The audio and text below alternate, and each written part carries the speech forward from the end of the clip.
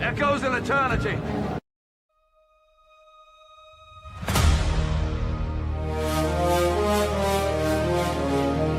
All right. If you're ready for this, let me hear it.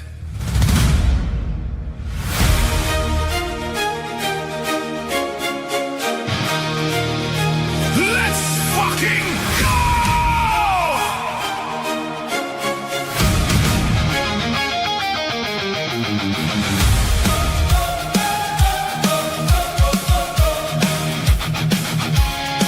To everybody joining, we're warning you all now.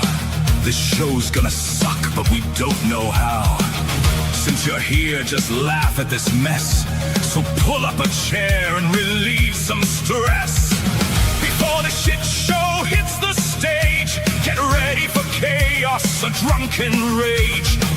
We have these losers on the way, with plenty of stupid shit to say.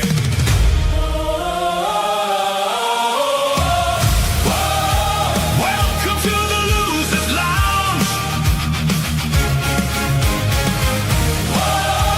We're all here to fuck around.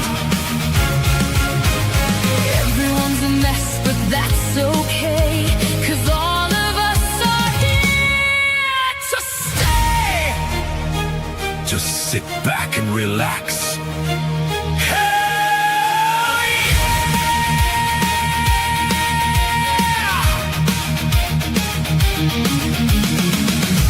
Blue-collar drinks until he feels no pain. He's drunk, 'cause sober thoughts drive him insane. Insane! He cries each night for a girl to stay. They won't! 'Cause every woman just walks away. He's such a loser.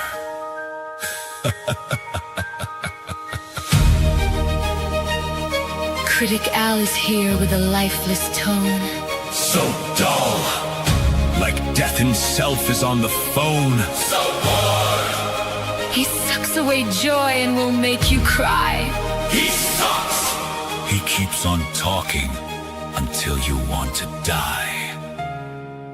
Get to the point.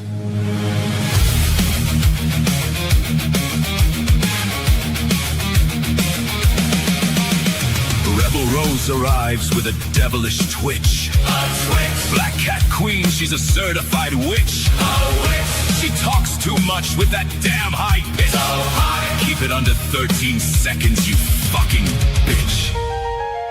Time's up. Here's the inside man, a mysterious prick. A prick. Just a background loser still thinking he's slick. He's not good enough to ever get a line. Be quiet! Hides behind the real stars that shine. He's fucking worthless.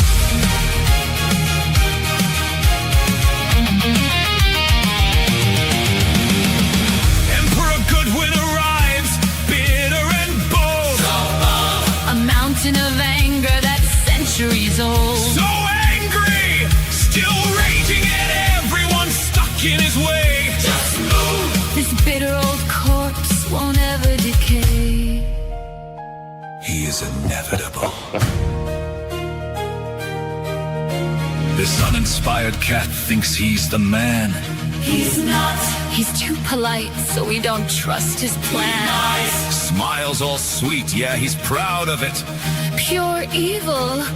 But deep inside, he's a piece of shit! Fuck you, Garfield! This sick bastard loves seeing chaos rise. He's sick. Laughing hard with madness in his eyes. He laughs. Fire keeps dancing through his crooked brain. It burns. Getting off watching the garbage feel pain. He's a real sick fuck. Welcome to the Losers Lounge. Welcome. We're all here to fuck around. Welcome. We hope that we can make you smile. So grab a drink and stay a while.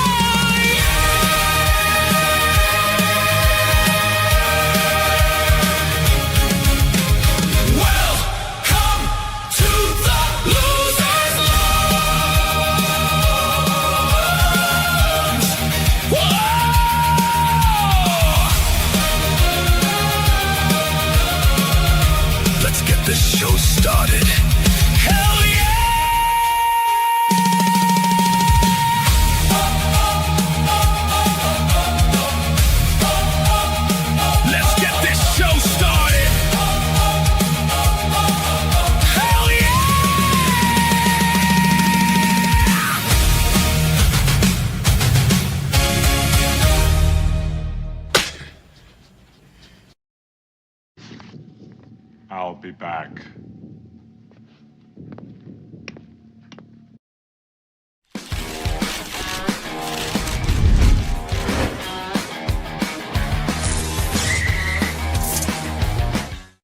Felix just fits Black Panther so well, you know. Dude, that was back when I had my Shit. dreadlocks, man. Yeah, it's so much easier on set when he's off camera because it makes me look better. Because who wants that fucker on here? Like, he's like, oh yeah, like today I'm not feeling like myself. I'm like, I know it's so hard going fucking from a 10 to a 9, huh? Like, yeah. So The drop off is sharp and hard. I'm telling you, Proctor. Yeah, I know you're Proctor. Usually you're busy, so yeah, I didn't know you're coming on. But thanks, Brody, for coming on. Thanks for the Yo, invitation. Paco. Appreciate so, you. Again, look, Sir. Evan Williams made BlackBerry now. Again, $14 versus the $45 for Jack. Fuck Jack right now. Like, Dude, Right. how expensive is alcohol over there, man? expensive. Like, Really? The taxes are crazy, dude. yeah. Oh wow, yeah. dude! Like alcohol is so like alcohol used to be really expensive in Ghana, so I'd never buy some. But once I moved over here, even just going to like the big shops, I was like, "Holy shit, this is cheap as fuck!" Dude. Yeah, I right? filled my entire fridge with it. It's crazy. The shot glass says, I'm gonna need another shot. I'm gonna need another shot to wash down this shot. So, everyone is BlackBerry for episode 100. Sure. Oh yeah, episode 100, man! Congratulations. Yeah, Thanks, well done, dude. mate. Yeah, Oh, this was thanks for- also the first breakdown I did with you as well a couple of years back, wasn't it? yeah. Also, as people know, like Uninspired's getting his Hulk video out. YouTube Yeah. now, yeah, they're starting to slowly get to like, hey guys, remember that was it Jean-Claude Van Damme film, 2,000 viewers. Now we're gonna copyright claim it a year later, and they're starting to slowly go through my back catalog now, and I'm like, I don't care, but Motherfuckers. it's happening. Which again, it sucks. That's why I was like, I like doing stuff for you guys being a hobby, but like, just imagine, Procto, what if Terminator had 10,000 views and I got paid like a nice paycheck, and YouTube's like, and it's gone. Gotcha, bitch. Exactly. So, but, I think you mean our money, comrade. exactly.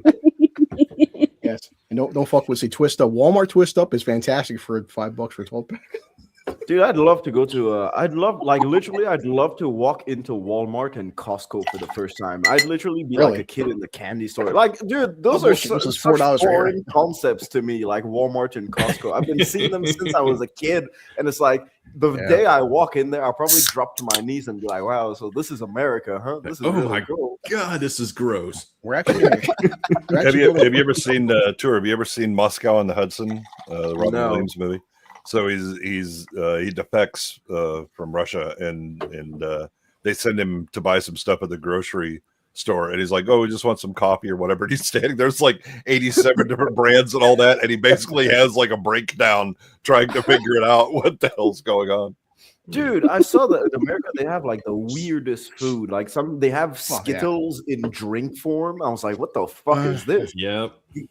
It's like, Yeah, it's so weird, man. No wonder the health is bad over there. You guys have literal sugar in a can. It's crazy. I mean, Yeah, right? I kind of draw the line of cheese from a can. To be Yeah. honest, Yeah, that's so weird. cheese from a can. We do Come have on. obesity problems. It's like people, as I keep telling people, this is almost my fourth year in YouTube. I've been sick in 4 years. I can't think of any reason why I'm never sick. I never catch a cold. Yeah, the good news is you're going to save a ton on embalming Bacteria because you already never embalmed survives. yourself. Yeah, whiskey seems to be doing it. It does. It's You well, might it's feel- like an antibacterial thing, isn't it? Whiskey. Yeah, that's why like during COVID I was fine. Like everyone's catching COVID, but me and my COVID. What? I think Dude, Maybe it's it's not to be an You alcoholic. can't survive. it was afraid of me. It wasn't Your blood enough. Double whammy, man. Me, it's because I smoke and because I drink. So it's like, yeah, immune system is there. It's like, boom. Fantastic. fucking Yeah. Yeah, In theory. enjoy that now. That's why everybody's like, oh, I'm getting sick. And I was like, well, that's because you've never actually stressed your immune system. It doesn't know what to do. Mhm. Mine is like an Olympic athlete. It's fighting everything, Yeah. including anything I do. Yeah. I'm- Have a cigarette. My past two physicals, they do blood work. I'm like, doc, just for my own personal curious. Why are you asking for? Just how's my liver functions? He comes back, he's like, surprisingly well. Why do you ask? Just curious. Your liver's great. Don't worry I'm about it. like, "Eh, eh." Yeah. Yeah, it's still functioning. That was the surprising part. Yeah. So episode 100, Felix, because I've known you for a while now, but like 100 episodes in, coming up on my fourth year YouTube, and I admit that as a kid, Terminator 1, I did watch this before Terminator 2, scared the fuck out of me. Terminator 2 came out when I was 11 years old at the drive-in, and actually they played it back to back with Fire in the Sky, which is probably not the smartest thing for an 11-year-old to watch, but since this films came out, I've always liked Terminator 2 better, and I've never met anyone in my life who's like, you know what, I actually prefer Terminator 1. And Jay Goodwin's the first person to say that, even before Gary. Yeah, Oh. it's the only Terminator movie. As It far is. As I'm It concerned. is. Yeah. And I've got my own sequel in my head, and that's fine. That's fine. I don't need Terminator 2. Sacrilege, Yeah. inside man. Terminator 2 is the superior sequel. It is No, not. no. I mean, I understand that you like children's movies, Neb. So the Terminator 2 is perfect for you. And that's the thing. Jay said this. Terminator helped me learn my ABCs. You know, Exactly. Yeah. And how to be kind to strangers. That's what I'm saying. It's Then my with Jerry, they don't have YouTube channels. So when Jay first said this to me a couple years back, I'm like, you know what? If he's saying something like I prefer Terminator 1, it's better. I'm like, well, obviously he's not doing it for TikToks or fucking likes and views. He actually means it. And I've met enough people in my lifetime where sometimes maybe shut the fuck up for 5 seconds and listen to somebody. And when Jay started making arguments about why Terminator 1 is better, you know what? Then me and my kid, I go back, watch 1 and 2 back to back, and I'm like, oh fuck, Goodwin makes some good points. And sometimes if you want to grow as a person or even a YouTube channel, maybe sometimes step back and listen to somebody else instead of thinking you're right all the fucking time. Jay makes a lot of compelling arguments where I'm like, wow, now I've got a new appreciation for Terminator that I didn't even have 10 years ago talking to guys like Jay and Gary, because I'm like, they're authentic because they're not milking an algorithm. You know? Yeah, And I mean, like, the thing I find is with this one, as I say, I already had my own sequel in my head. At the end of this movie, and I'm fine with that. I'm fine with using my imagination at the end of a movie, my own what if scenarios. I just find that T2 is a bit of a theme park for me. That's all it is. It's a Not theme wrong. park. Yeah. I mean, yeah, I can understand that because it's really different compared to Terminator 1. Like Terminator 1 is just a horror movie, basically. Yeah. And then Terminator 2 is more, I mean, people consider it as one of the best action movies ever made. So it's really just more of, I guess you'd say, like kind of like the John Wick 1, John Wick 2 comparison, where it's like this one is number 2 is just so grandiose to the point where you can really enjoy it, but when you actually think about it, you can break it down, and it's. I do find that a very unfair comparison because it does at least evolve the characters Terminator 2. I mean, it does it does. It does for that. Like me, I'm just talking about the grandiose comparison specifically. But I mean, me for example, like Terminator, the first one, like the Terminator. I never really had a chance to watch it as much as Terminator 2 because I only had Terminator 2 on DVD. And so I only watched the Terminator for the first time. Honestly, I think it was 2021, I think. Wow. Yeah. Wow. But I knew T2 like the back of my hand because it was one of my mom's favorite movies. And my mom isn't too much into Hollywood movies. Like she much prefers watching, those African, TV dramas and stuff like that. Oh, God. And so like Terminator 2 is one of the only movies that we can bond on, where she'd actually look at me sometimes and she'd be like, hasta la vista, baby. I was like, all right, go. It's funny, Felix, but so many comparisons because cute. both by James Cameron, the same thing. Aliens, I watched Aliens like fucking 50 times. I watched Alien once, and boy, it's taking Christian last year. I was telling Gary and Jay about the 40th anniversary. Man, seeing for I was like 42 years old, seeing Alien for the first time ever in theaters, and I'm like, watch this with my kid. Like, okay, this is what I missed out when I was 15. So when you watch and like I do love Aliens, but I gotta admit, man, watching Alien in a fucking almost sold out theater with all lights off, that's an experience. And I'm like, oh yeah, all right. And so Aliens and Terminator 2 are way more action packed, both by James Cameron, but the first ones respectively are way more terrifying. Alien, I like Aliens, trust me, but Alien is fucking 10 times more terrifying than Aliens. Yeah, I think that Aliens is while there's more action. It was almost required to be able to match Alien because the reveal of what you're dealing with and how deadly it is that was already done in the first movie. Yeah. So the second one, what it doesn't do is just make explosions, go boom, shoot gun kind of thing, right? There's still quite a bit of horror in Aliens. And it's really kind of that overwhelming like zombie horde type thing, right? Definitely. Taking on what was tough in the first one. Now there's 157 of them. Oh shit! Yeah, it's a big fight for survival kind of intense horror, isn't it? Really? Right, and as a bonus because these are people that are trained well, much like Predator, right? These aren't just slobs that walked into this. right? These are people who are trained, to be in combat, and they get absolutely wrecked. And then it's just, oh shit, here we go, right? They're having to fight the environment and everything else, and so I think it's a superior sequel to like T2 versus Terminator. So this is a smart thing with definitely the smart move on Cameron's part. You know, he knew that it couldn't be a retread. Because I know that there was a lot of scripts that were being put in that were pretty much retreads of the first movie, and I kind of get it, because they wanted to recreate. Other writers wanted to recreate that magic, but of course you can't recreate and recapture the magic of the first one, because it literally is just going to be a retread. So it was a reformatting. It was setting the dial back to zero again. Starting all over again. So I think one of the genius things about Aliens is that you can watch it as a standalone movie. You don't necessarily have to have watched the first movie. You know, it's a pretty good standalone movie. Yep, not wrong.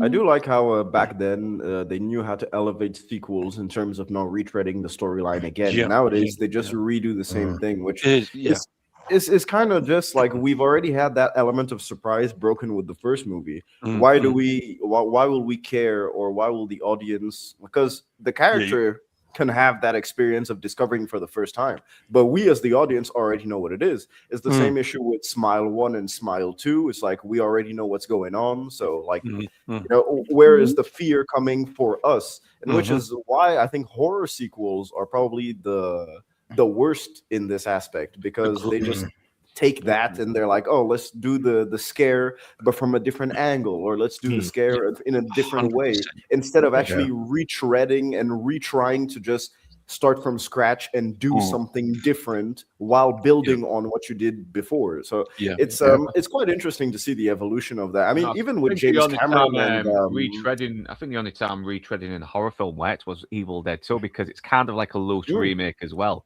And it evolved Ash Williams into more of a gun-toting badass than this dweeb who was trying to survive. It's a reinvention, wasn't it? A complete reinvention. Complete, That's the reason why it worked really well, because the first one is literally your standard cabin in the woods horror movie. Like, it's it's as standard as you can get. If they remade Evil Dead today, the first one, hey Brown, it wouldn't really work. Hey, Mr. Brown. Hey, buddy. What's going on? Like, if they had remade the first Evil Dead today, it wouldn't have worked as well. And look at the difference between the first The Evil Dead and Evil Dead 2013. Even though it's still a retread, they managed to change things in a way that is more modern, but in a good aspect. You know what I mean? Yeah, the went from the hall is the character, because the character's relapsing. So it's like, is she crazy? Is she imagining this as all this stuff? That was kind of clever. That was a very good take, and the guy is a bit more realistic as well. While in Evil Dead, it was a bit more comic book like. And also the fact that helped Evil Dead 2 was that it changed the genres. Basically, it was more comedy horror rather than straight up horror, so that you can also work on so many different new things with that in mind. And it's kind of the great idea that led to its identity, which led to Ash vs Evil Dead, one of the best horror TV shows ever. Definitely, nice.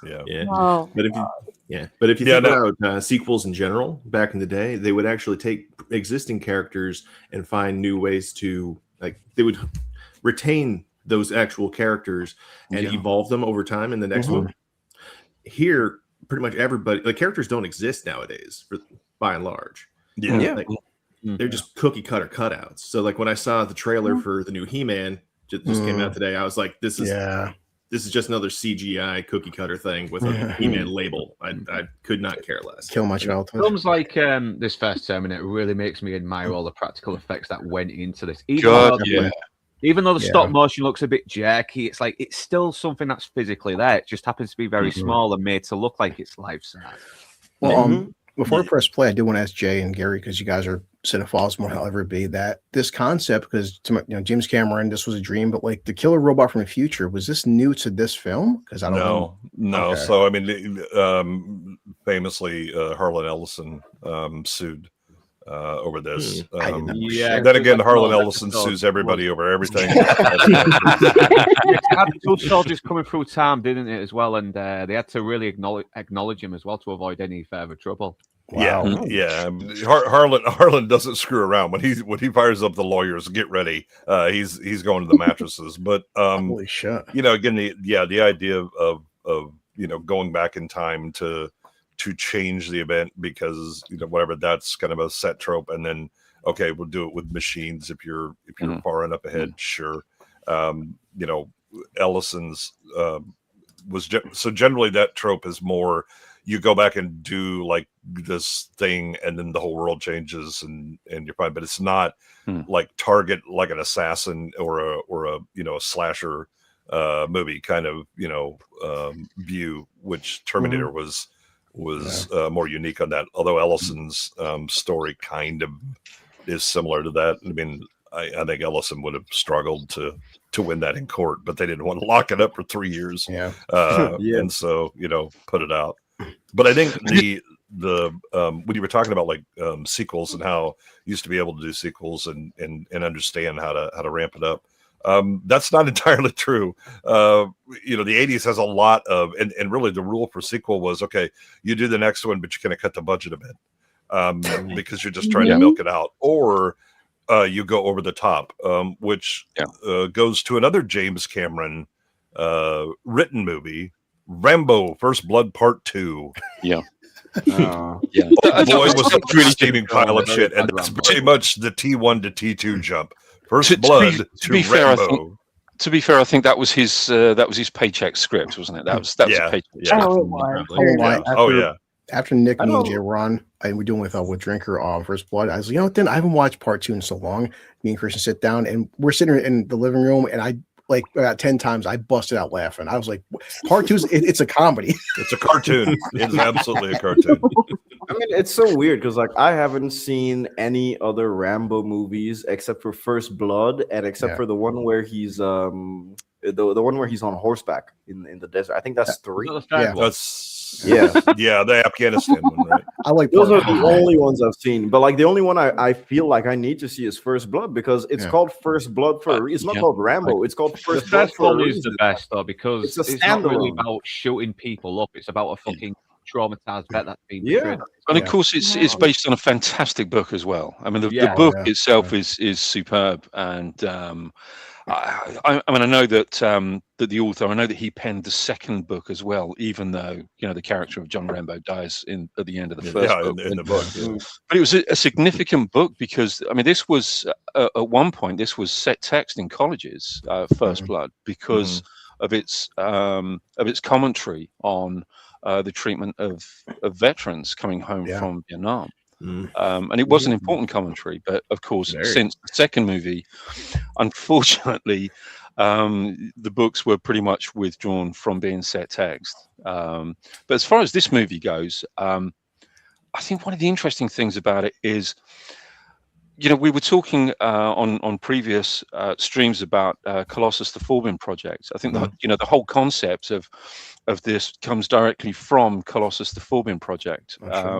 Is it Joseph Sargent? I think it was who directed that. I think who directed Taking a Pen on 1, 2, 3.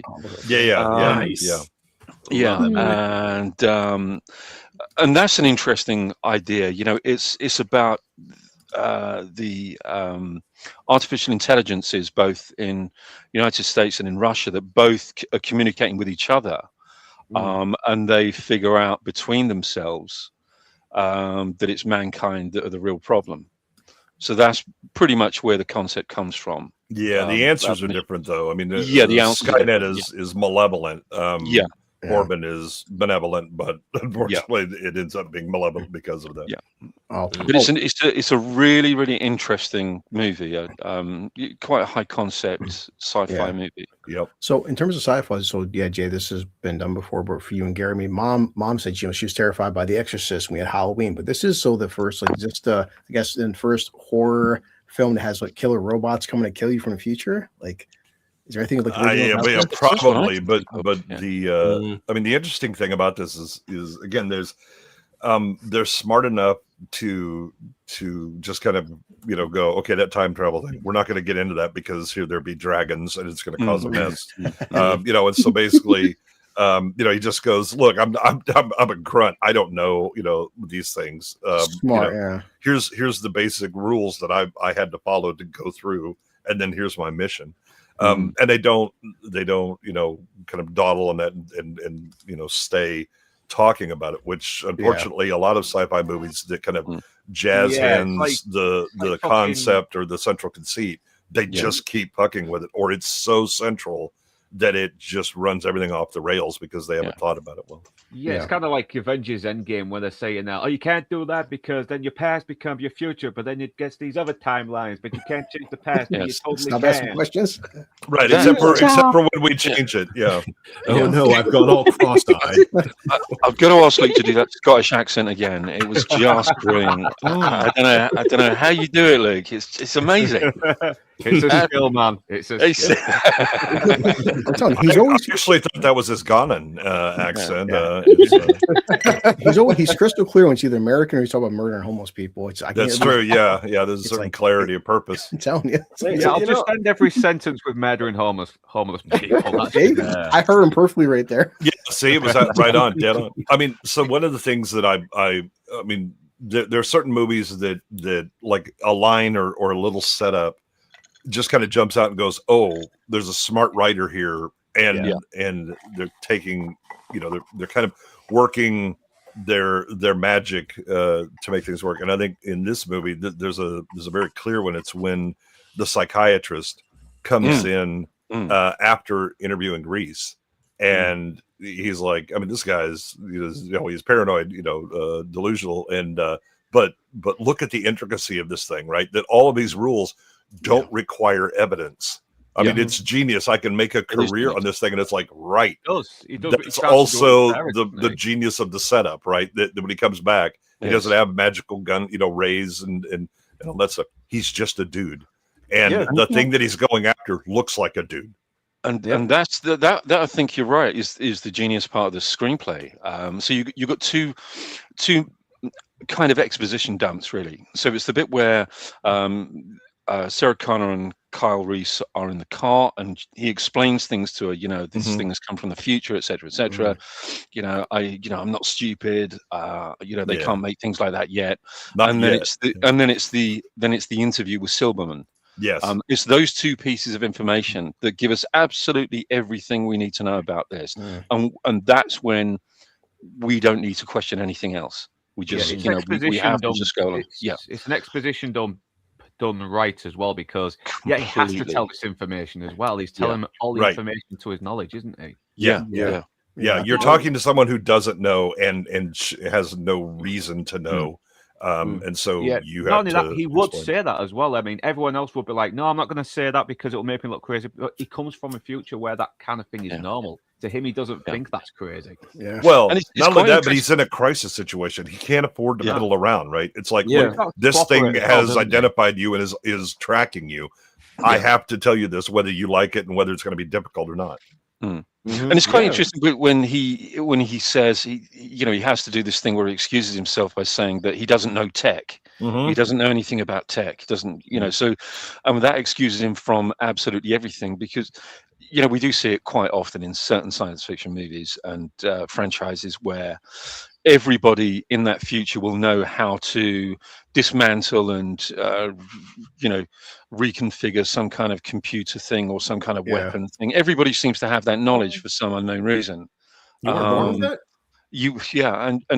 But of course he doesn't.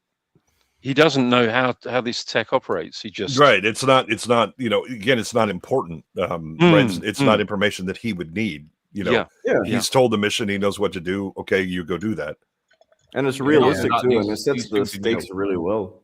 Yeah. Not only that, these things are new as well, so he's still having a hard time trying to figure out, because they've started using this living tissue, haven't they? It's not like the rubber is like that they spotted easily now. No, these things can sweat, they can bleed. Bad breath, everything. Yeah.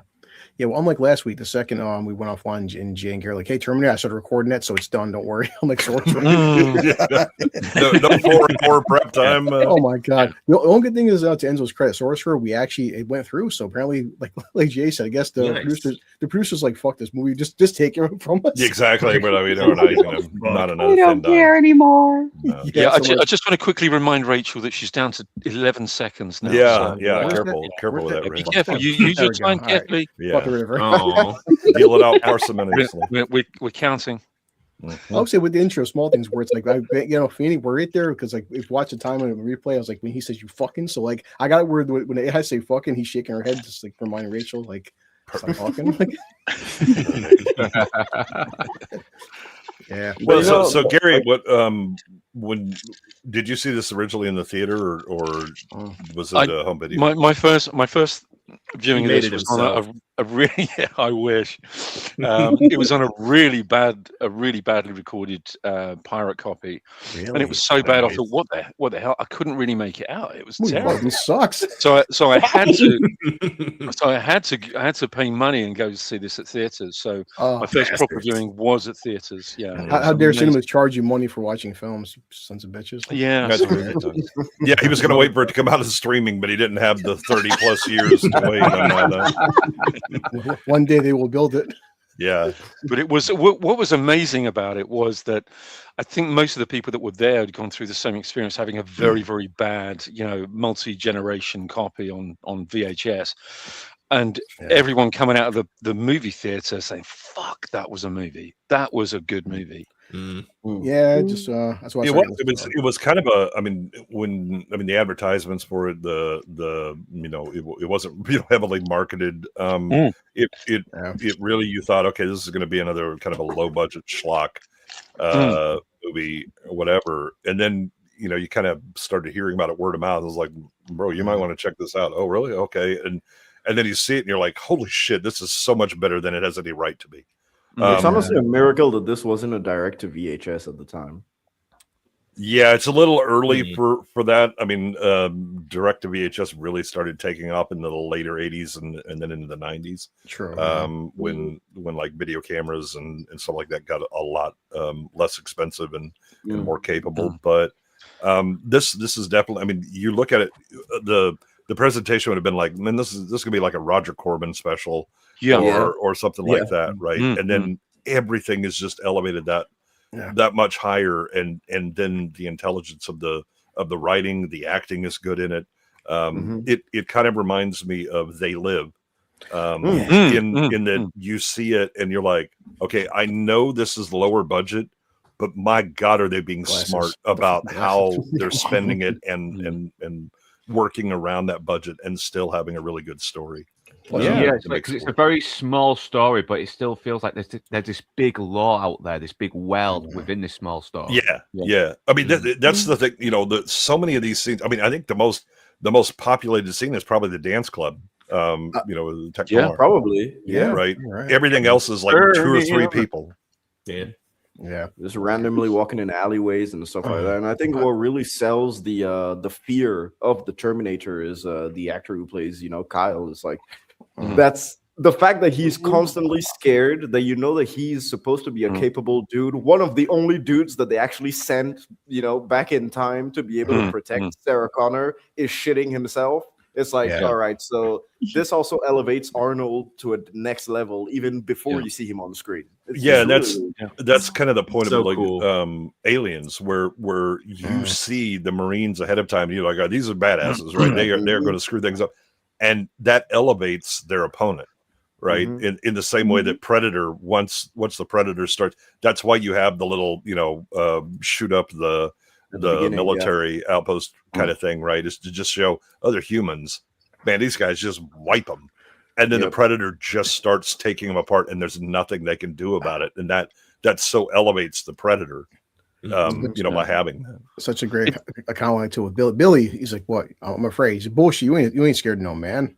Yeah, I'm afraid. There's something out there. There ain't no man. We're all gonna die. Is it just me, or does anyone else think that Michael Biehn actually has a very high gum to tooth ratio? I didn't notice it until Hey. now. Like, Hey, fuck. He does. For the movie. He does. I use my 10 seconds to defend my man, okay? Yeah. And you're done. This is I mean, just why- yeah. fucking What 4K. I can say is Yeah, he's the Michael Biehn smoothest looks like- motherfucker that's ever been on film. This Yes, it looks like he man, has a hairline. this man is picking up any woman he wants to because he has all the lines. Oh my god, yeah. he has got this shtick down. All right, He's I've either got never been small with another woman. I come from, I'm a bad boy. Notice my scars, and then I cross time, to be with you. It's like, oh, that's it. The panties are off. Let's go. But he does. He's either right. got The very hobo small pants. teeth. He's either got very small teeth or very large gums. Lou, you're gonna have to He's watch not the movie so Bubba we can find out. Gums. All I'm But, hearing is like, yeah. I'm just hearing multiple asshole jealousy coming across. yeah, I mean, yeah, it's just because he has British teeth. Yeah. I mean, they're so lucky that they sent a good-looking dude back in time, man. Like, imagine- Look, John knows that this guy wants to sleep with his mom. Really, if you're going to pick your own father, are you going to pick Michael Biehn or are you going to pick some ugly asshole that might Yeah. get the job done a little better? Yeah, Which is it? Sparkins, come over here. We got to send you through. You got to hook up with my mom. That's no. Well, I gotta pick the Michael Especially- Biehn one, not the Jai Courtney one. Okay. Yeah. That's the point, yeah. That's after the stream. We'll talk about briefly the Okay. sequels. Fuck. That's the trivia section. Trivia. Ooh. But I actually I did watch all those in theaters too because I'm like, how bad could it be? Oh fuck, I wanted to walk out so bad. Like it can't get any worse than like hold my beer. I'm like, fuck. Dude, you wanna see worse? I just found out that they made an Amityville movie, but it's did? called the Amityville I Tornado. got worse for you. Hold So it's up. like Amityville, but they summoned an evil tornado, dude. It's so fucking stupid. Kill him. No, I got Go way and worse tell for you. Oh. It's like, So, you're right. I recently- 2026, you fucking asshole. It Mhm. just came out too. Yeah, Amityville NATO. yeah, Amityville NATO. So stupid, man. Oh, Amityville, man. Iran. We're seeing Proctor. I was gonna say, like, I've recently learned about an indie director in New Jersey named Bill Zabub. Wow. His, Oh my his God. library I is mean- fucking incredible. I can imagine. You have He to put live out- up to the name. He put out a movie like 2 years ago called Jesus Was an Asshole. You give me so many films to rewatch now. I mean, if you're one of the money lenders in the temple, you're kind of agreeing with that. It's like, dude, I just had my table up. I don't know what this guy comes in, dumps some shit, starts yelling at me. I don't know what the hell. It is Probably one a of the sequel to funniest, Fist of Jesus, lowest man. quality movies I've ever seen. It slams the bar right on the ground at like 100 miles per hour and just keeps it there throughout the Nice. whole fucking movie. Wow. Okay, so we need a Bill Zabub and Chuck Tingle meetup Oh, where God. Chuck writes the story, Bill Zabub makes the movie. Let's do it. I mean, I'm gonna hear it now too. Mary's married to Point. Joseph, who's impotent, which compels Well, Mary like- to see pleasure with another man. I must watch It this. was now. an angel of God, I promise. Yeah, I promise. I promise. Yep. She winds up having like a little preemie baby birth in a ceramic toilet that way back then. Fucking And- movie. Look at this shit. It's right there. Somebody finds it. Somebody finds it. This is the thing that she's holding. And they wind up naturally playing baseball with it. Oh God. Oh boy. Yeah, I'm sold. Bill Z. Bob, right? Or Bill I Z. just want to point out that one of the actors' name is Keith Madbowels. It's fucking amazing. I'll be watching this tonight. Wait, Bill plays Jesus? Well, of course he does. Yep, of course. Who else? Fuck you for showing that to me. Hey, Well. you showed me that earlier. God. And quick question for you, Blue. You made that little background thing? Oh yeah, actually StreamYard did it. Okay. Why do they all have balls? Ask StreamYard, What? okay?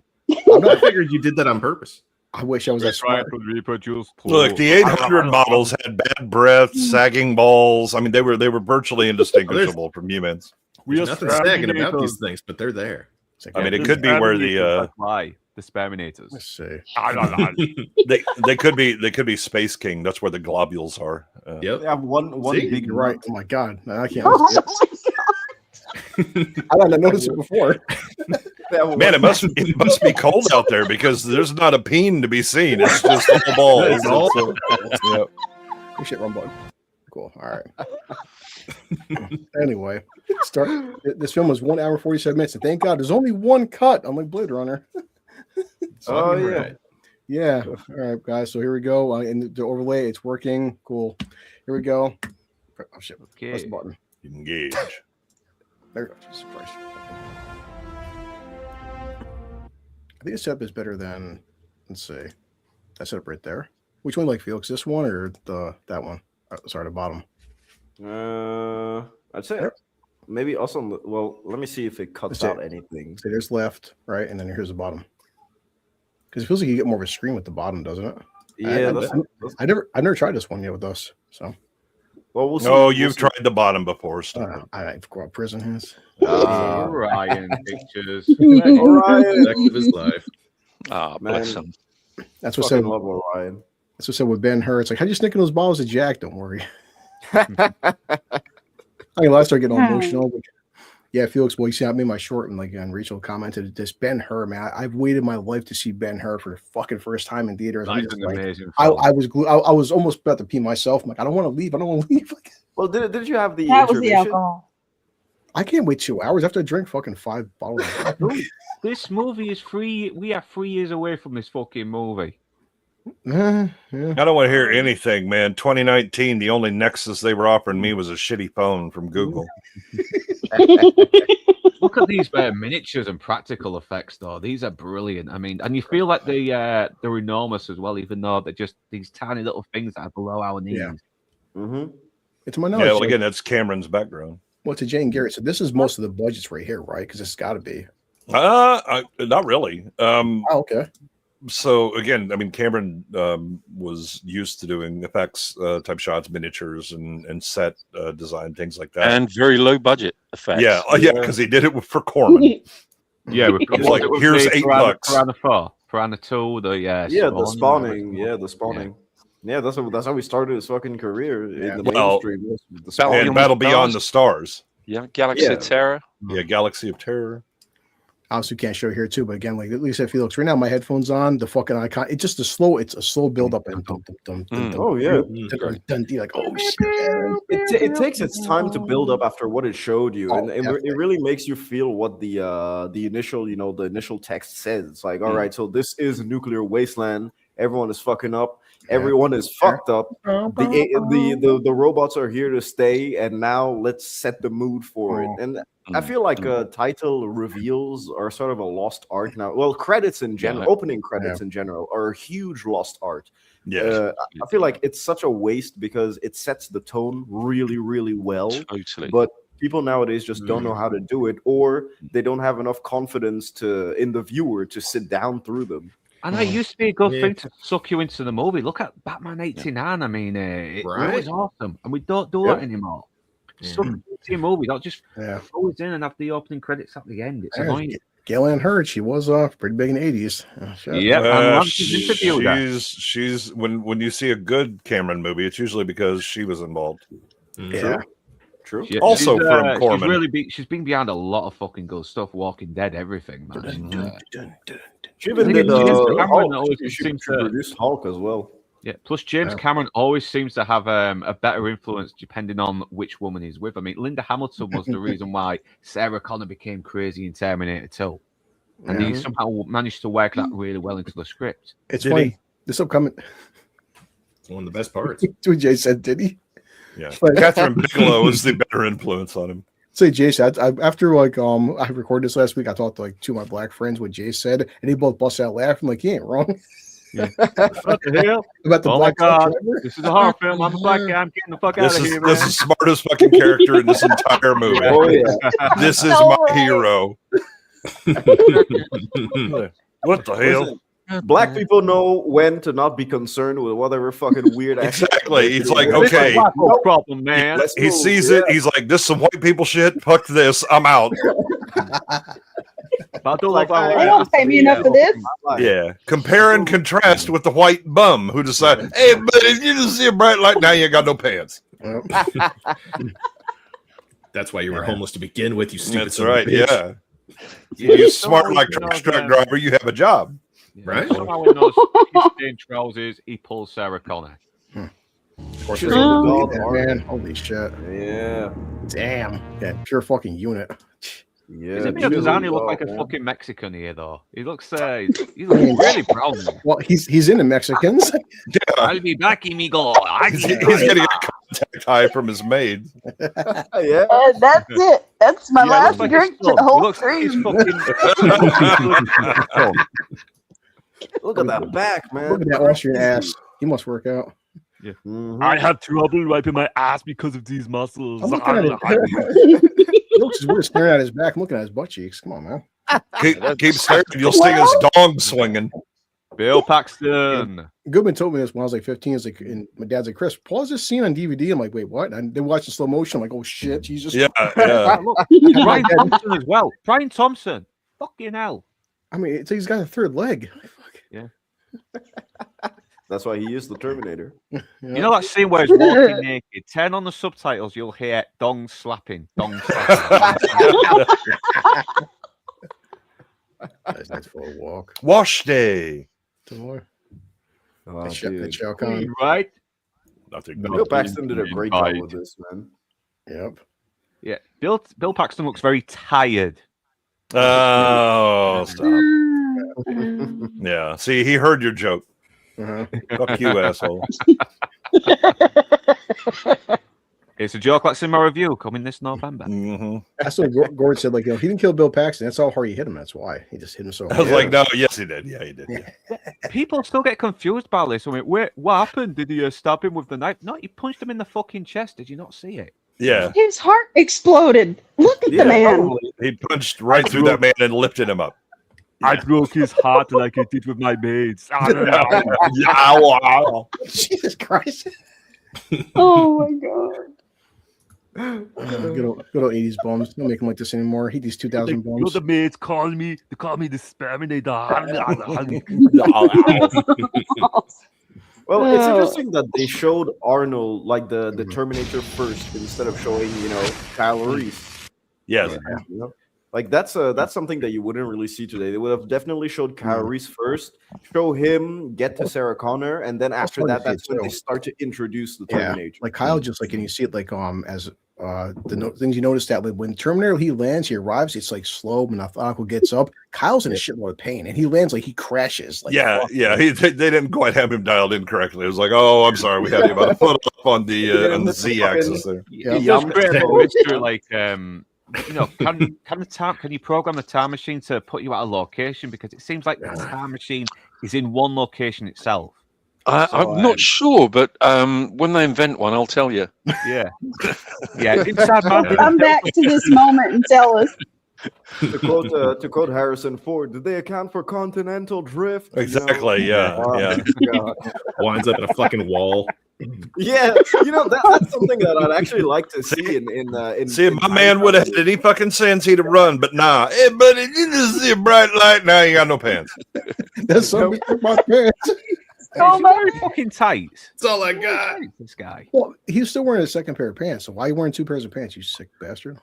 Because it's fucking cold, dude. Yeah. Yeah, You ever been homeless? It sucks. Los Angeles don't get cold. Come on. Yeah. Well, this is like May Los Angeles. I'm in New York, so is it usually a little cold down that time? Let's face it, it's going to be easy to find. I mean, just try detecting the aroma of piss and shit. Yeah. Yeah, it seems like Linda Hamilton really has a fetish for men who smell like God, piss. yeah, vomit and piss there. He must have gave her one hell. Well, of a again, fucking I mean, at YouTube least he has the fetish. excuse. Look, I didn't shit these pants. In LA, It's what's in hangover. the genes, okay? It's what's in the genes. That was the makes previous owner. It's not me. Yeah, this isn't my shit that's in the. No. This is Just tells her America. He to just me- found a to me, gun. these are vintage, all right. These are Yeah, vintage. yeah. Shit stain, okay. Oh yeah, and Balenciaga, those are like 10 grand. Yeah. The poor cops like, I this do damn- love how visually as well. You can see this is a guy that's gone through a very bad war. He's all traumatized. Everything. He's battle hardened. Yeah, he's got All scars, about, but he's also again smart. He knows how to hide. Yeah, very resourceful. Yeah. He Yeah, adapts as and he's well. got He big adapts. gums. Scrappy. What? Jesus, I can't. Huge gums. Unfortunately, Damn Gary, it, those aren't really Gary. that useful in combat.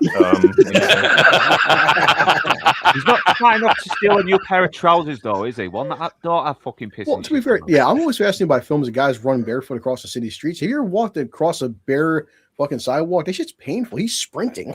Horrible, man. Unless your feet are fucking used to it, you're done. Yeah. And I like Yeah. how going through the store, he picks up all the essentials that he needs. He's like, I need this, going through, boom, boom, boom, boom, boom, trying Except for your to, pair trying of to pants that evade don't smell of everyone. piss and shit. Yeah. He's like, no, I already got pants. I don't need another pair. It kind of sort of makes Nikes. sense as well because he's a Nike soldier. ad. and, Yeah, product placement. yeah. But it kind of makes sense as well because he's a soldier, so wearing shitty pants doesn't really bother him because they probably do that anyway. And, I don't know. I mean, legit, he's all about just functional. Yeah. Right? I have to have these things. That's it. Yeah, regardless of smell and discomfort. Yeah. Yeah, it's He'll probably blend in. useful, It's though. LA. This is way better than what he's used to. Well, I smelled a lot of corpse in my time, so my piss and shit from that homeless guy's pants is not gonna bother me. Exactly. Nah. I mean, honestly, do we think that sewer, that bunker they were living in, didn't smell like this? No. Oh, You know, there's some Right. motherfuckers down there. I guess it would be a small thing, Jay, to ask that, like, okay, so he knew the cop car had a shotgun in the passenger seat, but from the future, they wouldn't have cop cars. So how would he know that? I mean, they Lord, would have you'll texts probably and things see like that- that. But also, he looks Yeah. in the fucking car. Mhm. There's a big piece He of has glass that you eyes. look in, and you see, look, a gun. I think I'll be taking that. It's God damn it. Nah, you only look out of those. But Yeah. would like realistically did cops in LA have shotguns back then? Because I think Yeah. that they only had it after the. Yeah. I thought it was only no. after the. So that shotguns incident. and were standard along with handguns. The big firefight is why they started carrying M16 ARs in the Oh, in the okay, trunk. okay, I Yeah. see. Yeah. He's Ah, still the building a phone lot of bug. good mystery as well because he's looking for Sarah someone Connor's called there. Sarah Connor. And he already knows because we found out later in the movie he knows what she looks like. He's met John Connor and knows a little bit more about her, doesn't he? Well, he's got the picture of her Yeah, Yeah. as well. And Yeah. plus, John, Where was he seems like, stashing it though? in his It is- prison it is pocket. Yeah. Exactly. Yeah. Plus, it is hinted Blue, that- where did he have it? Listen, things you'd be surprised what you could stick in. Yeah. The prison pocket, man. Mhm. You know, this actually really shocked me when I was watching Terminator for the first time because it I thought was only very organic weird material to could travel back in see time. like Sarah Connor just as a normal person because I had only Mhm. known her in my entire childhood From as you know, the T2. badass No, warrior. that's why- Yeah, exactly. That's why in T2 it's so perfect when she does become crazy. It feels earned. Yeah. You know, if you knew Okay. all this stuff was going to happen, you know, how would you be like? You would see people as walking corpses who just need to Yeah. put out their misery. Again, character development. And So you get with important. the soundtrack when you go to Terminator, just the whole like it just He kind of looks out of place in that punk gear, though. He does. It's like it's LA. Especially It's he's that fucking Arnold. big. He's huge and jacked. Of course, he looks out of place anywhere he'd fucking go. And Honestly, it was supposed to be Lance Henriksen playing the Terminator because he would look more like an average guy. Yeah. yeah. Yeah. Now Jay knows Looking at 80s the cars. crowd. That's usually how you hotwire cars in the 80s, right? So as long as you break the steering lock, yeah. Yeah, that's what I figured you would know. Really just wired. Two Or wires. you could do what Samuel Jackson did in Die Hard 3. Just stick a knife in the ignition. I mean, my stepdad used to fucking do that as well. Everyone has a strengths. Wow. It's like how to set people on fire. You ask Luke. How to break into cars. You ask Jay. Just you go to your strengths. last Yeah, last if time he I was a little some smarter weird and picked shit. something from like 78 or 79, he wouldn't even have to deal with the steering lock. Shit. Just hop in and connect the wires and go. You can't even siphon gas anymore, man. They have the fucking automatic locks now. Yeah. This little kid, remember, I would have been like, mother. Right. This was the 80s. She could have got away with it. It's true. Well, I love the other guy who was like, good work, kid. Maybe I should give you the tip. Asshole. Such a great scene. Good old gun. Oh, this porn. has been I been love so this many scene. fucking times. Oh, now we know we got a good movie because Dick's in it. Oh, Yep. yeah. That's right. That shit. Yeah, you Such can't beat a bit of a dick in an small 80s role, movie. but Yeah, really, you can't really, beat, really, really you well. can't beat a good bit of dick in an 80s That's movie. true. That's right. Yeah, you would know. It's just the tension, in the scene that's there. It's like is he going to kill this guy? Might he just leave normally because maybe it's not part of his mission? But then this is where you really start to see, like, okay, his mission is to get Sarah Connor and fuck over anyone who's in the way. So this is like the proper confirmation that he is a Terminator. Yeah, and again, the human life is irrelevant to him. Yeah. I like how he asks for the 42 watts plasma rifle, and he's like, plasma just what you rifle to see, 40 pal. watt range. Just what you see here, pal. Yeah, he's like real casual. It's like he doesn't say to him, "What the fuck are you talking about, mate? With plasma 40 what?" Right, he's like, look, I don't know what the hell these Japs are selling these days. I It's, just tell this shit. Yeah. Now, perhaps before Jay, so well, Kyle, so is there a practical effect like him cutting off the shotgun like this? What do you mean? He's cutting down the stock so that he can hide it better. Yeah, I'm gonna say it's just easier to conceal. Yeah, I mean, I don't know love enough this about shot. guns, so The pure alienation of this guy as well is that he's never. It's so new. An to Asian him. man, representation, man. Yeah. Representation. Thank God he's not driving. Possible. You can really see it as well. He's like he's wondering why the hell are people running and hiding in this. he just place? thinks wrong. Weird. Notice the guy he tosses out of that phone booth is not exactly small. ZZ Top, man. Holy shit. Hey, buddy, what you doing? And it's interesting because, like, right now you see that they're using the same method just to locate Sarah Connor. Oh, look, this is definitely not a callback. This is not set up in any way. Symbolism. Now, some people did criticize this, Jay, but like, so Terminator having a laser sight on a gun, is that impractical? I've heard people over the years, internet bitch, like, why would the Terminator have a red sight for? That wouldn't help him. Like, I'm not a gun aficionado. Yeah, he doesn't need one. He wanted does he? Well, I mean, he does to a certain degree, again, because it assures you you're going to hit what you're aiming at.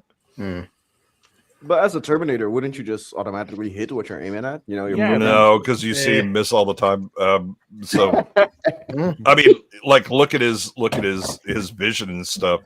When they actually show like Terminator vision, it's not like he has targeting computer that just locks on. And, Sarah Connor. No, me, so Sarah Connor. Oh, yes.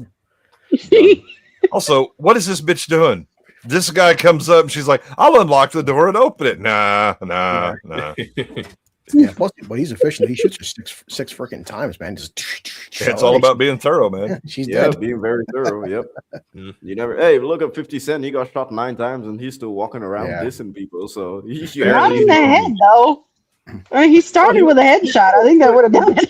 Yeah, a headshot would have domed you, that's for sure. He should have pulled a Mozambique, shot to the chest and then head. Mozambique drill is effective, man. Once people say, look at her friend. Hey, Sarah, look, you're dead, honey. It's a big joke. Yeah. I don't Hey, like thanks. Very 80s. I don't like the look like Carl Reese gives these cranes as well. Like he's seen them as like these machines because but they aren't killing people. They are killing them. Well, I mean, he drives in the future. Remember, they're driving the pickup truck and all that stuff. So vehicles aren't a thing. Oh my gosh, this isn't maximum overdrive. All of a sudden, this machine just called me. That's what kind of triggered his PTSD a little bit as well. Seeing these Yeah. And It does trigger his PTSD, but he's not expecting him to spring to life at any moment. Fantastic transition right there, though, man. Oh my god. Yeah. Tracks to the tracks, like. Because it does that at the beginning as well. When as soon as the opening credits end, you see a machine in the present now, and it's not killing anybody. It's just this functional thing that we use. Yeah, they switched to the crane. Yeah.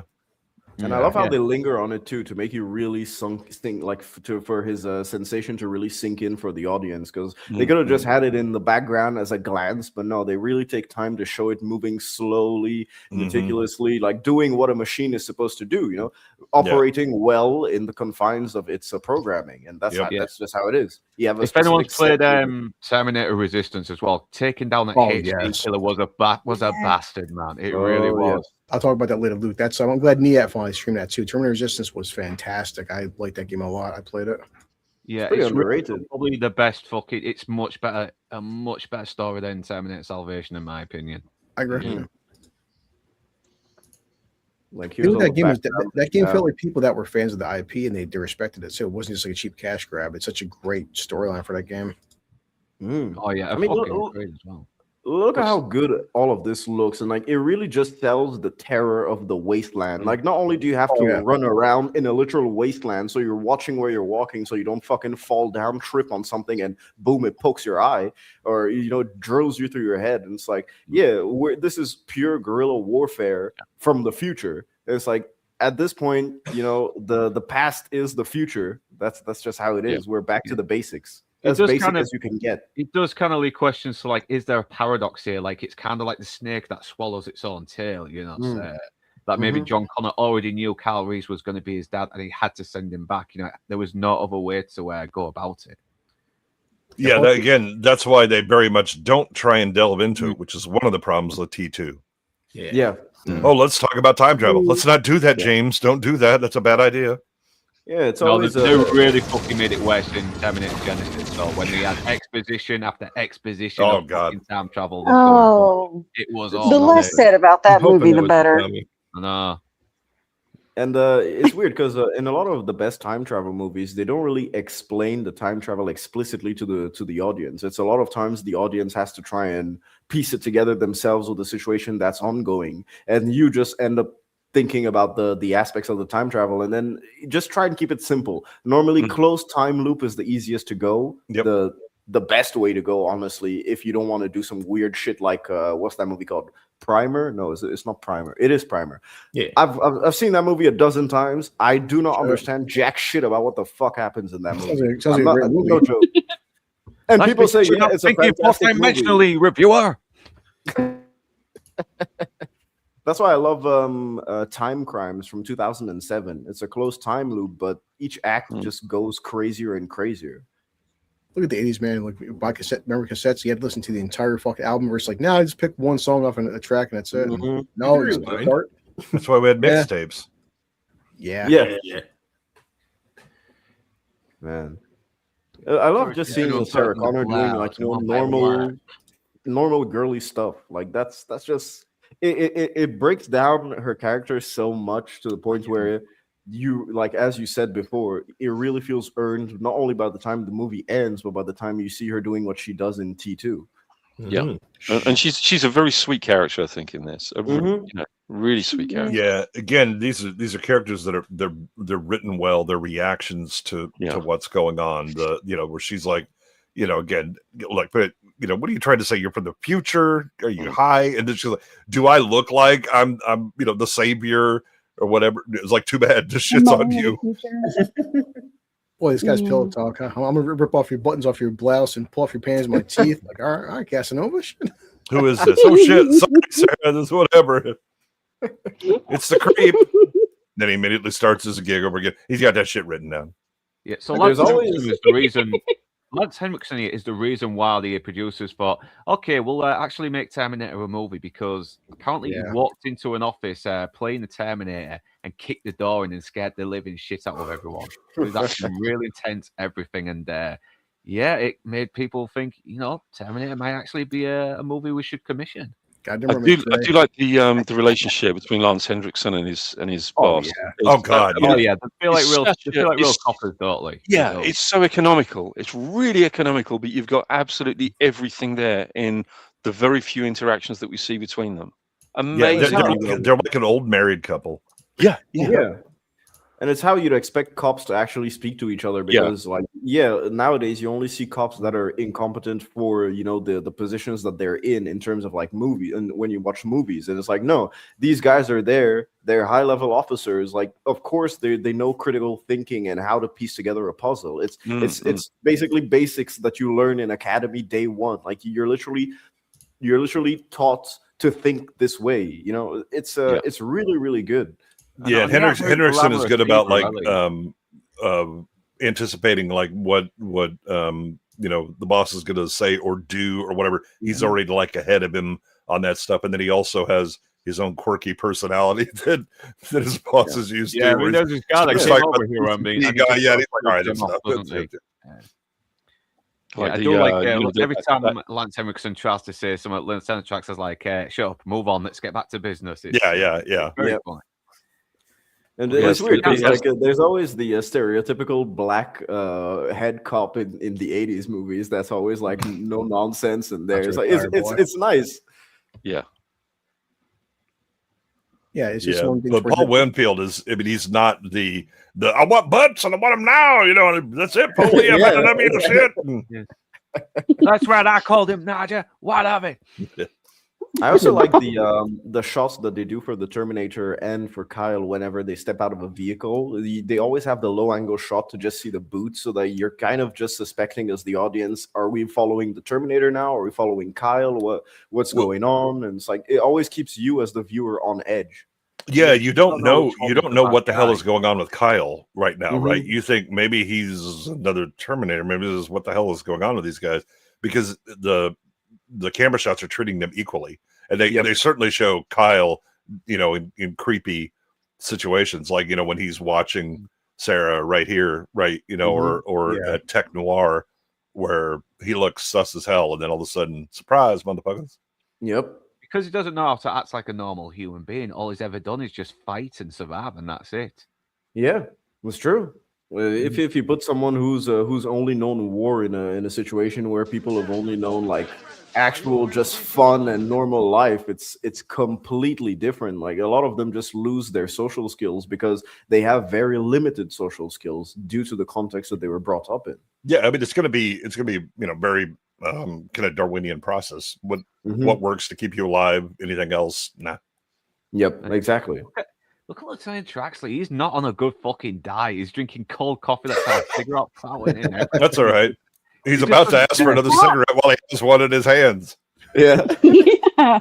He's exactly like me, dude. Already when I'm almost a cigarette, he's got one in his You can tell this fucker is not You when you're older. slept in the fucking hours. You can tell he's not slept for a good long while because he's been too busy with police work, everything, and it's probably all he likes to do. All well, and he's distracted, right? He's got the press showing up because you've got, you know, these two people that were killed with the same names, and oh god, it's some sort of weird serial killer going on here, and yeah, so he's stressed out. But I love Winfield. I mean, again, the acting in this movie is so good.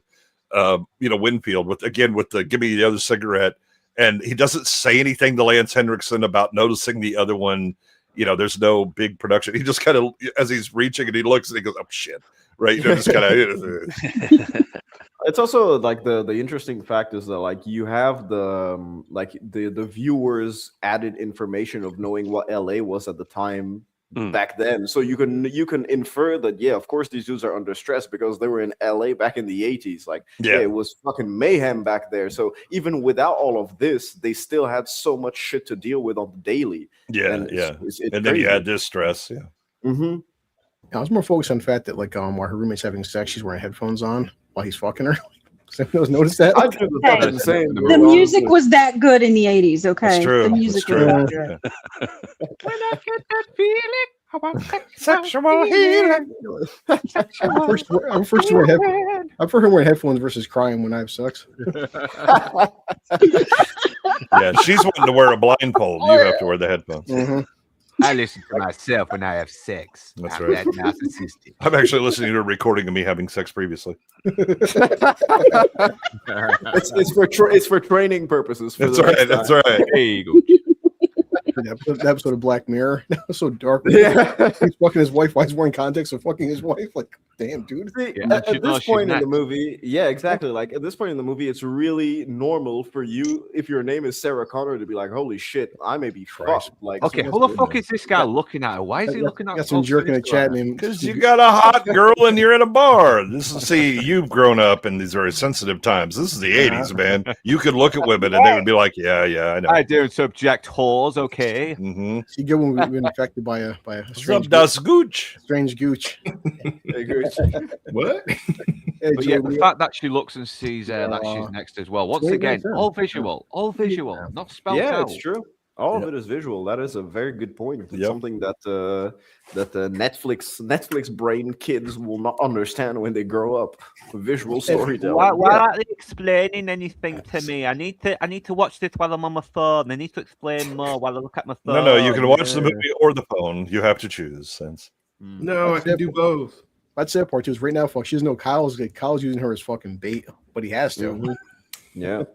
Apparently, Lieutenant Traxler was supposed to have a bit of a bigger role. Like he would start to believe what Reese was saying, but he actually gives Reese his gun as well, saying, "Protect Sarah. She is the she's the mother of the savior of the future." And thank God they fucking cut it Yeah, out. because that yeah. just wouldn't have been believable. Yeah. That wouldn't make sense at all. Yeah. But what kind of speech would somebody have to deliver to any of us for us to believe that? I would I'm not never me. believe a word, never, unless you show me evidence that you are from the future, as in like Marty McFly does with his license and all that stuff. And even then, you'd think, okay, this is just fake. You know, No, you better pull out a lightsaber or something to Yeah. convince me. I was like, no. I will give something credit incredibly to futuristic. I will give credit to the Back to the Future when they do all the time travel explaining. At least it's done in a very fun way with a lot of energy by two very charismatic actors. Yeah.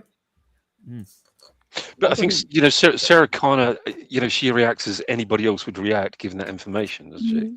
Right. Yeah. Again, Exactly how we would react. right. That's these are good characters because you just look at them and go, I understand the motivations. I understand exactly why you would do that. They're not doing something so ridiculous. You're like, wait, what the hell? Plus, And Sarah look Connor at- has actually seen the guy get shot 50 fucking times with a shotgun and has come back alive. So, yeah, she does start to become more convinced by it as well. Yeah, of course. Like it's that aspect too. And I mean, just look at how concise the storytelling has been up until this point. Where we're 30 minutes Sorry, into the look at how movie, out of fucking an precise, hour. Ginger's legs yeah. are. Down there. Poor She's got Ginger. good legs. She's doing that What are friggin' you talking headphones about, thing. man? Her poor boyfriend who later becomes Slider in Top Yeah, Gun. don't let me bust you up, man.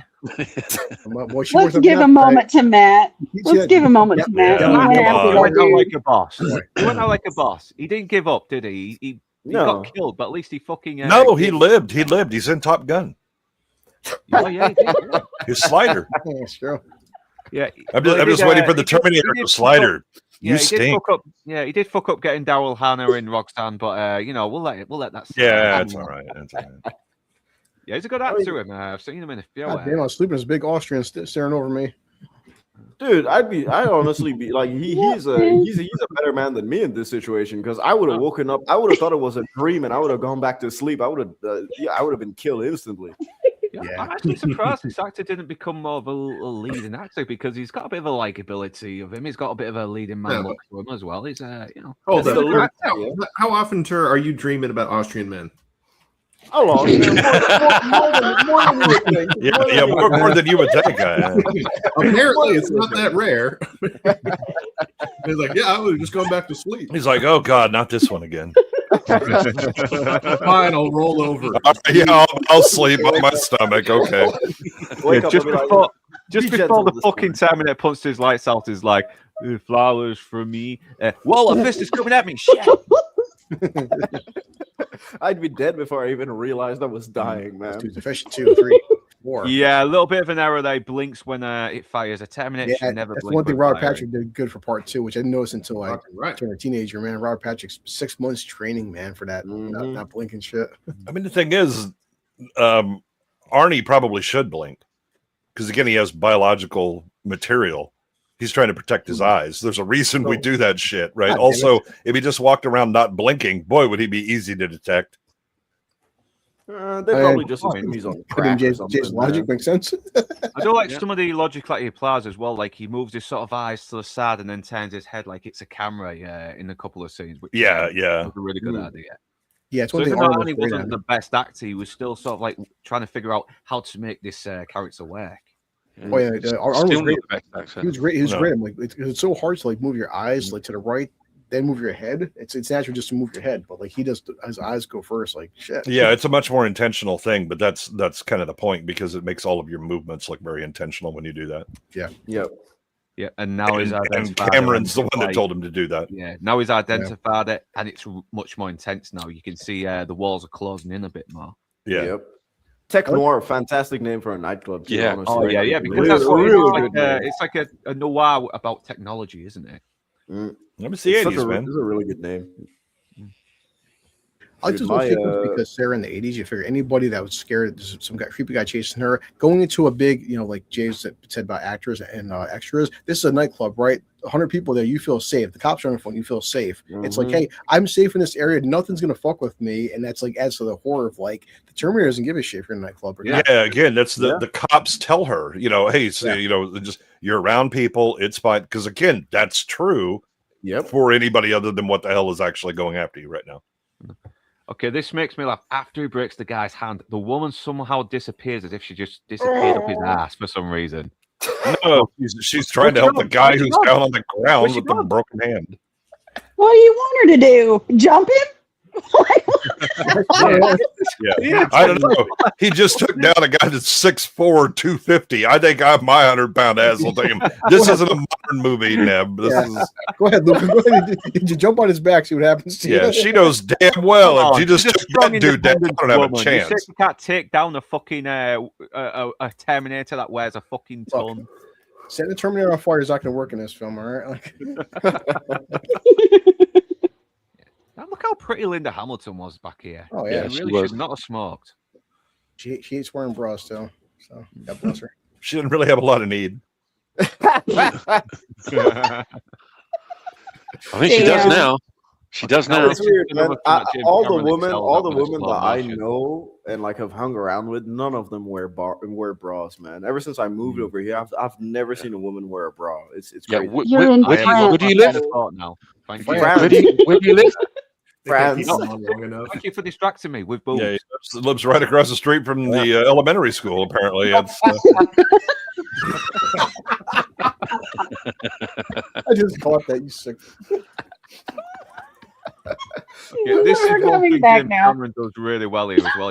He does slow motion for suspense more than the action, which I think is really cool. And he does it again in Terminator 2 when Sarah Connor runs into the Terminator for the first time in the mental asylum. Later, the cops like, oh, he's probably wearing a bulletproof vest. Yes, most guys can take 4 shots. Yeah, because it sounds like the logical thing as well. They're applying real logic to something that's a lot more unlogical.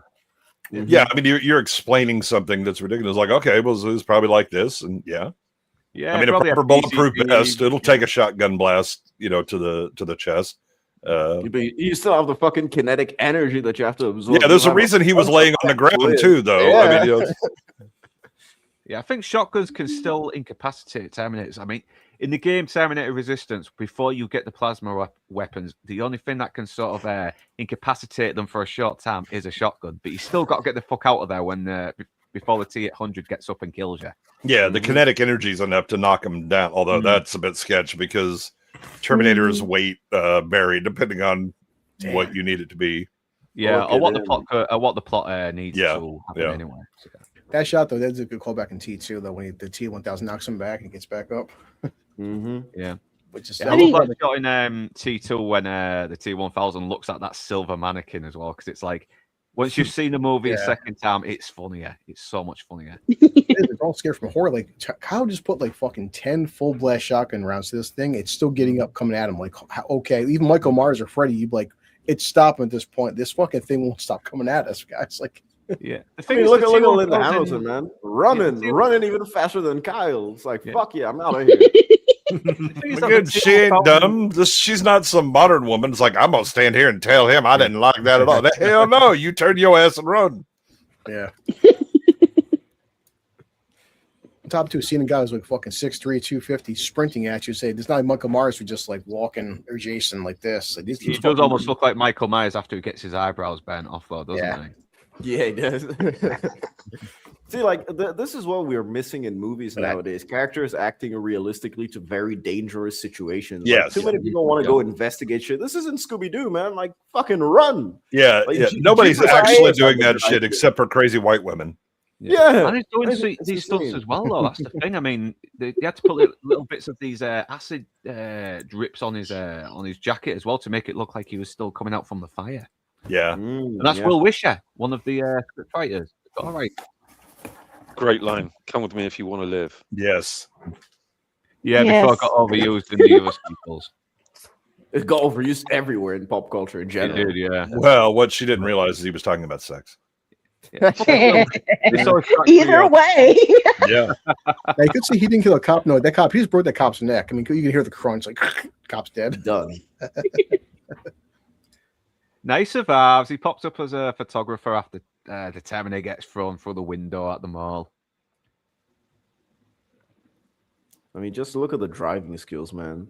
You can tell that he's a fucking animal that's chasing after Well, them. plus, he's driving a car with no lights on either. He's fucking badass, man. Like, For the future, don't turn your headlights on. Hunter killers suddenly go, oh, look.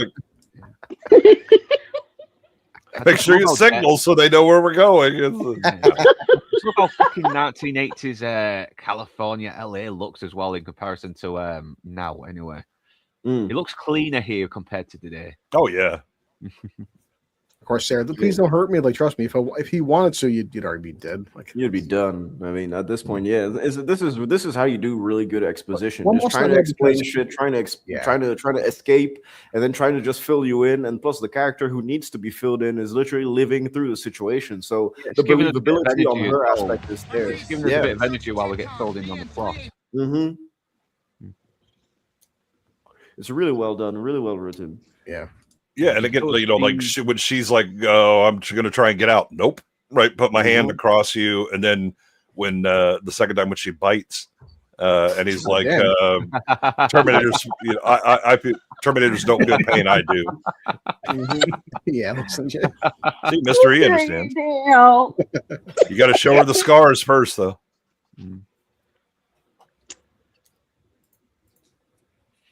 He's not a man machine. Sure, he is. Yeah, and she calls him a robot. It's like, no, he's not a robot, a cyborg, No. cybernetic organism. Okay, so a robot then. No. Tomatoes, tomato. I'd laugh if she said that, Lord. Just oh, so he's a robot. No, a cyborg. Yeah, robot. Fuck you, No. bitch. Can you imagine somebody trying to correct you after the shit you've been through? It Can you be a imagine woman coming though. all the way from the fucking future to save this bitch, and she's getting lippy about fucking terminology? I'm like, come all nah, the way bitch, from the fucking- listen yeah. to me. Yeah, I didn't come all the way from the fucking future to be lectured on and be corrected by you. Okay, so shut the fuck up. Yeah, Know your yeah. place, woman. I came here from the future specifically to fuck you raw. That's right. That's right. That's I'm wrong too, Jay. Like, these nighttime shots, these weren't all perfectly legal, correct? That's how Cameron shaved some on the budget. Yeah, well, they have stunt people, but I think Yeah. they still had some stunt people. No, as so, well so on the driving were all absolutely permitted, but it's like a couple of the where he's walking are not. They're a bit more guerrilla.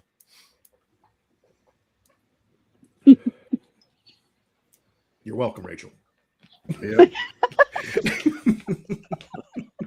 You knew what you were doing there. I do exactly what I'm doing. Fully very tough. He's breaking down though. No, Michael chassis is fully armored. Like, damn, hair, blood. Oh, yeah. Plus, And again, she's like, "Let me talk." No, shut up. Pay attention.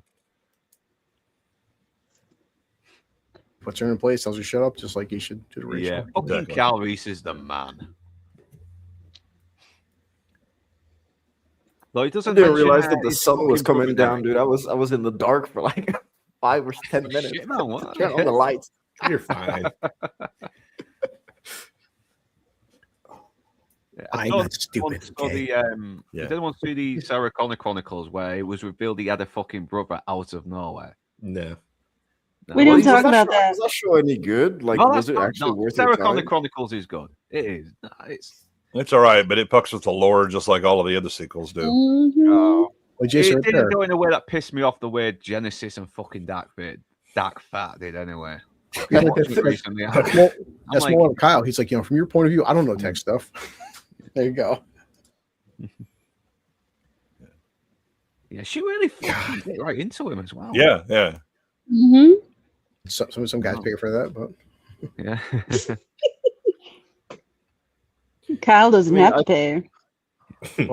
good line. I think though. that the one of the good things is that she can see the like you can see desperation in someone's eyes when they're talking to you. Yeah. Even like you can really tell just from human to human, you know? Like Until and so- you're dead.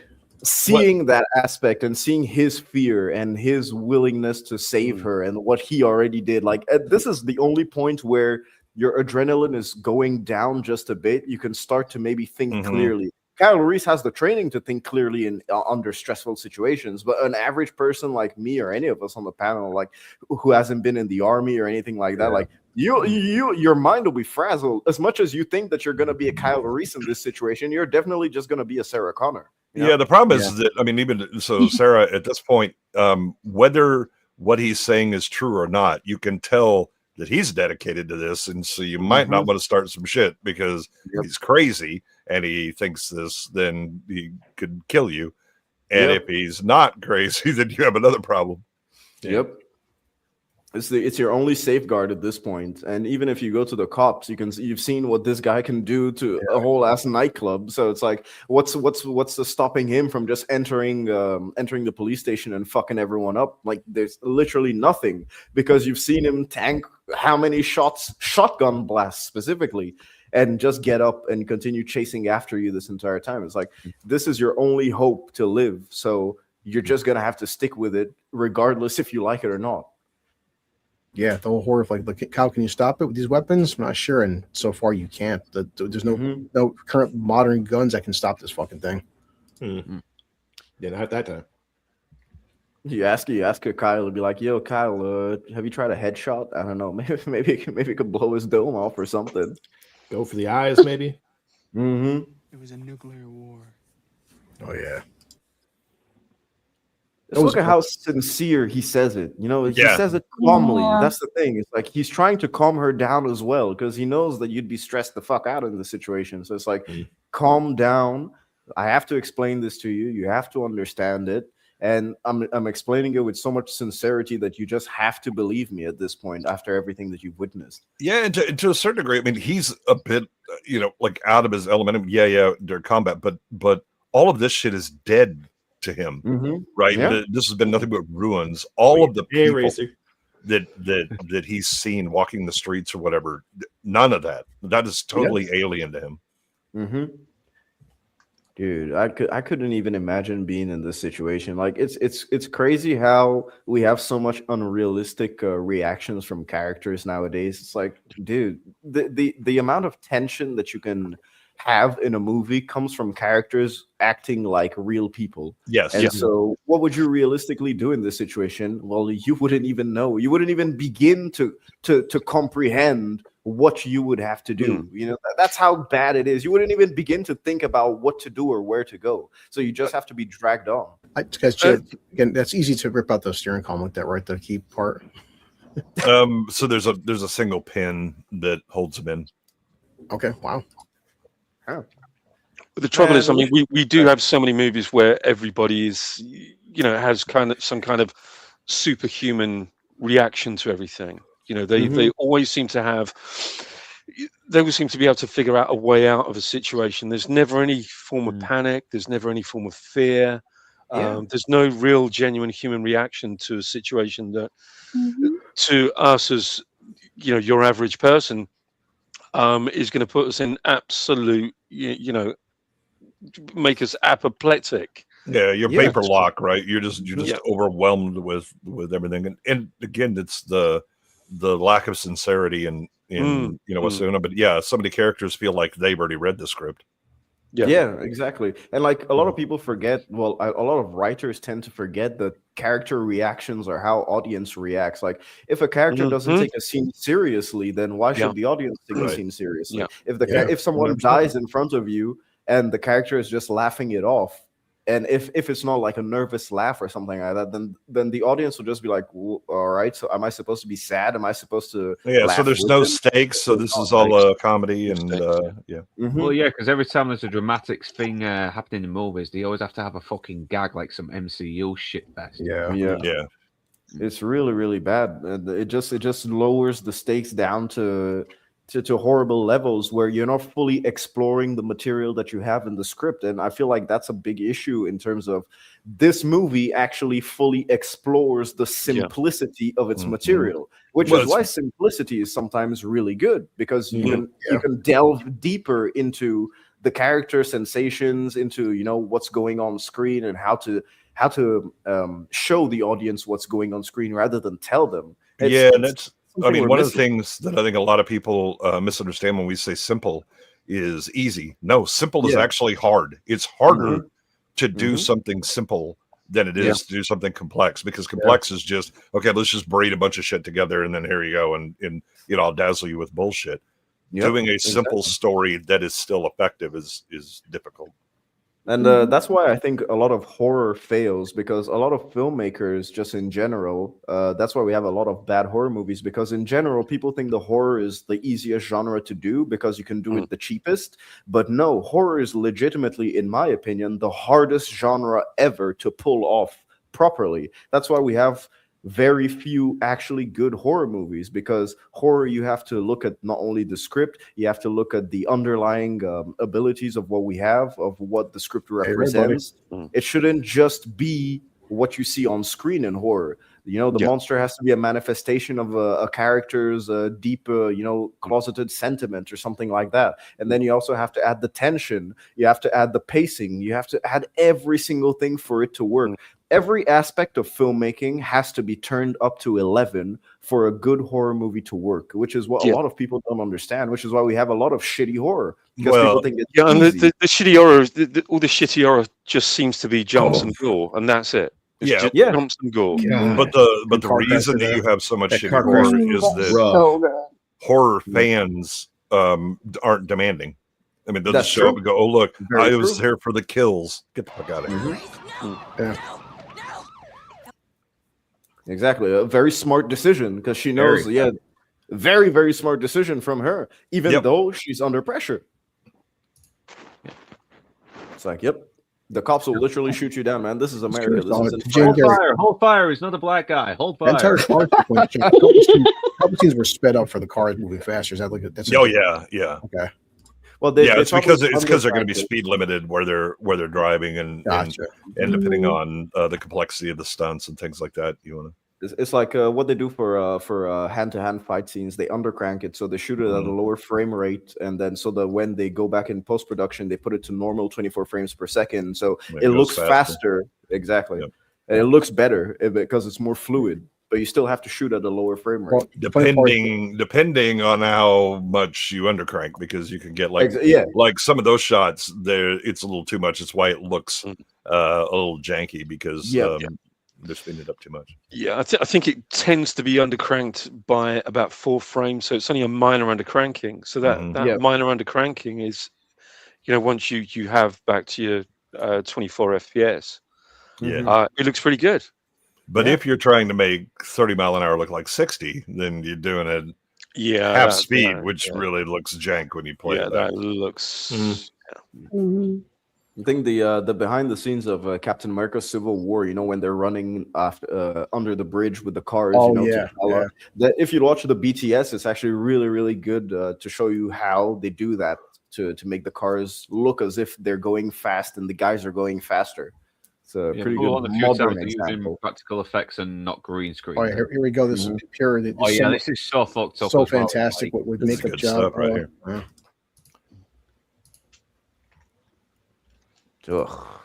Yeah, but this is where we start to get more.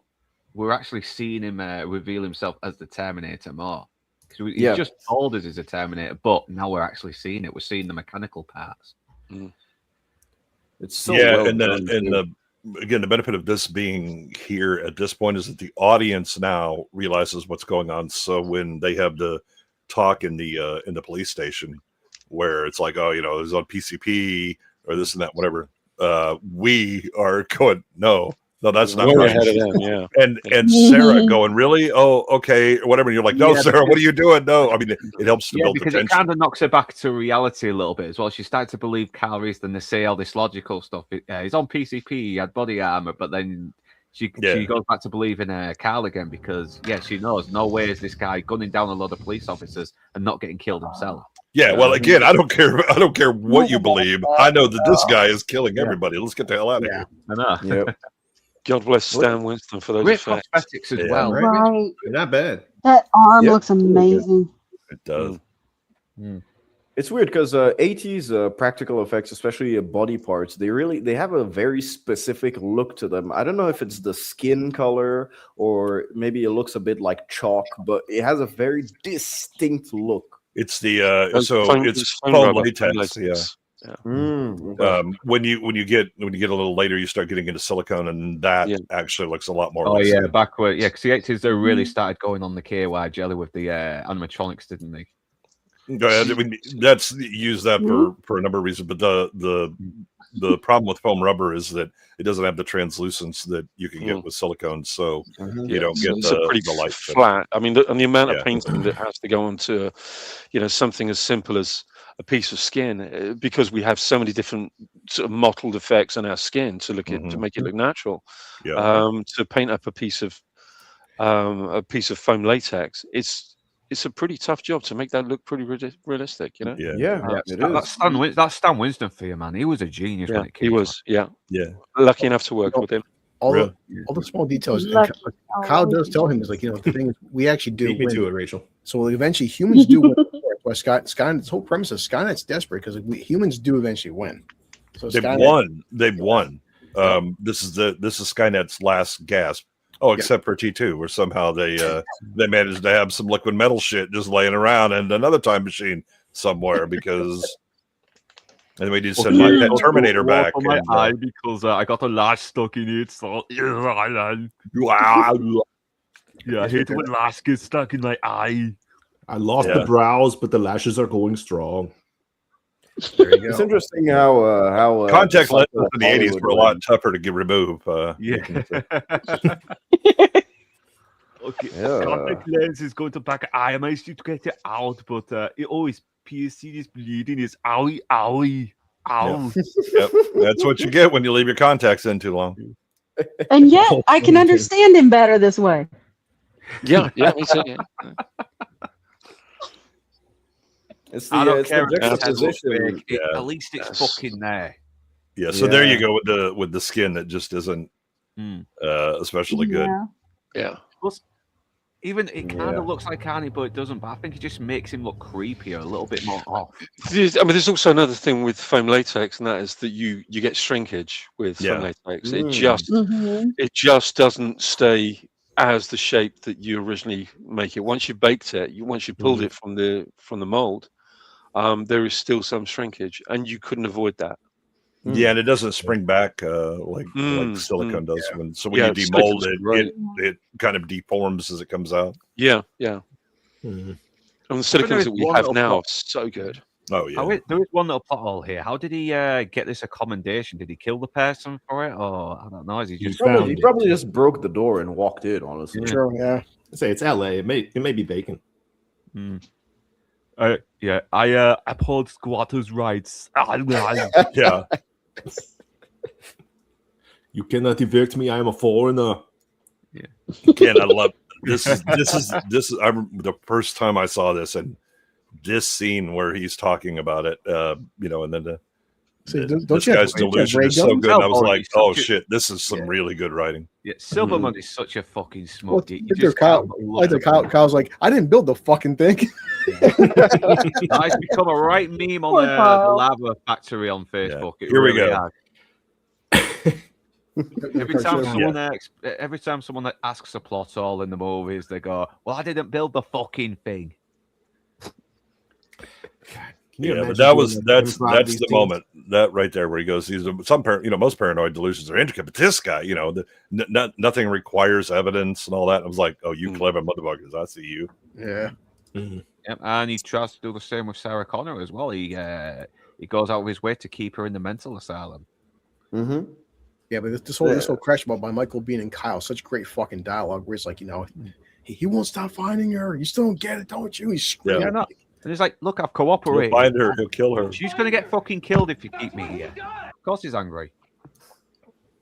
It's like, yeah, I've done all my work, and now you guys are fucking it up because you can't take me seriously after all you've, you still have all the units that were there looking up what happened at Tech Noir and be like, oh shit, but again, imagine Kyle's problem because he comes from a world where everybody knows what the fuck a Terminator is, right? And so, just saying that but he's talking to these people who, I mean, he's just talking about fairyland bullshit, and his frustration is, I've got this mission.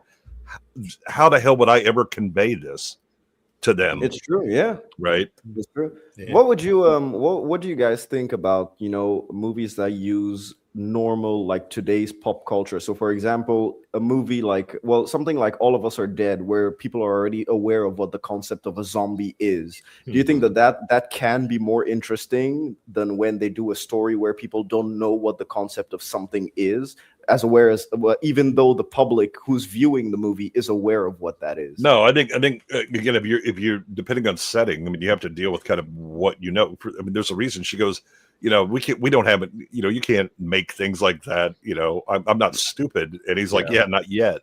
There's nothing by which it can be measured by. There's no. So again, if you have, it's a, you know, literally a zombie outbreak, and somebody's like, dude, you mean like zombies? Yeah. But you probably ought to differ it from the standard tropes. Yeah, right. Of course, yeah. Something like Return of the Living Dead, you know, where even if you cut off their head, you do whatever, they still come back, and they even talk sometimes. Yeah. And of course, Arnold wasn't wrong to Cameron. He's like, James, a robot wouldn't say, I will be back. And James like, Arnold, shut the fuck up. Wrote the script. Yeah. It's a little lapse in logic, but it works, though. It does. But he's an infiltration unit. It's an infiltration unit, isn't he? So yeah, he has to be a level perfectly reasonable to use contractions. Yeah. It's so fun. Remember the whole Ben Affleck, Michael Bay. He's like, Michael, wouldn't it be easier to say astronauts? And Michael Bay's like, Ben, did you write the script? It's like, Ben, you told me shut the fuck up, and that was the end of that conversation. Well, he said he'll be back. It's like Jay was saying, he's putting Sarah down with the blanket. He said, "Don't worry. We have 30 cops in this building. You are safe. You're secure. There's no way in hell that some evil robot's gonna fucking wipe out the entire police station." Well, again, some PCP guy or whatever shows up. Yeah, we'll put him down. Well, maybe not. Oh my God, he's gonna call for the couch. Who told him it was a very comfortable couch? Yes. He hates these couches. That comfortable couch was my best kept secret. Now everybody's gonna go after it. Just the way that Arnold, like, he's one-handed fucking shock, and he's just these cops are nothing to him. He's just wiping them out so easily. They're not even struggling. It's the way that he's also covering he's going room by room, you know, boom, boom, boom, boom, boom, eliminating every target. That's it. Done. Yeah, slow and thorough, right? I mean, he's like, I'm not in a rush. Go ahead and shoot me. You don't have anything that can harm me. That poor cop got shot in the ass. Oh my God. Dude, if I'm a cop in this situation, I'm fucking leaving, dude. I'm like, fuck, open the thing and then pull the wires. That was mean. Out of all the fucking things he's done this movie, that was the worst. And those squibs hurt. Those squibs really hurt. Oh yeah, I believe it. Oh yeah, because you got explosives going off against your body. Yeah. Yep. Yeah. That's why we'll never get the era of 90s Hong Kong movies again, because those motherfuckers are just getting, you know, like, hey, you want to earn an extra 500 today? All right, cool. Let me kick you in the ass for real. All right, let's do it. Why not? The Terminator, he's wiping out the fucking light system because he can see in the dark. They can't. Yeah, and it makes it's that much more efficient. Like, shit, man. Terminators eat a lot of carrots. That's why. All of the scene is just pure, real dread for the viewer, because you're like, man, too, man. These coppers can't fucking stop him. I mean, and Cal Reese is still handcuffed. He's still trying to escape and look for Sarah. It's the tension is really ramped up here. Well, and again, these are the, you know, in normal life, the people who are going to have the most like violence at their disposal, who can stop things from happening, are the cops. And this guy is just walking through like it's a fucking, you know, meeting of the Girl Scouts. No, here we go. No. Killed 30 cops that night. Men with families and trans children. Hey, what? Dude. I mean, to his credit, Lance Henriksen, it took 2 guns to take him out, so he went down like a block. Yeah, you had the machine gun. Is like, haha, you didn't get me. Shotgun, boom. Oh, you got me. That's how you kill Pumpkinhead. I mean, the worst part would be just like dying, bleeding out as one of the cops, and then realizing, oh shit, everything that this dude said was real. It's like, man, you know, that would be a very hard. It's such a good fake out. Yeah, I guarantee. Yeah, Lance Henriksen's last words are PCP. Just one more hit before I go, please. I could have got him. I feel bad He was for the on that cop who got angel knocked out dust. I feel bad for the cop that got knocked out by Kyle Reese. It's like, I got outsmarted by a guy in hobo pants and cuffs. The both fucking synth too. The music's like, Yeah, it's very John Carpenterish, isn't it? Oh, it sounds so good, man. Mm. Also, Kyle, what the hell are you doing? You're stealing a fucking AMC Gremlin. Damn it. I couldn't even aim at a gremlin. I'm a bad Terminator. Skynet is so going to ground me. Your action's pretty. I mean, the only thing that could be worse is a pacer. It could be worse. Could be my actual accent. Oh no, the car's out of fuel. Son of a bitch. Don't worry, you'll see this car again.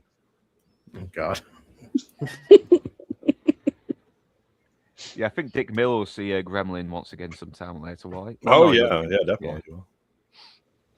It's like, now you Sarah Connor was just there. It's like, all right, fuck it. I really, really, really believe you. Let's do what we gotta do. It's like, oh yeah, but you see this fucking 6'2" Austrian wiped by 30 cops. Maybe Kyle's right. Look at even if he's wrong, he seemed to have kept me alive thus far. I'm gonna stick with him.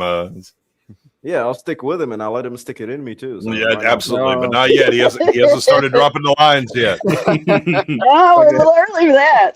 Not ahead of ourselves now. I mean, he prepped it with "Come with me if you want to live," but now he's going to start playing the game. Well, this is a good setting for the picture as well because, how is he sure he's got because she's frightened, she's not brave, she's not very strategic yet. Yeah, we still don't know if she could be the right one either. But then we found out, pretty much soon in the future scenes. Yeah, because he's got her picture. Kyle. You know, I also like how the way that they go about, making a baby is very actually realistic. It's not Kyle just coming in and being like, "Oh, listen, we need to fuck so that our kid is created." It's like, whoa, chill the fuck out, dude. Like, come on, let's relax. It's not like John gave him the instructions. By the way, you're going to have to do the nasty with my mom and dog. Check that shit off my list. She'd be like, "Hey, God. I know the future matters, but consent." Yeah.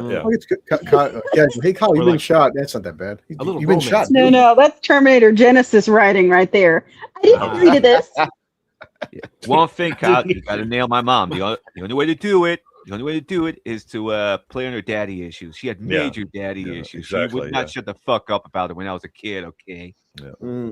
I mean, just think about this as like a scene comparison between this and Genesis. What they do in terms of how they try and make this scene happen. It's totally they really tried to force it, didn't they? And it just did not work. Jai Courtney and Amelia Clark did not have any chemistry whatsoever. They haven't written like a fucking rom-com couple. We don't like you, but we love you.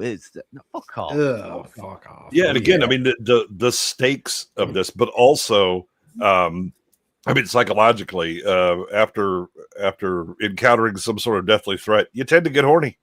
Yeah, true. The war is a prime example of this, man. Like World War II. This is a good little progression for Sarah Connor here because she's doing her first field dressing and she's a natural at it.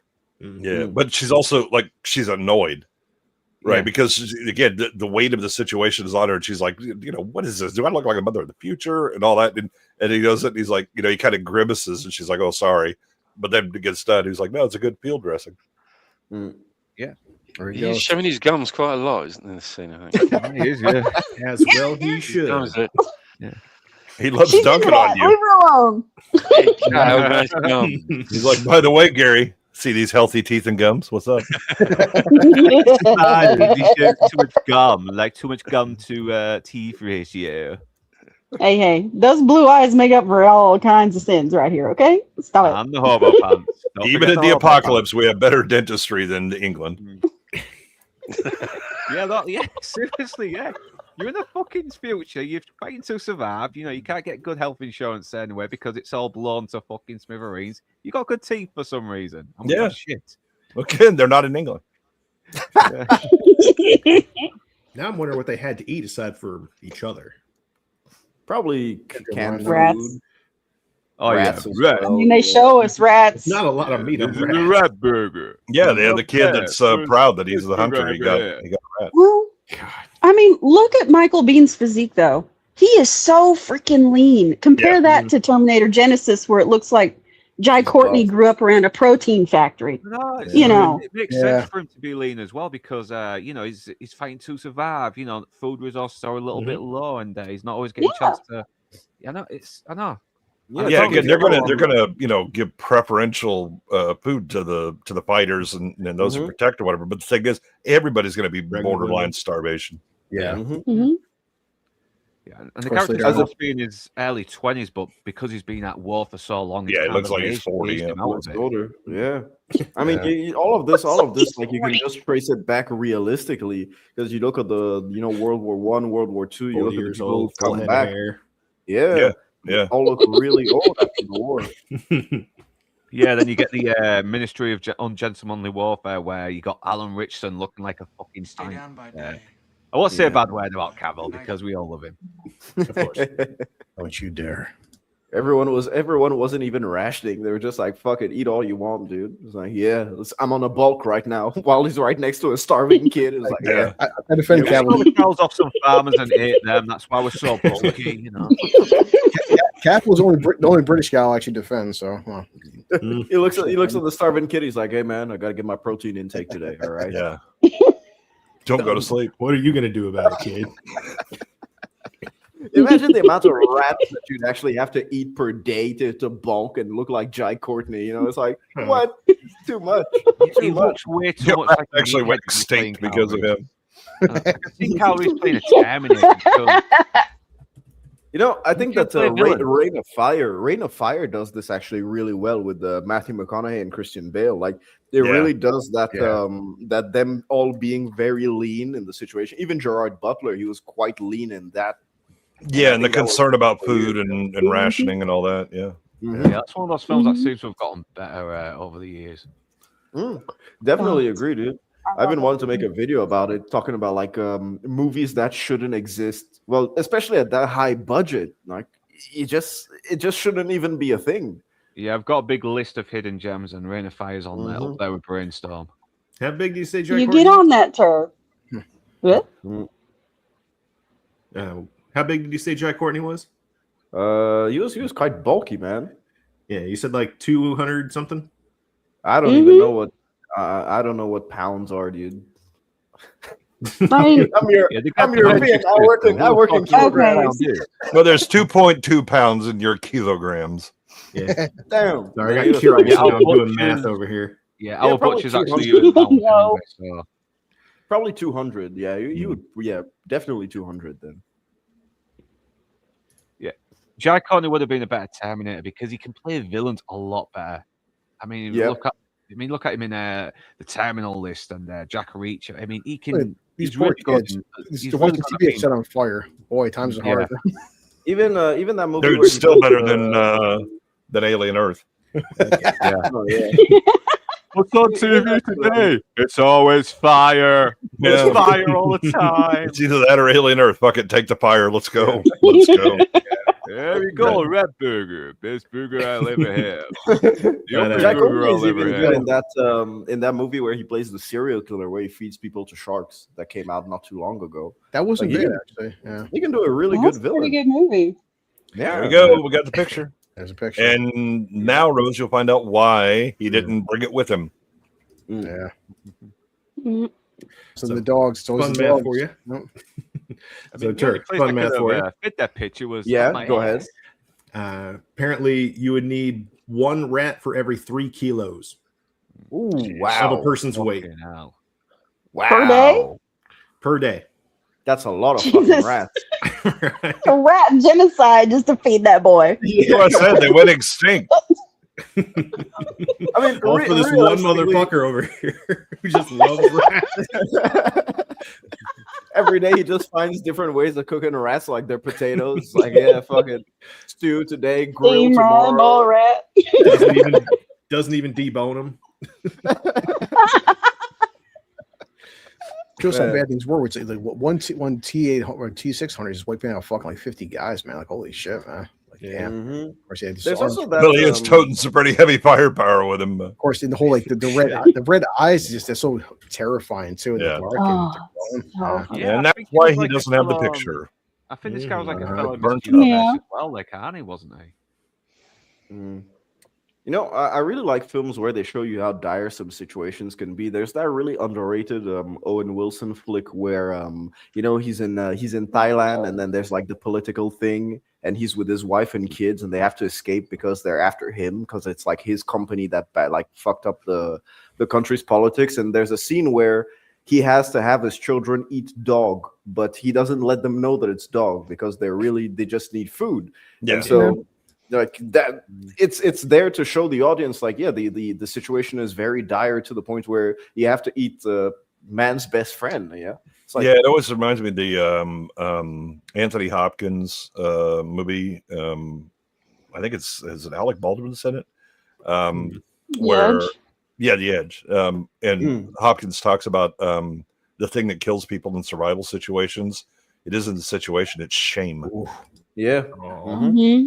The shame of not Got a eating damn and cat in there?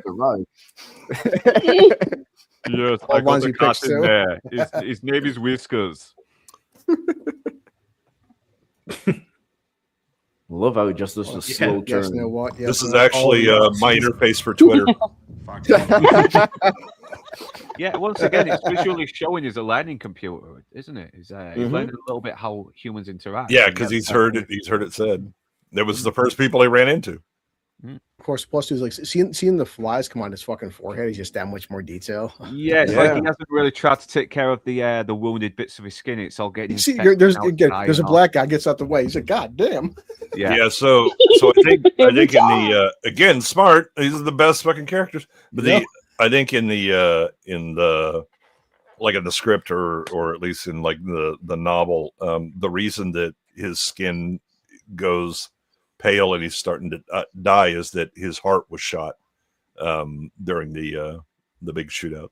Oh, okay. So his living, the living part of him so is it's killed off starting the to go tissue. necrotic. That's a good explanation. Small detail too, if you pay attention when we see Kyle pets the dog, he first puts his hand out, lets the dog sniff his hand, then he pets the dog afterwards. So he doesn't just grab the dog, like he lets him know he's just general courtesy towards any animal you don't know. Well, but also they show that you have the dogs smell them because that's how they detect Terminators. Yeah. Yeah. If they hadn't shown that little snippet of the dog actually detecting the Terminator, a lot of people's question would be, why are dogs still a thing? Why aren't they being eaten? You know, it's like it's good to show that detail for the audience as well, so it limits the amount of questions that you have. Well, also sets up when he hears the dog barking here and he's like, "Oh, what the fuck?" Yep. Yeah, and plus then even payoff too to Sarah's very payoff. Yeah, this is Sarah's fault. If she had not called her mother, he probably would have gone another second round with her. Maybe he had to do butt stuff. You have to call your mom. Come on. Screwed herself in the end. Screwed herself. To her credit, Kyle didn't tell her that the Terminator can mimic her mother's voice. So yeah, whatever you no, do, but he did tell her, "Don't get a hold of anybody." Yeah, yeah, he was very specific. Mom. Yeah, do not call your mom because it might be a Terminator that's mimicking her. Okay. He's like, I would know the difference. I mean, guys, she let a weird, raggedy, homeless-looking dude smash Raw, man. Like, come on. Yeah, she's not going to make the best decisions. Surprisingly common thing. Well, he's a huge muscular Australian guy. Of course I'm going to let him in. I'm lonely. Since, you're not wrong, Brogdon. You're not wrong. I'm a lonely old woman. I let this hulking big Austrian guy in. Oh my god, he's got a gun. Fuck. I'm scared, but what was that? This is immersive, big guy. Yeah, that's wow. You see that big fuck Arnold just in the dark, just like talking with her mother's voice. Like that's a horror movie, man. Like, I love you, it's sweetheart. kind of funny. It kind of is funny, but it's creepy as well. Just seeing Arnie go, "I love you too, sweetheart." That's it's why kind of funny. It is. Well, it plays on the audience's uncanniness, the fear of the uncanny, and that where you see something and then you're like, maybe you can't trust your senses. Yeah, right. It's undermining your senses. Yeah. I love how Sarah's kind of disappointed when she learns that the stuff is for explosives. Like, plastic, it sounded like a lasagna. Oh, so it's explosives. Ooh. Like I thought we were gonna make a nice home cooked meal, man. I'm hungry. We Well, haven't see, eaten in Jason a earlier, while. Kyle goes and gets Haven't eaten supplies. in 3 days, bro. He gets supplies at Practical too. All So right, he's not buying she's bullshit. obviously you know? getting turned on when she gets a little bit intense trying to screw that thing on. She does. Yeah, Gets he a little notices scared he's and she letting her gets handle turned that. on Just as kind well. of he's starting to get into the mood again. This is a player at work. Get ready. Yeah. If I just let her help me build the bomb. That's she'll- right. Why That's does she do right. it hostile as well now, Just isn't hold she? an object that's shaped like this. Okay, well, this is starting to get you in the shallow end of the pool. Just don't Well, twist it's too long and hard. hard, so of course she's loving it. Yeah. Why is it pull up white stuff, Kyle?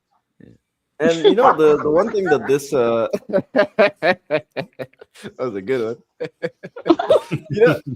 The cool aspect that this movie does really well is always switching back and forth between the cat and mouse thing, which I think a lot of movies can't really do that anymore because they spend too much time on one section without actually exploring what that one part can do. So basically, you go there, but it feels like you're wasting time with them. Yeah. The other thing is they want the bad guy to be like a jump scare where suddenly he's just there, right? The thing about these shots back and forth, you don't know how far away he is. Yeah. You do know that he's on the move and he knows where you are, and so it sets tension. I think this is why No Country for Old Men worked so well. As well. They did exactly the same thing. Yeah. Great. Watch and learn, boys. Watch and learn. No, here. watch this. Yeah. Take notes. Tension that's building up. So. Yeah. Oh, this So you're tension telling me right now. You're so to get a disappointed. woman, what I have to do is I have to hire a guy, make sure that he shoots up everyone, that I have to save her, and then that's how I can get into her pants. All right, no problem. Yeah. No, Sounds I easy mean, as you're gonna need some scars. True. You need to tell her you're from the future, and that no, I've never been with another woman. You're the only one, baby.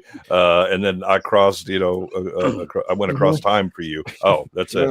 Yeah, it's You're probably gonna need to physically burn See, all look at of that. the She's personal checking out the details scars. into your arm. Oh, look at the And scars. See? And you need small teeth and big gums as well. Yeah. I mean, that goes without saying. I mean, if you don't have that, don't even bother. Do not leave out the See? pity. You need hobo pants. Make sure you got hobo pants. Make sure somebody else is pissed and shit in them. He's still got the teeth that he had when he was 4 years old. It looks like it. They're really small teeth. Look, the apocalypse. They can't afford to like toss out perfectly good teeth. Your first teeth are your only teeth. He's got all of his original parts. Yeah. Almost you got manly Adam's apple too, man. God damn. Looking and being all sensitive and shit. Yeah, Mhm. look at that. Yeah. I think it makes sense that he would fall in love just with What were the you picture thinking, of Sarah? Linda Hamilton because this is the had. only woman he's ever seen that's been Every unsullied curve, by every war. line. Yes. All right. He's about to drop the fucking line. It's the Yeah. only Here one we we've go, seen here we with go. a whole head of hair. Look at I love this. you. I always have. Oh, that's cute. Let's just be Watch friends. And then he walks away. He's got to play hard to get. Oh man. Stick on my Damn balls bag. Was he shirtless too? Yeah. Yeah, That's too, it. sure. She's like, Yeah, I this gotta have conversation needed to be Yeah. without a shirt. Let me Yeah. show you how firmly I can just shove stuff in there. Exactly. Man, This is definitely the metaphor that I'm demonstrating on this table right now. Menace. This is the guy who's never known love. He's always known survival, and he's seen a picture of That's this a woman. woman that's I unsullied. now. guarantee you, he has loved somebody.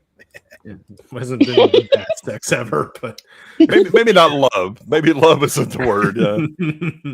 Yeah, Dude, maybe I we mean, we were just good friends who boned a couple of times. Yeah, it was- any Because part we of were this like in this hole, machines were trying to kill us, and we thought, okay, she's got a nice little tight body underneath that uniform. So why not? Yeah.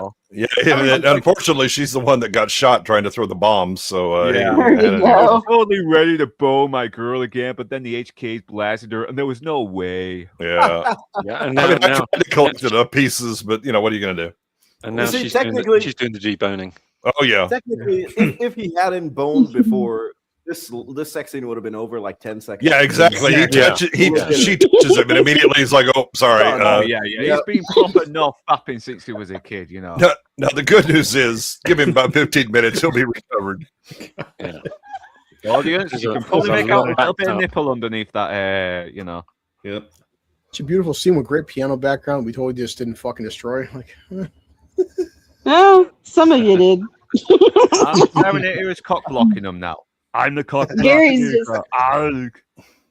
all I'm Gary the can think about is the blockinator. teeth situation. He can't Yeah. see the beauty in that moment. His teeth are weird. What's wrong with you? oh no, look. Okay. It's a- How can you? You ever tongue kiss a man with a mouthful of baby teeth? Again, I love the with the truck.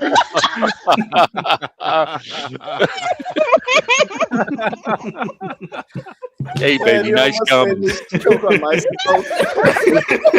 I can feel all the traces between them. Ah, fuck you, man. Fuck you, motel room. Ha, ha, ha. All of them are loose, but they're still here. the symptoms are accurate. Hey, did they take my truck? I think they took my truck. No, he saw exactly who was coming. He was like, "My bad. I'm just stepping aside. It's fine." Motherfucker. We're saying Jackson. Yes, the dog goes off. You see the dog from the Terminator's point of view. Yeah, the dog's still Yeah. back, and he's like, "Shut up, dog." You gave my position. You put my cover. Not cool, man. A lot of the framing in this movie is very, very well done, man. It's very informative. He knows how to Oh, do yeah. really intense chases, though, doesn't he, James Cameron? I mean, look at that. Fucking hell, you're shitting yourself. He's catching up.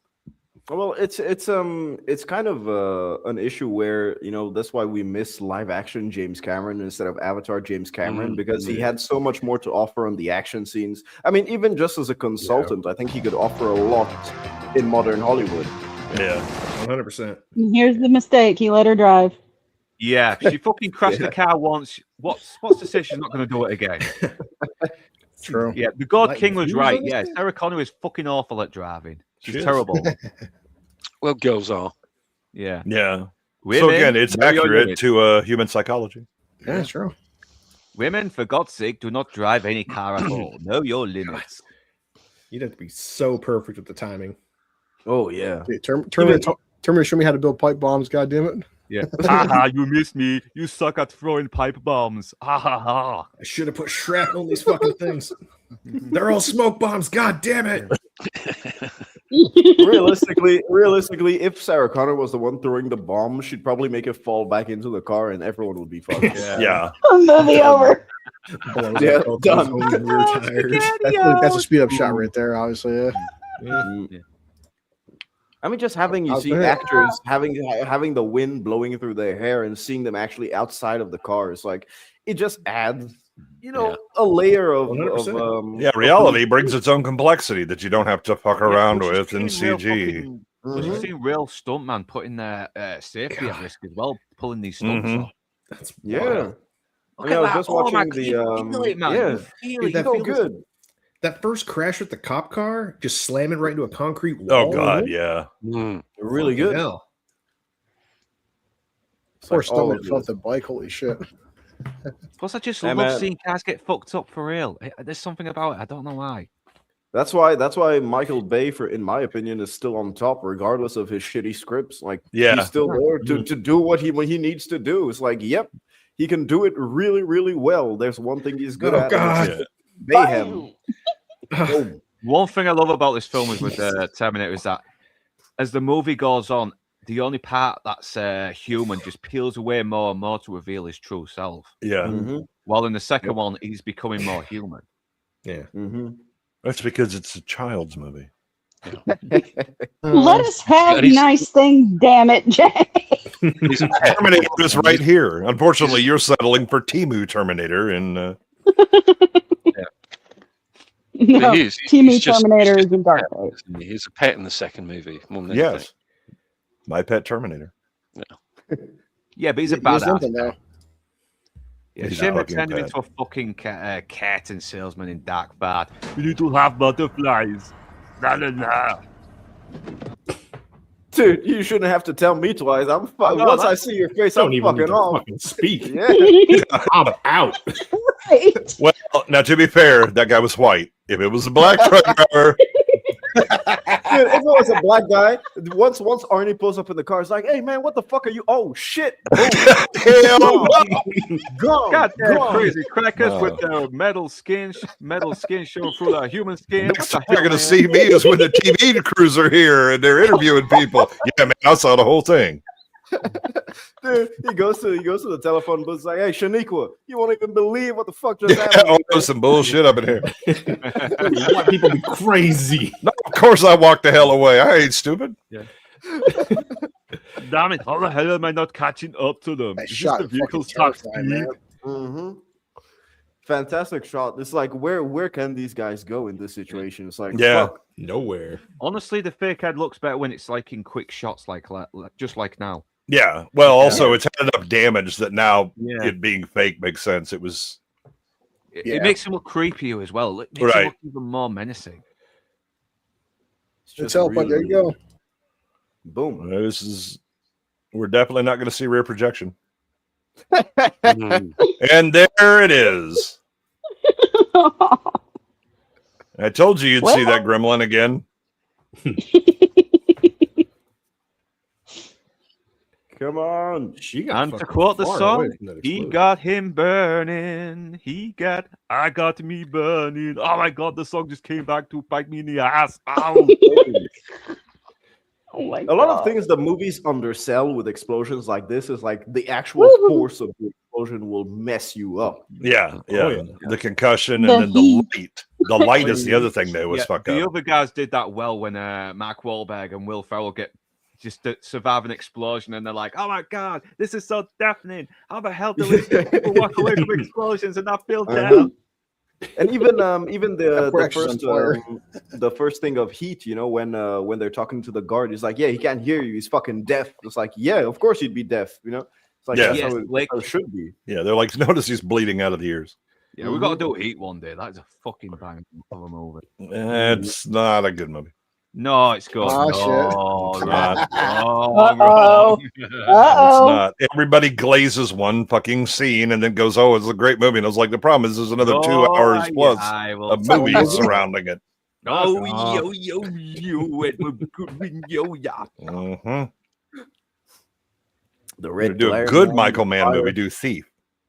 Hmm, Shit, wow. that's a pretty underrated one. Yeah, I like it. Yeah, I think Thief it's- is I think good. it's his Thief is best fucking movie. good, man. Why would you ever walk towards this? He's dead, I'm okay? sorry. He blew up. Bull crap. I'm still running the other direction. Yeah, I'm with Rose on this. Like, fuck this, man. I've seen him tank bullets. What makes you think that he won't tank an explosion? Fuck I don't that. know I'm if out. any of you have noticed, but she's a white woman. So am I. This is exactly the kind of dumb shit that white women do. It's like, oh, we're survived. Let's hug. No, fuck. Oh, let's run. Let's run. Like, fuck this shit. Kyle, get off your feet, man. Take a shot of Right. adrenaline. Oh, we I did. don't Don't give a worry, it's shit. not going to come back. Don't worry. Such a good shot. I mean, Oh, no. I love it. I just love it. Fantastic.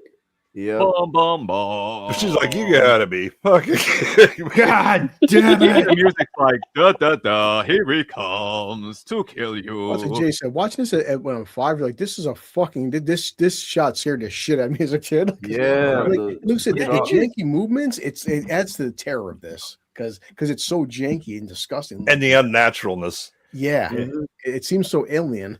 Yeah. But now Even it's the shape limping of as the well. feet. It shows it can still be stopped. There's a little hint in there. Oh, This yeah. is why the Terminator 2 Special Edition kind of ruins it a bit with the T1000 because here you have a bit of hope. In T2, you don't have that hope until you watch the Special Edition where you have that hope again. Mm. right there, man. The walk and yeah, in music and shit. Mhm. Yeah, So and good. they're both wounded. He's creeping up on them very, very quickly, and it's really intense. It does. At It this gets you point, on the yeah, edge of your seat. You have the terror ramped up to 100 at this point because you're like, fuck, we've exhausted everything that we had, Yeah. and this thing is still here. Yeah, we've And blown this we're motherfucker locked. up. Why is he still coming at us? Mhm. And you're It's sort also- of just locked into place now, so it's even worse. And plus, it's terror to what Kyle said earlier. It's like no matter what, this thing you can't bargain with it, you can't stop reason with it. It will not stop until you're dead. Yeah. Mhm. Holy shit! Oh. Well, now I understand where they took the ending of Chucky from. It just clocked in my brain. I was like, "Fuck yeah, of course."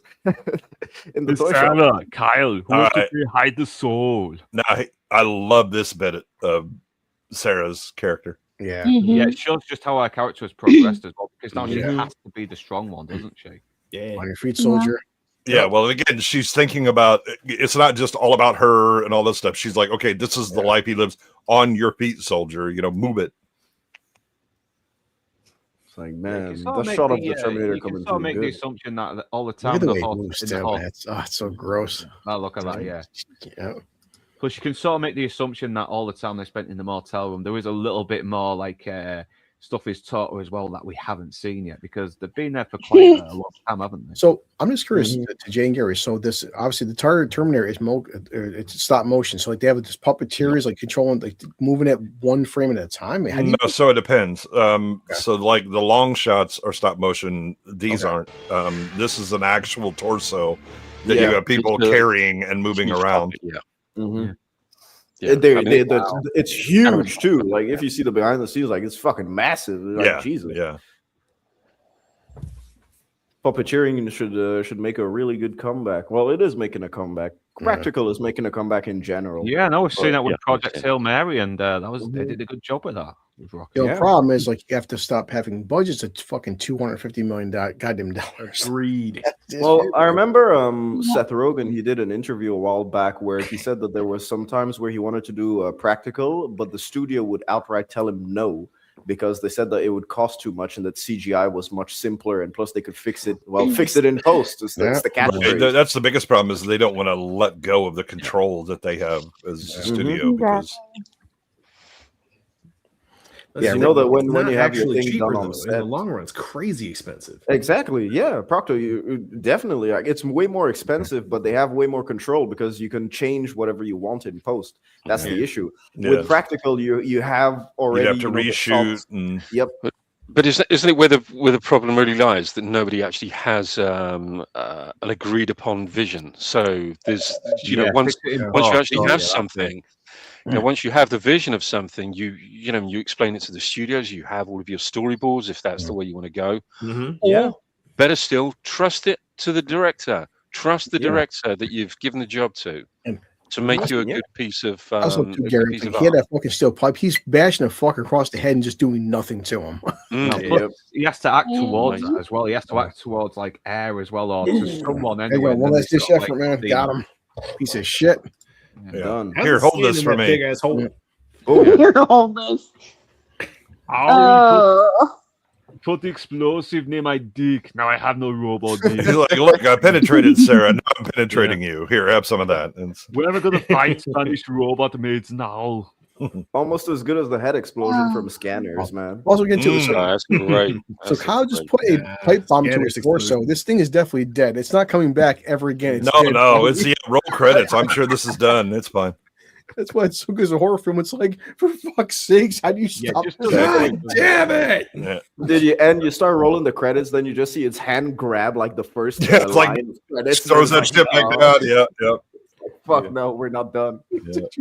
I'll bite your fucking legs off. They load Sarah into an ambulance, and you just see a pinky crawling down the street after her. God damn it! That's some shit they probably do in Scary Movie, honestly. This is where 5-year-old me was done with this movie. This is where 5-year-old me was absolutely done with this freaking movie. Screw this. Too close to the pipe bomb. You guys give me flashbacks to Club Dread, where the villain gets blown up at the end. Well, it's crazy too because the credits are rolling, his legs are swimming after her. Well, Sarah has no time to do more. Sarah has like 4 fucking seconds, and like oh god, it's up. It's like, Jesus. Yeah. Just fucking die. Yeah. The claustrophobia here also adds to that elemental. Yes. It's like you're even more trapped now. It's like fuck. Yeah. Again, they're doing it. Cameras doing everything possible to like make the audience feel that kind of discomfort in the claustrophobia. It'll just turn it up. Yep. I mean, look at where we are now in the movie. Look at how much we've accomplished in such little time. Yeah. It's crazy. Crazy. It's almost like good writing is kind of fundamental to having a good movie. There was a time Good writing, good direction. in Hollywood, good writing existed. Now you have people who are really good set designers and really good stunt coordinators and all of that, but you're still being failed by the writing. Yeah, people that eat crayons in charge of the writing. Fucking executives trying to control everything. No, it's the writers. I've seen that room. They all come in with their helmets and their graham crackers, and they beat their heads against. To this day, some writer had to make Lord Tentacles. So come on, somebody. That was the one guy they fired him because they were like, "Wait, this is a good idea. Get him out of here." It always brings me back to the Stranger Things clip where the platoon always plays. But the cool thing here is the giant monster. It's like, all right, No, sure it is. All Okay. over the place, that fucking My sucks. favorite is when the effects guys are like, "Okay, so we're just gonna have to wing it." Wing because it, these guys ain't giving a shit. It's just so pissed off. Like, oh fuck it, man. Let's do it ourselves, man. Yeah. Oh, look at that. Just There you go. Finally. Carmine, I was Inches trying away, to man. kill you. I was only kidding, but we could be friends, you Hit the know. button. Hit the button. Just hit the button. And she gives us the line. You Ready for it? Fucker. You're a terminated fucker. Yes. Got him. Yeah. Yeah, this film was woke. Yeah, this fucking left wing bullshit. She was secretly black the It's whole fucking, time. it's fucking girl boss. I hate this movie. You know, I really wonder if you're actually in like a Hell life no, or she'd death have left a long situation. time ago. We know better than that. That's why she's been running this whole time. Dude, if you're actually in a life or death situation, like She was do you think actually that you white. could She would have crack run on a right one-liner? towards him, motherfucker. Notice what she did when he was, he's blown up. Hell no. She's black. She's like, I'm getting the fuck out of here. Somebody's going to be blamed for this, and it ain't going to be me. Mhm. Does survive though. It's Terminator 2. You know? Miles Dyson. So you can see that she is not the same person she was now. I mean, no, she's changed forever. Also, what the hell story is she telling that gets her out of this shit? Yeah. Well, there's enough evidence back there. Yeah, Is there? that's what I would think. Well, Yeah, there was a deleted When they're scene. done. There was a deleted scene where these guys are like, "Hey, look at this, a chip. Hey, maybe we should create something like Terminators or something." Yeah, and they cut it out. Thank God they did. Yeah, also, they would never let her go. No. Yeah, true. Oh, look, the black helicopters came in. Bye. CIA black Yeah, and well, white, she's all right. yeah, she's on the run though because she's evading the cops and the government from. How is she on the run? She Why does. is she that. trying to record? Mama. She would be in a CIA black site till Exactly. she died. If they believed her, she would be in a CIA black site. If they didn't, why is this a dead person here and pipe bombs? Mhm. It's like, no, she would never make it out. Never, ever, Fucking ever make it out. CSI Look at those LA. gas prices in the 80s. Dropping I miss them. those gas prices. She got a little. Yeah. To be fair, those are pictures. Nostalgia. Yeah, true. That's the point. Man, Driving a Jeep Renegade. it's even too expensive. That for people. that Impala that'll just come into shot on the right. Mm. I had that. Lucky bastard. I Just had the a back fucking end? car that fucking died on me, dude. 69 the coupe with the funky sport roof on it. Mm. 2 doors. That's why you were getting all the ladies, man. No, that was when I had a 69 Camaro and a 66 Mustang. See, 69. see. So what's scary is like she has all these recordings to John. So yeah, so John, your father. So John, at this point, when the future comes, he knows that Kyle's his father. He had to send his own father back. It's fine. EMP will erase all that shit.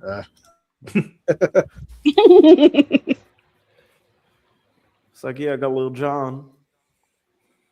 Man, one what a thing- lucky what a lucky fuck though. Like to get pregnant to get pregnant just there, like boom, first time. Right. That's how All good right. Kyle Well, is. I think we're overlooking the fact that Kyle got out of all of that child support. Mm-hmm. True. Yeah, boy. I mean, he's lucky that they didn't send her back to a time where she was on her period, man. Like that, You'd be like, oh god damn it. None of this would be happening. We're right? off by a That- week. Yeah. So that's why he asked the date. That's why he asked for the That's date. it. And Oh, across time, he was checking her cycle. Yep. Mhm. he's selling the picture so his dad doesn't beat him. Like, God damn, man. Yeah, Mexican fathers. Yeah, I'd be like, fuck you, you deserve to be beaten. And that Polaroid film ain't cheap. Come on now. It was the 80s. Yeah. No, it wasn't. She pulls up to the dude. Really was Donde not. está la biblioteca? It's like, all right, I don't know. Move. Such a good final line as well. There's a storm coming. Yeah, and then they show it. Yeah. Right, I see, Jed. What was this shot again, too? Like, what's that shot? Is that That's a matte painting in the That's a background. matte painting. Gotcha. Yeah. It's so good as well. She drives into the storm as well. Yep. Ready for what's coming. Fuck yes, acknowledge. Yes, I bet you do acknowledge it. Really good score, man. To end That's the the movie. Terminator. All right, cool. So That's crazy. oh shit. Yeah, Yeah, fuck you, Arlen. You're acknowledgement, not suing us Arlen. here. There it is. Good times. Now that was a good movie. Yeah, Very good Oh. movie. Absolute fucking classic. I will never get bored of this movie. There we I go. never So yeah, will. pull up facts. Uh-oh. Anything you guys want to say? Here we go. Let me call Bex real quick. Make sure she can.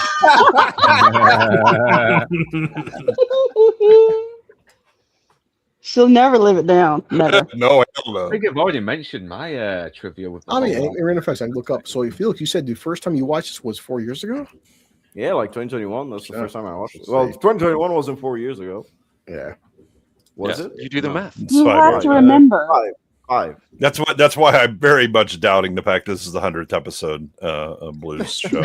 Yeah, it's suitable. It's suitable film for it, though. I mean, it's an absolute There we classic. go. It's one we've all watched thousands of The times. and budget still- was $6 million in 1984. Yeah, that's not much. It made about 78 or something, was it? Yeah. 78, so 80 Yeah. million. And top of back then, VHS sales would have mattered too, plus indications. So yeah, box office hit by all accounts, man. Man. Holy shit. Wow. Yeah, I mean it was kind of a mid-budget movie, but they did not do a lot of really good marketing with this. It was really kind of a you heard about it by word of mouth or other things. Man, you know what I would have liked? I would have liked for someone to actually go to cinemas and film, initial reactions coming out, because I know we have a lot of that with The Exorcist, because The Exorcist was just so widespread that they even had news anchors going in front of the cinemas since everyone was fucking fainting over there, and it's really really cool, especially seeing black people's reactions coming out of The Exorcist. That was like that's the funniest thing ever on YouTube. It's like, that bitch take that turn. Oh, she's coming all over that motherfucker, man. This bitch So is this Oh, was hell 84. no. So what was So that? some of them, they're like, I've seen some shit, but I've never seen shit like this, man. See, I think turned white for about 8 minutes. if we were going to get reactions of people coming out of the cinema these days, I think it would just be absolute apathy. There was Well, a you know- yeah, it was fun, but I was on my phone all the time. So I didn't Because really it's- care. I think because we have this sort of passive consumption of mediocre movies now. I mean, they're very, very mediocre. There's nothing. I mean, I always look at it from this point of view, right? So we're watching a movie that's from 1984, right?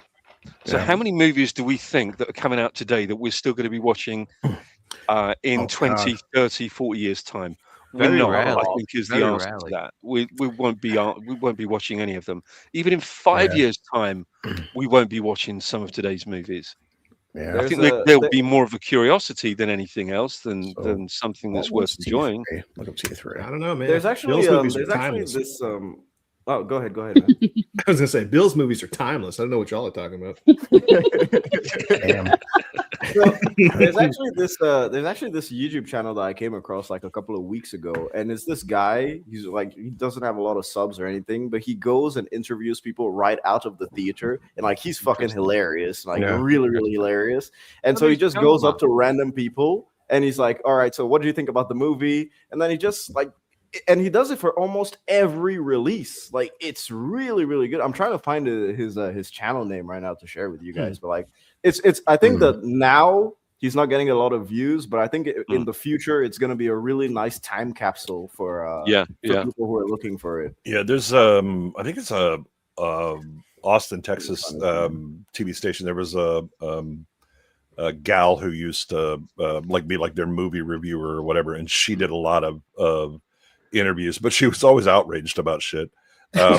So like I know I've seen one where she's interviewing people as they come out of Alien, and it's like parents with kids, and she's like and you took your kid, and he goes like, man, I don't know what the aliens are going to be like, so he's got to be prepared. And I was like, that dude is awesome. Love it. I approve. Crazy, like how if you look at 2, say at 2, obviously the budget was 100 million, did 520 worldwide, and of course you still have VHS movie sales, but still 5 times. And you look at the 3, man was freaking damn. So Salvation, let's say Terminator 3. But Salvation was, they spent 200 million on fucking Salvation. Man. Yeah, by the way, notice that every Terminator movie, the multiplier of budget to box office goes down. So fucking T2 only made like what, 5 times budget? Yeah. Just get worse. That's it. But then 3 was 200 fucking million to make 433. Oh my god. Yeah. Man. But it's just, as Jay was saying, I mean, back in the 80s, it was we'd have a movie, and then the sequel would generally be a lower budget. Yep. Right, because they thought they could kind of reap a little bit more, they could milk that a little bit more with a lower budget because they already had a pre-existing audience, right? But these days it's the complete opposite. So for a sequel, you have $100 million movie, then the sequel will be 250 million, and then 350 million. And as Jay was saying, the multipliers, for goodness sake, they think that if they made off of a $50 million budget movie, let's just say, for example, they make 600 million. They think that if they double that budget, this is how dumb they are. They're going to double the budget. Oh, sorry, they're going to double the income from that. They're going to double the grosses. That's how they think it's going to work. This is how dumb they are. Honestly, Genesis, I thought Genesis, I mean, not a great hit, but like Genesis did 440. I thought it did less than that, but I mean, 440 on a budget 150. They're smart. They actually lowered the budget for Genesis than Salvation and Terminator 3. So I mean, not a great hit, but like it did 440, which I'm surprised it did that much. I thought Genesis did less, but Genesis that's not really a total box office bomb, right? Like it's kind of breaking even a little bit, just a little bit over breaking even. You're skating the margins real hard. They did a ton of marketing for Genesis. Yeah, that's one of the franchise. They fucking the budget was 200 on Dark Fate. Fucking A, man. Yeah. I found the guy's channel. I sent it in the private chat if any of you guys great. What is it? Great. It's really, really funny. Yeah. He always starts his video saying, fuck David Zaslav and fuck Warner Bros. There we go. Yeah. But I mean, the original Terminator does like 11 or, well, I think it's like 12 or 13 times its budget. Yeah. Right. T2 does 5 times. Yeah. Because you blew the fucking budget through the stratosphere. It was the most expensive movie. Yeah. And times, right? Yeah. Right. I'm not entirely sure that's correct if you inflation adjust. Remember, it's a stupidly expensive movie. Plus, remember, 78 million. Also, how much would they later get on fucking VHS plus syndication on cable TV? Yeah, so but just I mean, all we can compare is box office, right? And so you oh my gosh, this is a 10x plus movie. Okay, you've really done something. All right, here comes James with the next one. I'm going to blow $100 million. I'm going to make 5 times. Now, that's so great, right? The next one will make like 3. Yeah. I always hope the sequels, I feel like every single sequels, I did watch them all as a fan of the franchise. They all suck. But like as a premise, like Terminator 3, everyone talks about like the one great aspect was the ending. The ending is the good part. No, there's two. There's 2. You have the girl with the inflatable boobs. That's true. Yeah. That's some tech that I wish we had. And then the ending. Well, it's like Salvation. I remember I actually read the Salvation book in prison of all places. And Salvation, I thought the concept of Sam Worthington's character Marcus, right? Like the Skynet was so slick where they made a Terminator that didn't know it was a Terminator. Like that premise, that's a cool fucking idea. And Christian Bale's character was listening to Sarah. Linda Hamilton actually did voiceover work for him listening to Sarah's chronicles and voice recordings. So I'm like, Salvation had good ideas, just again, shitty film, but like Imagine making a Terminator that didn't know it was a Terminator. Much like Jay remembers a film with Gary Sinise that had a fucked up ending. That it's the premise of that was cool, but they botched it. You know, but aren't they just ideas that have been labeled Terminator? Yeah, well, that's what I'm saying. Like even with Dark Fate, like Dark Fate was like, okay, we kill fucking John Connor and he opened in 5 minutes. Stupid idea, but like the premise of a Terminator, the Spanish Terminator, you could have a Terminator that could clone itself and fucking make two of it. Like they have different cool ideas, but like they always right. But that's just taking your toys and smashing them together and playing. Because again, if this, and again, I will point directly at T2 and go, this is where it fucked up and why you keep sliding down the mud hole. The original Terminator is a self-contained story. The end, go away. No, we need to make more money. I'm gonna shoot, although you didn't actually do it as a multiplier. But here we go with T2. Somehow Terminator returned, and Skynet had this liquid motherfucker that was just laying around. Oh, they forgot to send him back to 1984. And so now we get My Pet Terminator and all this crap, right? Then we get T3. And again, at least the ending of T3, where it's like basically, no, you can't dodge it. There's nothing you can do, right? Yeah, I thought there was no fate, but no, it seems there is fate. You can just delay it. No fate is from T2 because it's shit.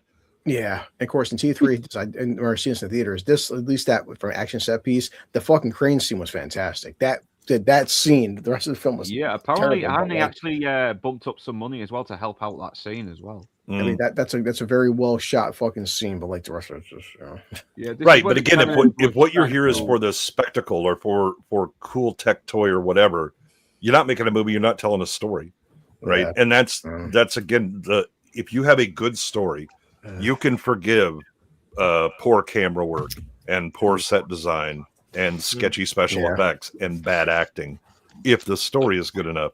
Yeah. But if you can have the best of all worlds with directing and tech and effects and acting and all this stuff. And if the story is shit, you're screwed. And I give you Avatar. You see, if you have the Terminator and you stack up against Terminator 2, okay? Seriously, if you look at the Terminator, you know, as Jay was saying, it's a self-contained story, right? How far did T2 really advance that story? Genuinely, how far did it advance that story? It just retcons the original Terminator and does it all over again. They kind of just regressed it and then gave you a new character for Arnold. You know. Yeah. I mean, look, I understand why people really love it. I can understand it. I personally don't love it. I understand that it's a terrific action movie. It's well put together. It's well directed. Interesting effects and everything. I completely understand it, and I wouldn't criticize anybody's love for that movie at all. But I just don't see that there was any kind of need for it. There was no need for that movie. I disagree.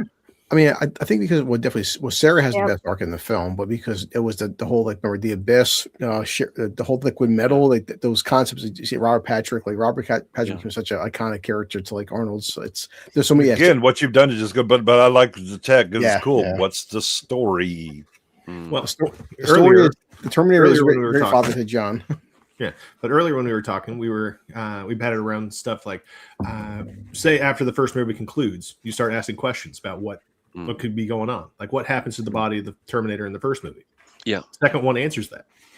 Yeah, I don't need anybody to answer that for me. I've got my own answers. That's what I love about creating my own sequel in my head. Yeah, I like asking myself. There's other people though. Other people exist. Come on, we all do that. We all create our own sequel, but we're not the ones that get to decide where the story goes at the end of the day. I mean, I would like to, but that's why I don't go to see movies that have so many sequels. And I had my little cutoff point, right? So this movie is my cutoff point with the Terminator series of movies. Yeah, I think that's natural. That's definitely natural because I mean, there's a lot of franchises where I have definite cutoff points where I don't even, I don't even like Pacific Rim. There's only one Pacific Rim movie, man. Like that's it. Bush is cuddling his Terminator 2 dolls right now. But I think the mean old man can't get you, T2. I love you, my pet Terminator. When we get to the end of a movie and we kind of know that something's been set up for a sequel, or it has an open-ended finale, right? So something very, very open-ended. To have those. What did he fucking say? Action figures. Fucking right, Boosh. Every kid, every guy's dad would be like, "You're playing with your dolls. They're action figures. Stop it." I saw the fact that James Cameron's like, we can't get permits for this helicopter. Fuck, I'll do it myself. And James Cameron fucking grabbed the helicopter. So fucking cool. He started flying behind it. Like, it's like Jay said, it's so much action. And yeah, I fully admit that. Watch 1 and 2 back to back. Two's a worse storyline. Yeah, but the action's so good in part 2. But it is. I mean, but Terminator 2 could be a Michael Bay movie, and it would be the same thing, right? It could be Transformers. No. He has actually put in work with the story as well. He's figured out, okay, what would Sarah Connor be like right now? She'd be all crazy. I mean, that's not really much to figure out, though, is it? It's not a great deal for anyone to still made it work really well. It's simple. They did it well. I think it was. It doesn't. I mean, she has her crazy feminist fucking speech about you don't know what it's like to create. And I'm all right, bitch. Calm the fuck down. Somebody give her a sedative. But she does. That's the whole point. Her son does take over. Says mom and yells at her. Yeah. But the moment somebody has to basically slap her. Growth. But the moment a movie finishes with leaving you with a bunch of questions, it's inevitable that the sequel, the follow-on from that movie, is never going to be as good as your own answers. Yeah. Again, leave it to the imagination for the same reason that horror movies fuck up when they show the creature too much. Yeah. Unless your Empire Strikes Back, Terminator 2, and The Godfather Part 2. No, Terminator 2, no. Aliens. But no, Inside Man and Goodwin, I completely understand your point of view, man. Like, definitely. I really understand your point of view. I disagree with it, but we understand it. No, I can definitely see where you guys are coming from in terms of that, especially when you start breaking down the time travel aspects of T2. Like, there's a lot that you can really break down, especially with how it kind of retcons what they did with the first Terminator movie. But I mean, I would have, I don't know, man. I feel like T2 could have worked as its own story if it wasn't a Terminator movie. You know what I mean? Right. Completely agree with that. Like, don't do it as Sarah Connor. Don't do it as John Connor. Just make it original characters. Of course, people will call it. I think people will end up calling it something like the Cornetto trilogy, where it's like a spiritual successor rather than a direct sequel. I think that could have fixed the issues that you guys have. Yeah, but again, it makes sense that if Skynet sends back, Magic Liquid Boy.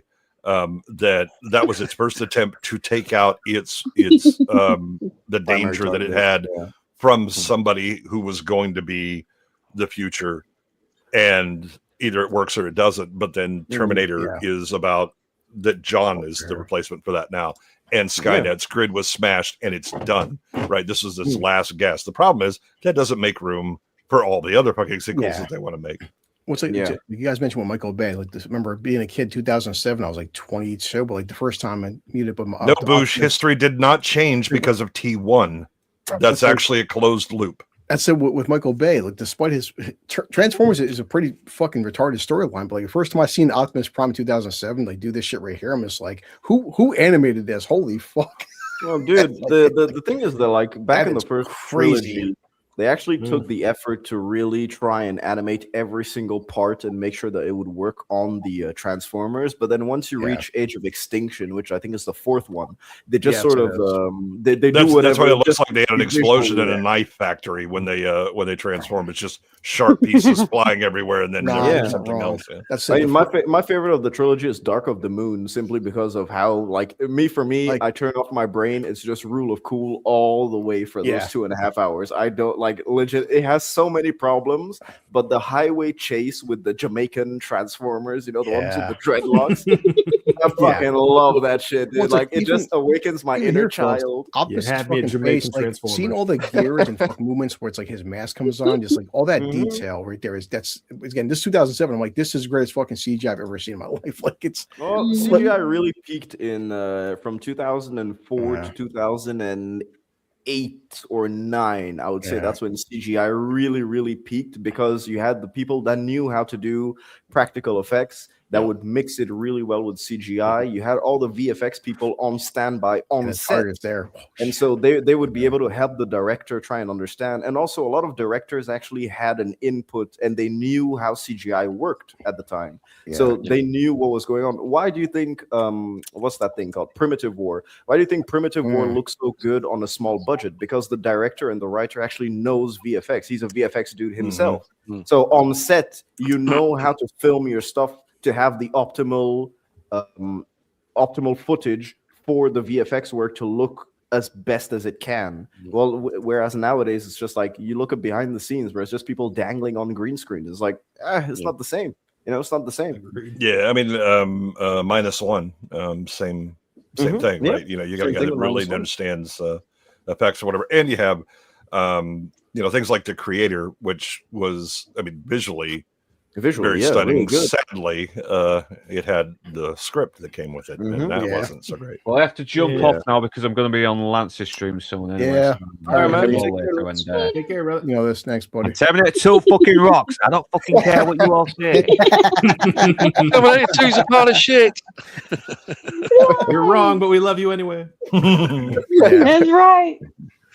But yeah, I remember I talked to Gary and Jay about this last week about people to this day still talk about Pirates too, man, and just fucking having Bill Nighy on with the Davy Jones CGI. But they were smart, like Jay said, the lighting. They're smart, very dimly lit, and they have like Bill Nighy and just the fucking the pajamas and stuff, and they just it's not only the way that you present your characters, but it's also the believability of having your characters interact with people with things that are practical. Once they interact with something that's practical, it sells the believability a lot more than if they're interacting with something that is CGI. So having the performance and it's crazy because look at the way the technology has advanced. As much as Avatar has its faults, it's literally just like a technology showcase of what we can do now with CGI. It's like we have all of this. Movies are more expensive than they've ever been. They've been throwing money, but we still have Ant-Man 3 looking CGI for these $200-300 million pictures. It's just You're right. It's a huge regression in Hollywood. It's bad. 100%, dude. That's the way Avatar. If anything, you're right about Avatar. I went to see Avatar 3 in IMAX. I want to see it from a technical level. I admit the camera from a technical level, it's fantastic. Storyline, I'm not gonna, the storyline's like a 2 out of 10. I want to debate you on Avatar 3, but I'm watching all the details Cameron puts into the fucking film. It's like, imagine that much detail, but also with a good storyline. Imagine, okay, so we have all that tech, but also writing that doesn't suck. That's. I mean, he made a tech demo / screensaver / music visualizer. And basically. And you understand the awe when people first saw it because look at all of this, right? And fucking people get stoned and go watch any kinds of anything, or drunk too. But the fact that okay, we're gonna make another one and another one, and then they're surprised when it doesn't do well, even though they spent ludicrous amounts of money. It was like, congrats. I'm sure that Weta and others thank you for funding that tech that we'll be using in other movies. It's crazy because like Weta is doing so much good, and Gore Verbinski came out and said the reason why a lot of CGI looks bad nowadays is because they're using video game, so they're using Unreal Engine specifically, and Unreal Engine isn't really made for that. And Gore Verbinski made the Pirates movies, so I think he knows what he's talking about. It's like he's probably one of the dudes that has agency in this situation. And even as much as people don't like the Lone Ranger, I personally love the Lone Ranger, but like even there, the CG mixed with the live action elements for 2013 are still really like they still hold up really well. Even John Carter, that was a huge flop, still holds up really well. That was pretty fun. Yeah, but then you compare it to the Alamo, where they literally built the city and all that stuff, and I was like, okay, that's some real shit. Yeah, it's true. Yeah. I mean, I always loved the Pacific Rim 1 and 2 comparison of like, look at Pacific Rim 1, I think it's a prime example of how direction, not only that, but set direction can really, really, really change a film. And then even if you don't look at the script of Pacific Rim 2, you just look at 2 clips side by side, it's a whole different beast. Like Pacific Rim is the first movie ever that I watched with director's commentary. And so to hear Guillermo del Toro and all the intent that he put in every single shot, it was mind-blowing to me. And then that's actually how I discovered the director's commentary was a thing back in like 2013, back when I was like 11. Wow. Well, I think the biggest problem with those, Felix said, look at part 2. Part 2 again, don't blow 150 million on Pacific Rim 2 when the first one only did 400. I mean, I like the first one for what it is, yes, but like again, 200 million, that's their problem, man. It's like it only did 400. Look at the Mad Max movies. We decided, we're doing Fury Road, and I was like, I'm sorry, have you actually looked at the box office receipts for Mad Max movies? There is not that big an audience. This is a genre movie. And then they go, oh no, now we're going to make the sequel to Fury Road. Let's spend even more. Why? What are we doing? And Furiosa looked like absolute dog shit, man. Like Furiosa looked so bad. Like visually, I couldn't even fathom what I was looking at. I mean, even Fury Road, by some people, modern standards, consider that 2015 now to be like the best one box office. Best one, it only did 380. That's still not off a budget of 150. That's not. Yeah, and that's not including marketing. That movie lost money. Yeah, and they go, no, we're gonna. I mean, what the fuck are they doing making Tron sequels? The original bombed. Why are you making sequels? Oh, look, let's make a sequel. That bombed. No, let's make a third. See, the first one was good. So look, Jared Leto in there. The first Mad Max did 100 million on a budget of fucking 300,000. So yes, the first Mad Max. But let me see the sequels. Mad Max 2. I think Mad Max 2 made a bit more money, probably. Yeah, Rose, I agree with you. They always think that they'll get it right, but that's a problem. Mad Max 1 does 100 million, right? Mad Max 2 does 23 million. That's a big fucking drop off. Jesus. Yeah, I would actually bet that the Road Warrior ended up making more in physical media sales. Yeah. For sure. Because when people actually talk about Mad Max, they mostly think of the Road Warrior. They don't really think of the first movie, which is weird enough. And then, well, that's weird, people. But Thunderdome only did 36. The budget was 10 million for Thunderdome. Holy shit! Yeah, man, Tina Turner ain't cheap, and massive marketing for that as well. Oh yeah, massive, huge marketing. Yeah, not a big box office return. Dude, I hated Thunderdome, man. Like I watched all of them back to back. Even like as a kid, I was like, "Oh, Mad Max 1, this is pretty good. Fury Road, this is the second one, Road Warrior, this is pretty good." And then I got to Thunderdome, and I was like, it's one of the first ever movies that I tapped out halfully through. I was like, I'm not finishing. Yeah, same here. Oh, Tara, you know damn well you liked Anti-Entity. You know you grandma chaser. Wasn't trying to fuck like 2. Plus, you got that classic line: 2 men enter, 1 man leave. They blew 220 on Tron Ares. Oh my god. Yep. And it did 140. Well, I mean, look at how the second one did. Oh yeah, that's right. Oh yeah. Tron fucking. There was a whole second one. Do you guys think that? Per Legacy, I don't know if Legacy. Yeah. Legacy's just a much better movie too, but it still didn't do anything. It has a better soundtrack. It did 400. It's better than Ares. I mean, still, it is a better soundtrack. But 400 also 170 budget. I mean, it's not. It's by the way, just breaking even. Basically, plenty of marketing on that one too. Yeah, that one lost money. Yeah. Now go look at the original Tron, another movie that lost money. Don't forget, Tron Legacy also had a ton of tie-in games as well. Yeah, I remember back when it first came out, I had it on PSP, man. PSP. 17 to 33. I mean, lost money. Yeah, it's nothing. But so technically speaking, Legacy's the one that kind of like basically broke even, right? I mean, it didn't really break even. No. Yeah. Didn't really break even too much, but if Tron Legacy did start the de-aging and the CG face replacement. Yeah, thank God for that. Yeah, I remember watching that in theaters. An uncanny Valley Palpatine and It's all right. We forgive what the fuck, and, Joseph Krasinski. I remember watching the buzz. Like you can so tell. Like look at Joe. Oh God, It looks so bad. It looks like a video game, man. Yeah. Come on. Arnold's head in the Terminator looked more realistic than this. Yep. That fucking not mouth. wrong. The shading on the mouth alone. Well, I missed out. I I know. was busy, but they had the Mummy 2 25th anniversary. I remember, and I was like, what, 19 watching it in theaters. I'm looking up like, what did they do to The Rock? Oh, show the people. Show the people. Oh They God, took his filter off. I don't think I've ever seen The Mummy Returns, man. oh, there it you is. in all its absolute glory. punk. Fuck, Look at really? that. Look at that. That is actually Oh. in movie. That is not a shitty video game adaptation. That's the fucking movie. Fuck, I'll pull it right now because I want to see it because it's like, oh. How glorious. I remember I said, I was like, man. said, I forgot how old I was. Like, yeah, I was 19, like watching this. Like, what am I seeing on screen? Yep. So Rick's fighting Imhotep. Where's the Rock at? Here he comes on all his There he glory, is. Felix. Yikes. Look at the Scorpion King. See, in the darkness, it looks all right. Yeah, unfortunately, they don't keep it in the darkness. Let's turn all the house lights on so we can see this abomination. Literally looks Look at like the a comment. WWE. Looks like the cutscene. Scorpion King is from a PS2 game. Yeah.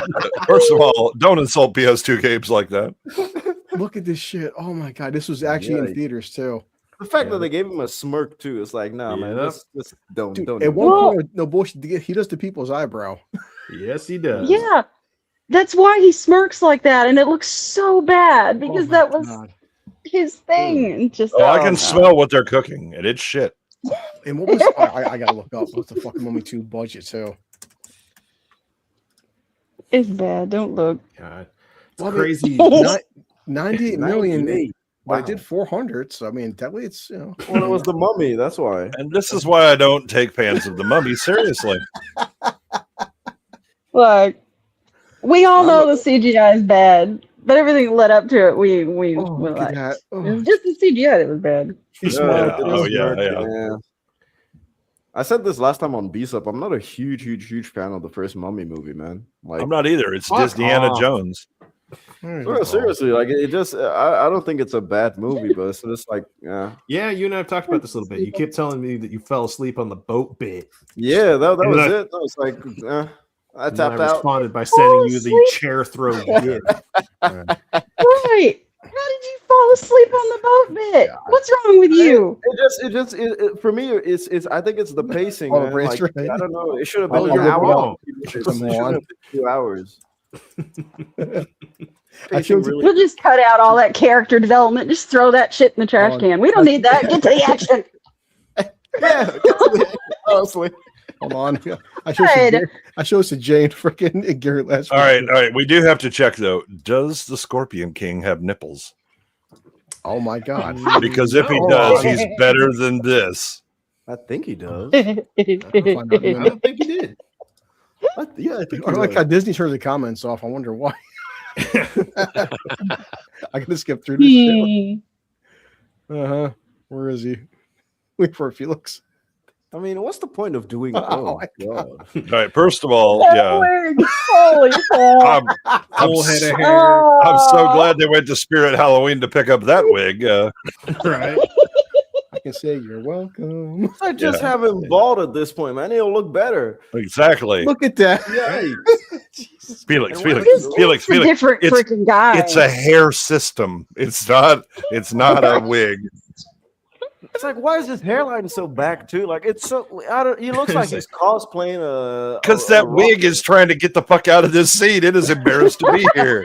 He's been bald for so long, he forgot where his hairline was. Exactly. He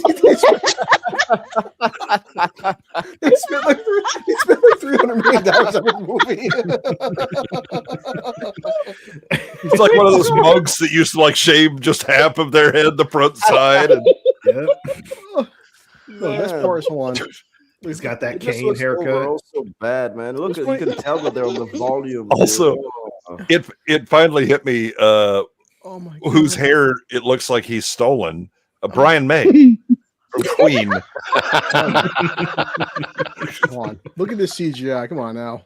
He turns into a whale. Bad. It looks bad, man. Yeah. The best part is the final, that shot was disgusting. the final shot. He turns to a fucking because remember in the cartoon, to watch it Yeah, it with turns my, into animals and stuff. no, he turns to Yeah. a great white shark in the cartoon, and this one Yeah. turns to a hammerhead shark.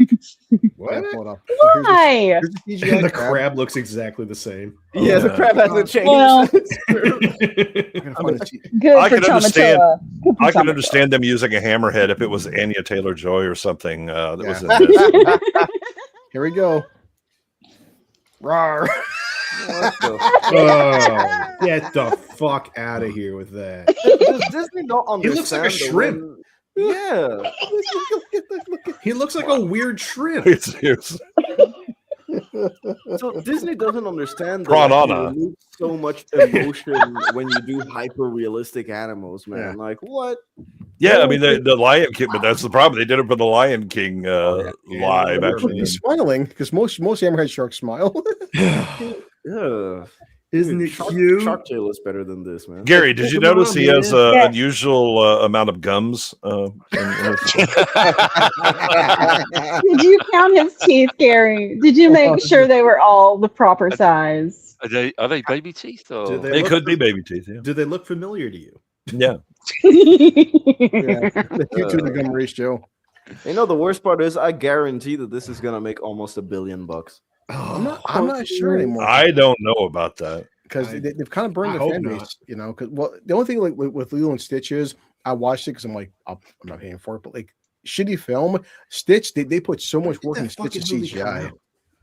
last year. Dude, But the worst part is did that $1 a lot billion. of times these No, I'm movies talking come about the out. first Moana. you- Like, why you are they never- making shit so Like 10 years slow? ago. First Moana 2016, yeah, 2016. Yeah, it's 10 years. Yeah. Damn. And the sequel was like 2020, I think, or 2019, Lilo and Stitch, maybe. Moana 2. But yeah. No, Like five- Moana 2 is not that long ago. Yeah, it was 20, Oh yeah, it's true. 2024. Holy 2023, I think. shit. Oh, Lilo and Stitch, Yeah, because they were going to make a series, and then they lost the funding for the series, so they just shoved all of it into a movie, and it sucks. God. So Moana, of course, did so 200 million to make 687. That's I think Okay, I did see that with yeah. my niece. I do admit though. I can't remember a fucking thing about that movie. I did take my son to see Moana too because I'm like, didn't pay for. I it. like the "You're Welcome" from Moana. That But was it. That's Moana actually 2's all I liked. that's good. CGI was fantastic, but let's say it did $1 billion. Jeez, I didn't know it was that. So Moana 2 did $1 billion. That's why they're making Moana. No, I'm telling you, this movie will make a bill. Well, the thing is that with all these Disney movies, I don't even know when they're releasing, and then the next time I check up on it, it's like, oh, the movie hit $1 billion. I'm See, like, this what was the fuck? smart. Moana 2, they actually took off the budget from Moana 1. That's how it should be going. Actually, Moana 2 cost less money than Moana 1. It did more money. That's how business should go versus the opposite. Yeah, but Disney is already falling back on the animation front. Like this is something I said in my Spider-Verse review, where I feel like the Spider-Verse animation is going to become the next standard, and I think we've already seen that coming to fruition. Like Teenage Mutant Ninja Turtles was one, Puss in Boots was the second. Now they have K-pop Demon Hunters as well, which is the same animation style, and now.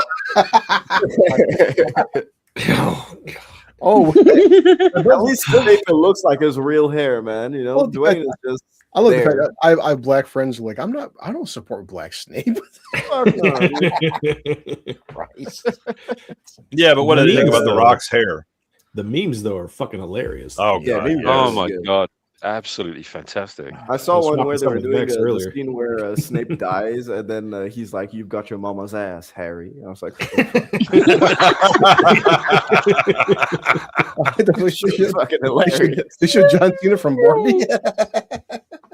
Yeah, John Cena, dude. Why not get a different Samoan, man? Like, go to Samoa. There's a lot of people that actually look like Maui with real hair instead of the In Rock. fact, man. our friend Nick said he thinks the Rock's wearing a bodysuit because the Rock slimmed down so much. He is wearing a bodysuit. He has no nipples. Yeah.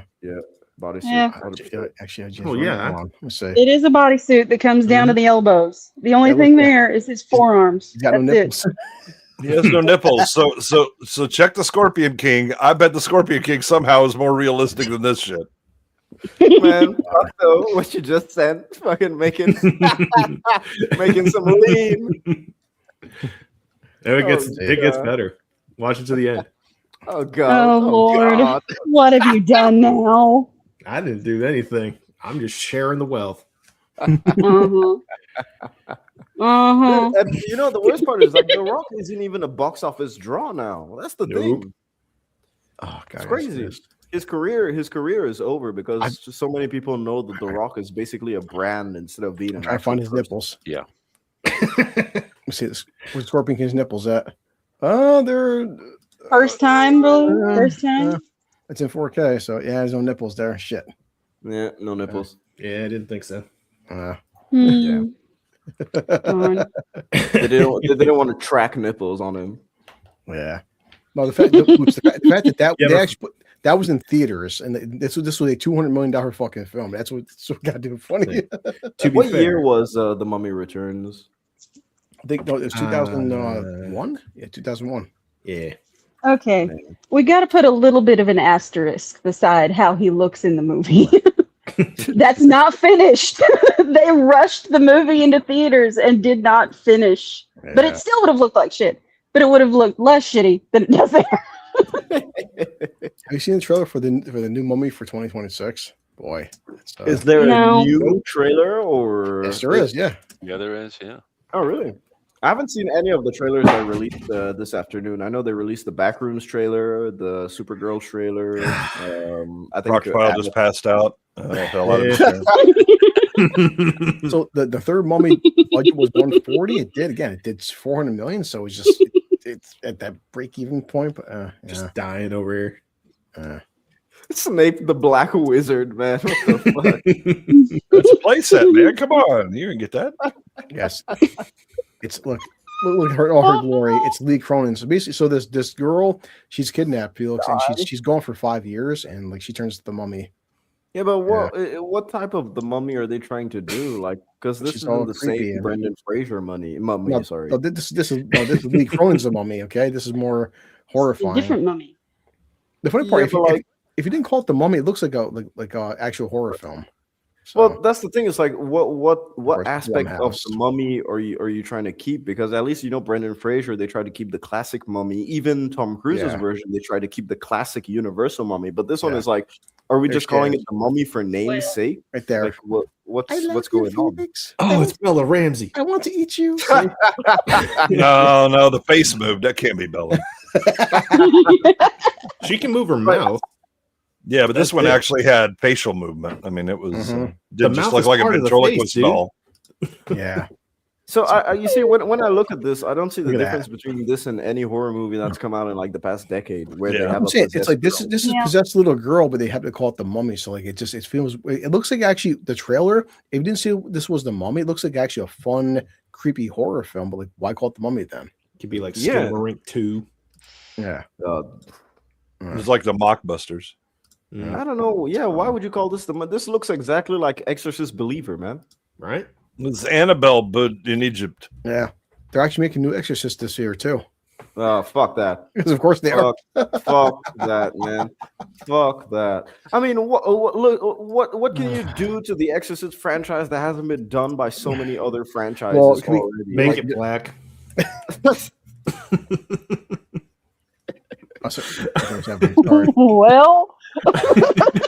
Well, it's Mike Flanagan. Yeah, it's a crossover with the people under the stairs. Let's go. It's called Exorcist Believer. Mike Flanagan and Scarlett Johansson. All right. I mean, like, still, what's the like? Why use the Exorcist name? Just because it's known. Again, it's just put label on thing. You'll attract people. Yeah, but even if you call it something like the exorcism of, there's so many exorcisms of movies, Yeah, but like that Russell Crowe movie where he played an exorcist. Can you remember the title of that? The one where he shot the pig. It was the Pope's Exorcist. It was it was something with the Pope. Well, and to be fair, people talk about Drinker being biased. Drinker actually interviewed Russell Crowe. He gave that film a shit review. I watched it. It's a shit film. So, but to his credit, Drinker's like, just because Russell Crowe's my channel, I'm not going to give this film a glowing review. Drinker shit the fuck all over Pope's Exorcist. It's a terrible film. So, like, you can't say he's glazing Russell Crowe's film. It's a bad movie. I watched it. Like great interview though. Yeah, it's so weird that they're still trying to do these ultra big budget exorcism movies when you can do this on a very, very small budget? Like there's no point. But you have to be competent to do it on a small budget, right? I mean, any idiot can blow a huge amount of money to flop. Yeah, that's what. Yeah, but the issue is like they're still not changing the formula at all. So far, it's always just girl gets possessed or family member gets possessed. Shit happens, and then the third act is they're in one room, they're doing the exorcism, shit is whirling around, the demon is spewing blood, and that's it. Done. The problem is that formula works with horror fans. Yeah, which I said, Felix. So everybody, like, you know what? I'm happy right here. This Undertone, saw this in theaters. When eventually this comes on digital, I'll watch with these guys. Watch with headphones on. Smart as fuck. The budget was $500,000 for Undertone. Yeah, it's already did $15 million.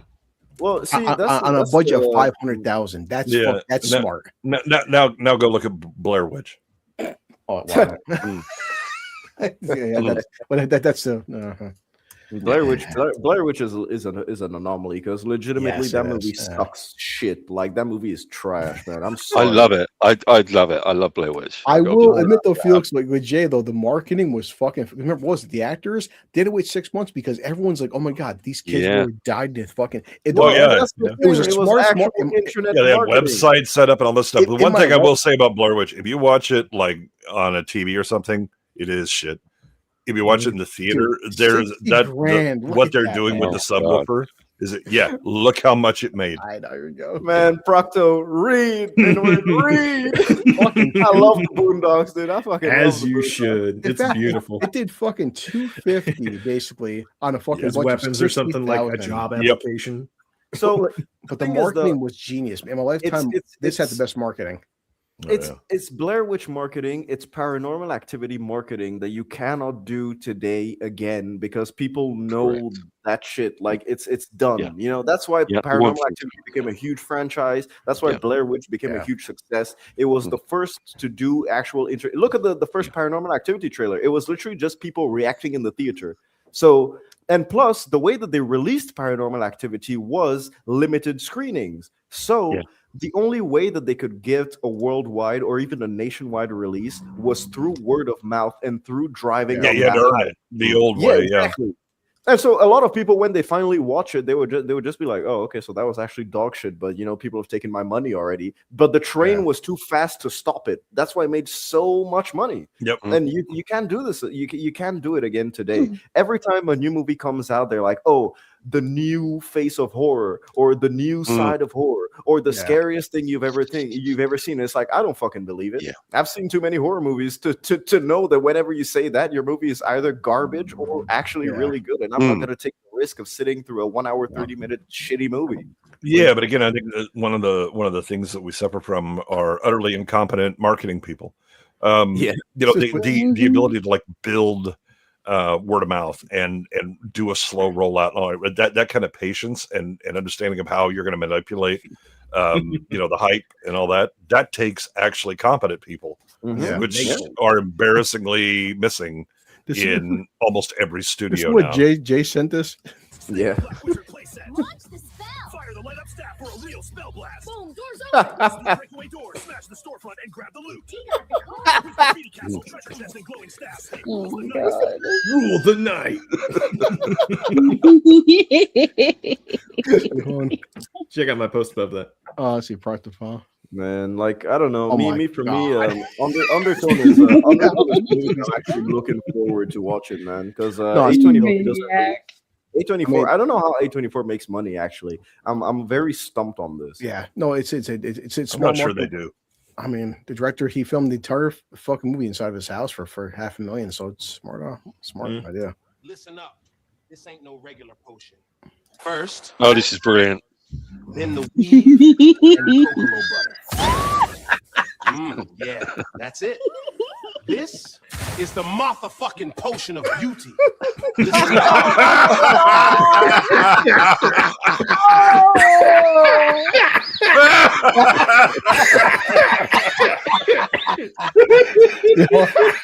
Hold on. Let me pour a shot for this. I'm playing this again. Fuck everybody.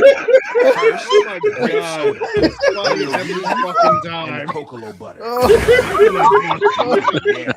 Oh, fucking A. It's the motherfucking potion of beauty. This ain't Incredible. Oh, fuck you. That is so many good ones. Fuck. Yeah, for shit posted, man. God damn it. Woo. Make that a whole fucking series. I'm in. A real potions master, man. Fucking cocoa butter. Fucking Man, he got the line, but he right. Good old black sheep. I can't wait. Yeah. Oh, it hurts my face, and I've already seen it.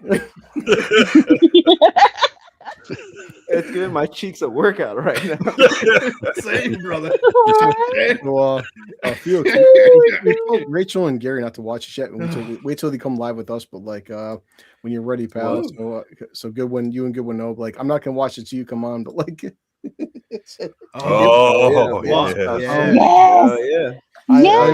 I admit, like, there are certain films that I have trouble calling a masterpiece. Masterpiece. It's up to whenever Felix is available, dude. So. I don't because I'm babysitting my nephew until my sister gets a babysitter. That's why sometimes I'm not available on Tuesday, and so she only gives me the schedule weekly. That's why I have to try and know in advance. Yeah. Sounds like she already got a babysitter. Dude, for real, I've been fucking doing this for free since January, man. Since January, I'm at her house. She found her babysitter. She looked more. She found it. Dude, you know, And it's free. You know, even the reason why sound like you need to start looking for a babysitter. Was because she was like, oh, yesterday she was like, oh, don't worry, I found a babysitter. We did the tryout and everything. Yeah. They were doing the tryout today, basically.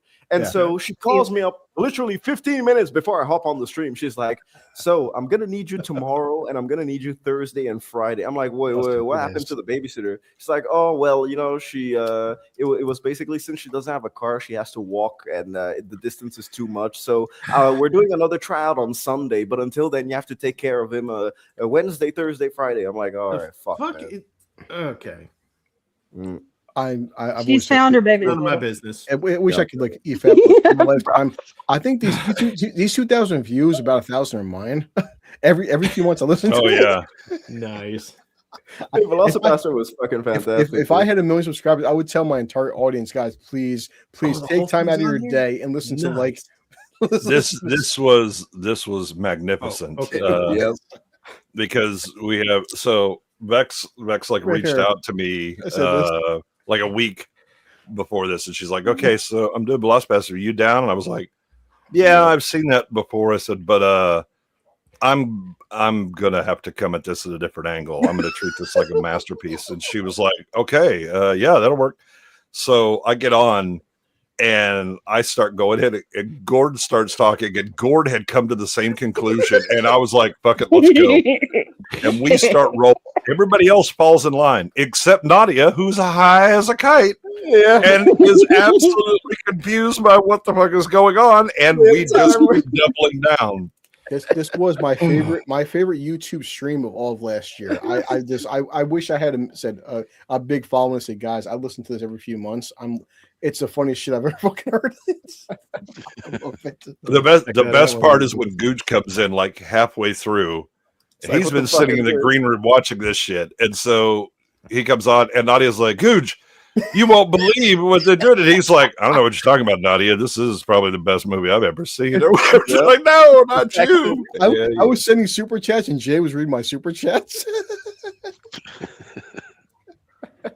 that stream. I never went mute, other than maybe when Lance was on to talk about his shit. But I'm going through. I'm doing everything deadpan. I saw Gord have to go on mute a few times because he was cracking up. But I was like, nope, I'm in it to win it. I'm doing this thing absolutely serious and deadpan the whole time. Man, yes, it's fantastic. The very few, like, you know, the term masterpiece. You ever seen Fists of Jesus? What? You never seen Fists of Jesus? Oh no. It's a 15-minute short on YouTube, and it's basically Jesus fighting. So everyone dies, but when he resurrects them, they become zombies. And so it's basically Jesus using his Jesus powers with Judas next to him, and so he's throwing fish. my God. The zombies are cowboys. He starts using a fish bone as a chainsaw. It's really bloody. Like it's really well made. Like this is a really good thing. Like Fist of Jesus is fucking incredible, man. And it's on YouTube. I can watch this. All right, yeah. It's so good. Like even just go to the skim. Just watch the trailer. Yeah, dude, it's so fucking funny. That's the whole thing. Just the whole thing. Just the whole thing, man. Fist of Jesus is hilarious, and like it's a bunch of Spanish people who did it. Yeah, see the trailer is like right below it. Gotcha. There we go. Yes. Come on, you bastard. Trash down. There you go. Normally, I think it has the subtitles. Yeah. Oh shit! Because it's in Spanish. It's so good, so good. I made all of my buddies watch this shit randomly one day, and they all kept looking at me like, "What the fuck have you put on?" Oh, nice. It's really well made, man.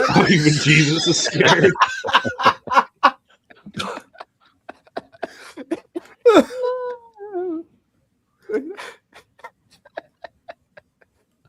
Jesus versus the zombie apocalypse, but it's a lot of Roman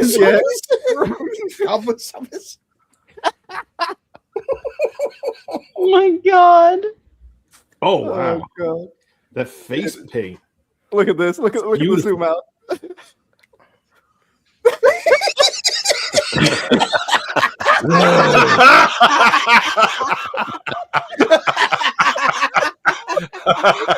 Yes. Yeah, there we go.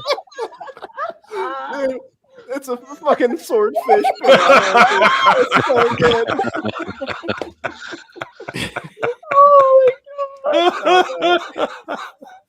Fist of Jesus is fantastic, dude. Oh God, cry.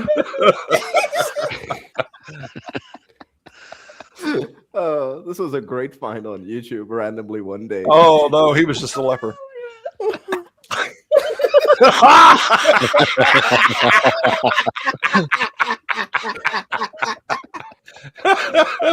Holy fuck! Oh fuck! We Yeah. didn't evangelize anyone. It's like, This is perfect for you. This is perfect for Procfile. I'm ordering a copy right now. It's the last one on eBay.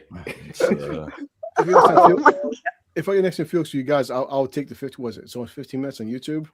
Yeah, we'll make time for that then. Holy fuck! for sure, man. Oh Christ, that's Double awesome. double feature with Velocipaster. Hell yeah. On Easter.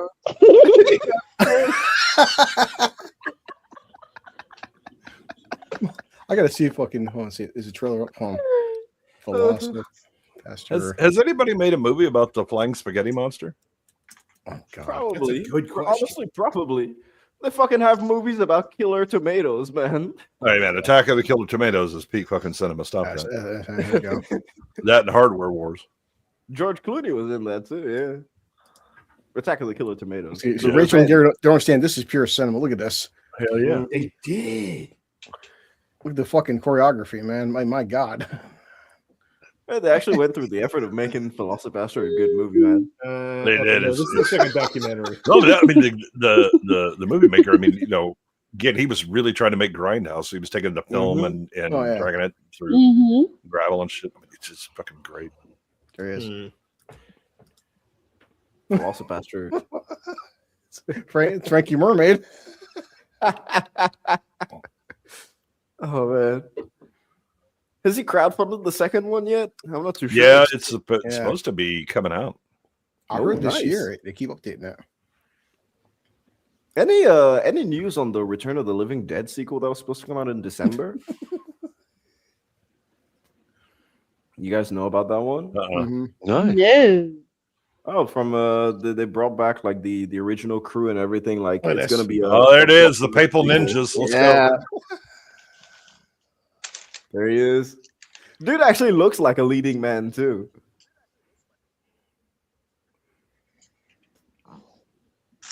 Yeah, the fucking makeup, man, the choreography. Oh, it's good, man. I'm telling you, Velocipaster is worth it. Yeah. My favorite. I mean, 5 months the ago. moment that I knew that this was the song of my people of Velocipaster is when he comes out of the church, and then there's the overlay. Insert VFX here. Yeah. Fucking A. Oh my god, yes. That is it. Mm. Saw that died. Oh my That was- god. I don't know, Bush. I mean, he should have been. If we got Corvette. Yeah. Yeah. So yeah, I told Lance to hop on for a little while because he was asking me. So yeah, Felix. Thanks for stopping by for Terminator. But yeah, you said Velocipaster. For sure, man. Yeah. No, when you come on, we'll do Velocipaster right into fucking Zombie Jesus. Yeah, Fist of Jesus. Jesus. Oh my god. Oh, Gary, we have to get them to do Kentucky Fried Movie. Oh my god, yeah. Movie, that's a classic. Yeah. The what was it? Fistful of Yen. That Yes. section, I think, is There you fantastic. go. 1977. Goddamn. Oh yeah, Yeah. Kentucky. And it immediately came up because yesterday we did League of Extraordinary Gentlemen, and I was like, Yeah, the League man. Extraordinary Fighters.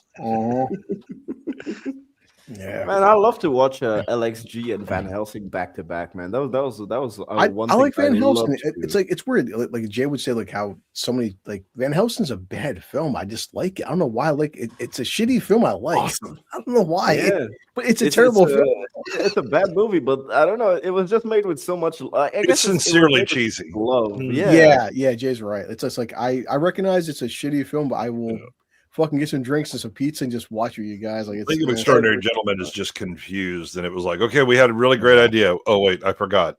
All right, let's make the movie. Yeah, they didn't lean into it as much as Van Helsing did, which is what they should have done. You Yeah. know, if it had the same type of tone as Van Mhm. Helsing, it would have been a much more enjoyable movie. Yeah. Despite despite the fact that it has really good CGI sometimes, really cool sets as well. Yeah. Well, Yeah. wasn't LXG the reason why Sean Connery stopped?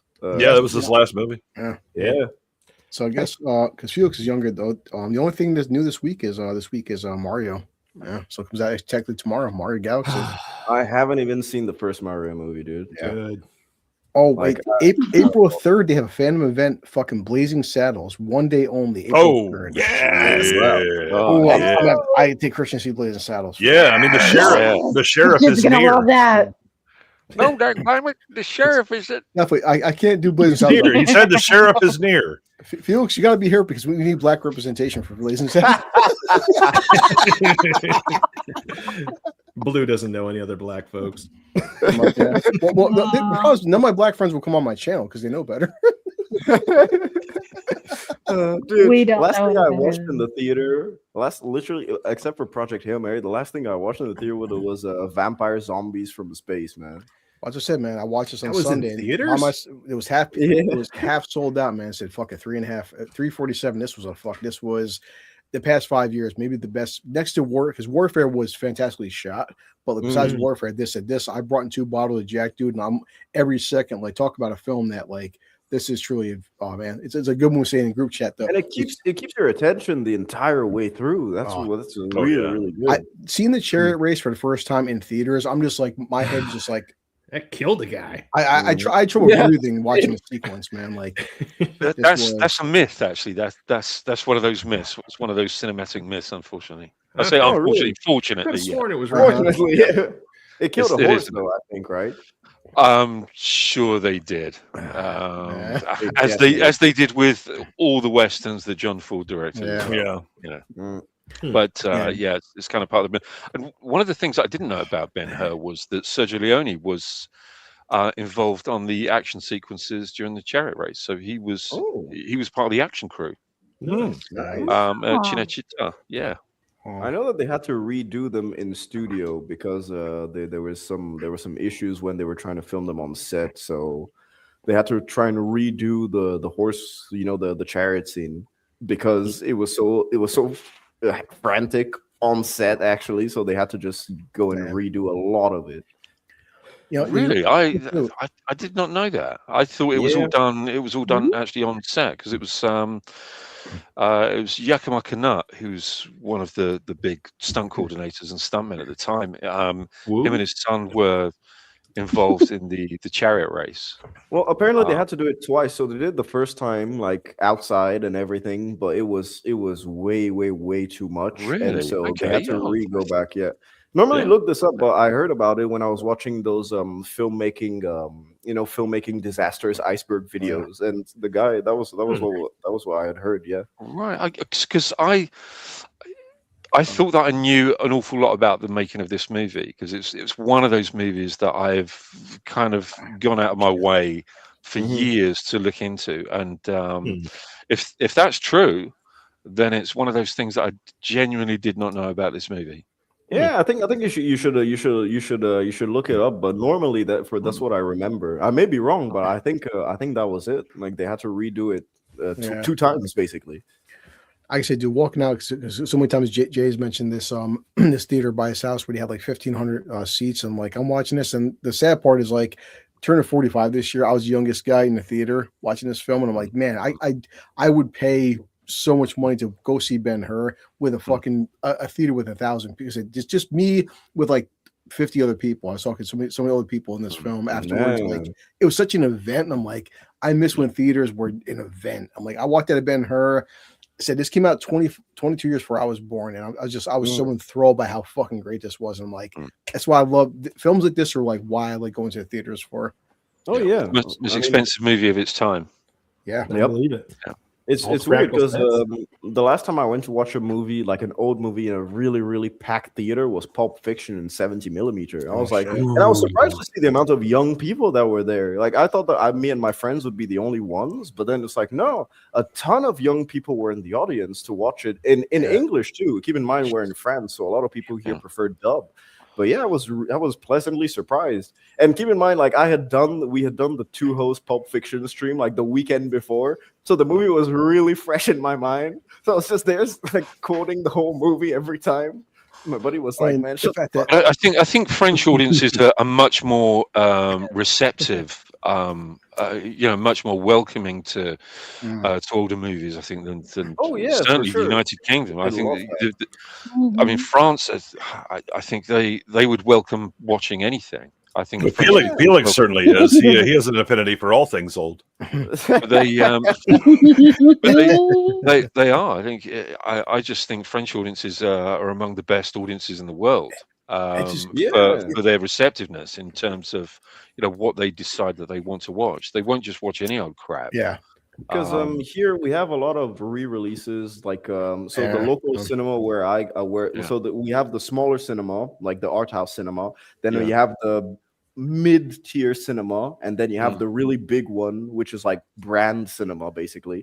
And then but whenever I go to the art house one, like last time I went to go watch Lady Snowblood 1 and 2, they were doing my god. This was last month. They were doing a double feature with an intermission, full, like sold out. The entire theater was full, young people, old people, and I was like, "Damn, people are really here to watch Lady Snowblood 1 and 2 in Japanese, like in the theater." Amazing. That's really cool. And they do that basically every week. So the art house theater, they release like a monthly schedule. And sometimes it's like one night only showings of really good old movies. So that's how I rewatched District 9 as well last month in the cinema. So really good. These old school theaters, man. Like like seeing with Ben-Hur. I mean, the fact that one sequence was 8.5 minutes long. Went 15,000 extras in 5 weeks to film one scene. Like God, they don't make shit like that anymore. Versus like, CGI, fix it in post. And I'm watching something. Well, they clearly don't. You've seen the remake with Morgan Freeman, right? They clearly don't make like that anymore. That doesn't exist. Didn't even tell half the story. Just no.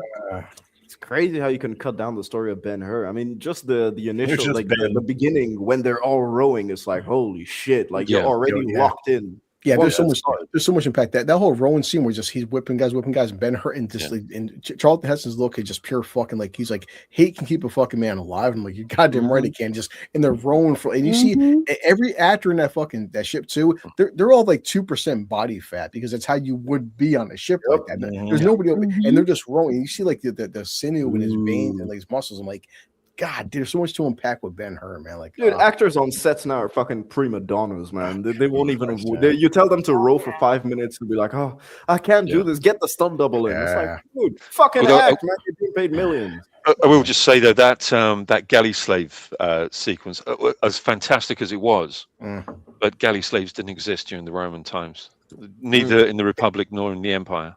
True. It's completely. He was there. I was there.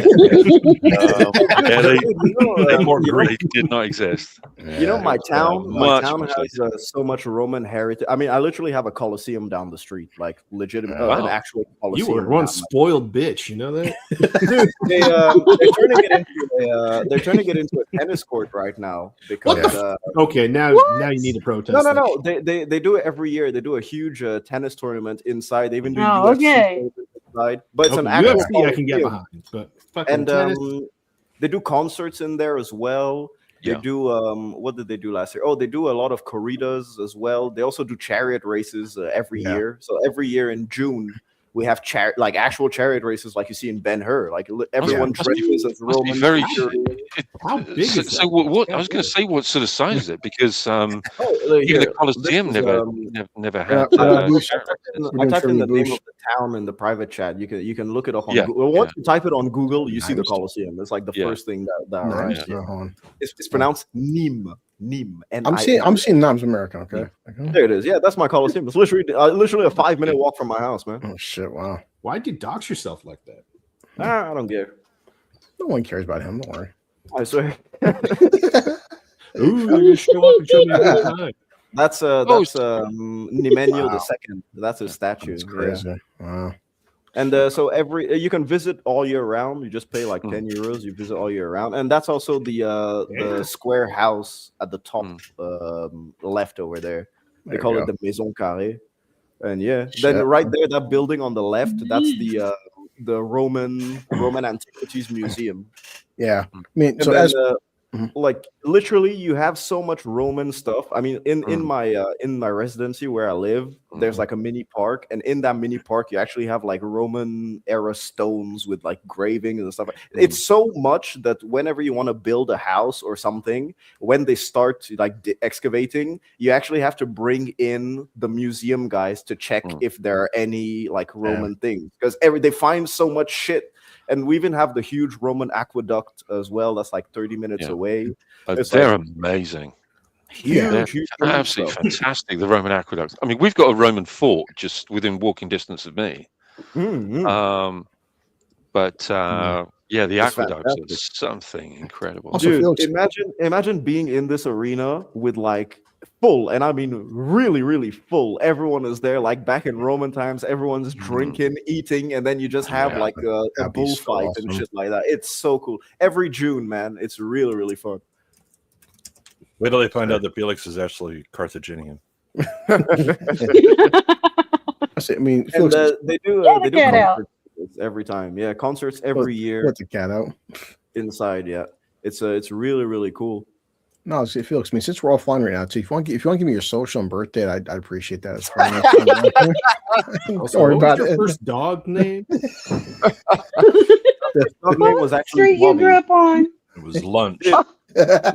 My dog names were Bobby 1, Susie 1, Cappuccino, Jolly Jumper, and then the last one was Lucky. So yeah, I grew up with 7 dogs, man. What festival? Where in Ghana were you born? It's capital. Oh, shut up. Look at that. That's crazy. What was your favorite speaker's name? I'm gonna need a 4-digit pin, please. First 4 that come to first 4 digits to come to mind. Yeah, just let's pick a number, shall we? The best Oh my god. preference luggage. What's your password? 1. Okay. 2. 3. 4. Dude, last year we had Sting over here performing. This year we have the Pixies performing.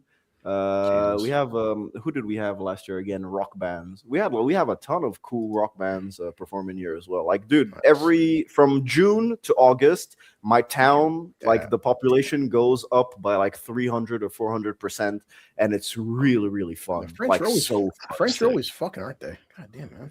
Well, you said they never my wear that's bras. cool. Yeah, they never wear bras. No, too, actually, that's why they're having to import everybody. They never stay They know Kyle Reese is in France. Otherwise, they'd have to export French people. They'd be so full. Soccer's a great sport, unlike the American version. Yeah, man. My town is really, really cool, man. I'm glad I'm living here. It's very But- pink and gay. Oh. And so, like every year, they do Roman themed things, like historical reenactments inside the arena, which is really fucking incredible. Like, really, really cool. So good. Oh, and every year they also show Gladiator on the big screen with a live orchestra inside the Coliseum. All right, now you're just showing off. Yeah, it's really fun. That's It's what really I would fun. say. I mean, I went to the Royal Albert Hall and watched Gladiator on a big screen. The Royal Albert Hall, the London Symphony Orchestra playing the music, which was fantastic. And we, I can't explain it. It was just. Oh, dude, amazing. I feel Absolutely amazing. exactly what you feel. When I went to watch Hans Zimmer live in 2023, he Oh, brought did out you? he brought out the woman who sang the original, opera for Gladiator. So he brought her out. Same here. Yeah, She fucking incredible, dude. Yeah, she was there. voice. Oh God, what's her name? I forget her remember name. her name. every time.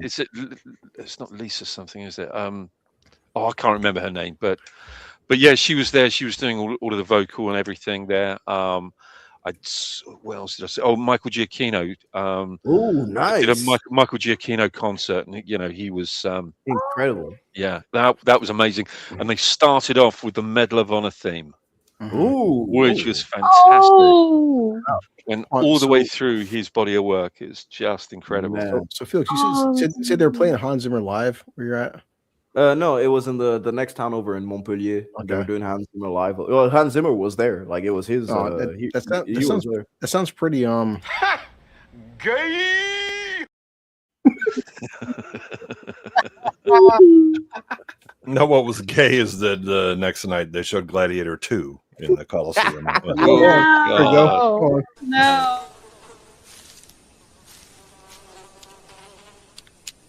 That is one big pile of shit. It is indeed. Can you imagine they try to get that thing playing up in theaters? Nobody shows up.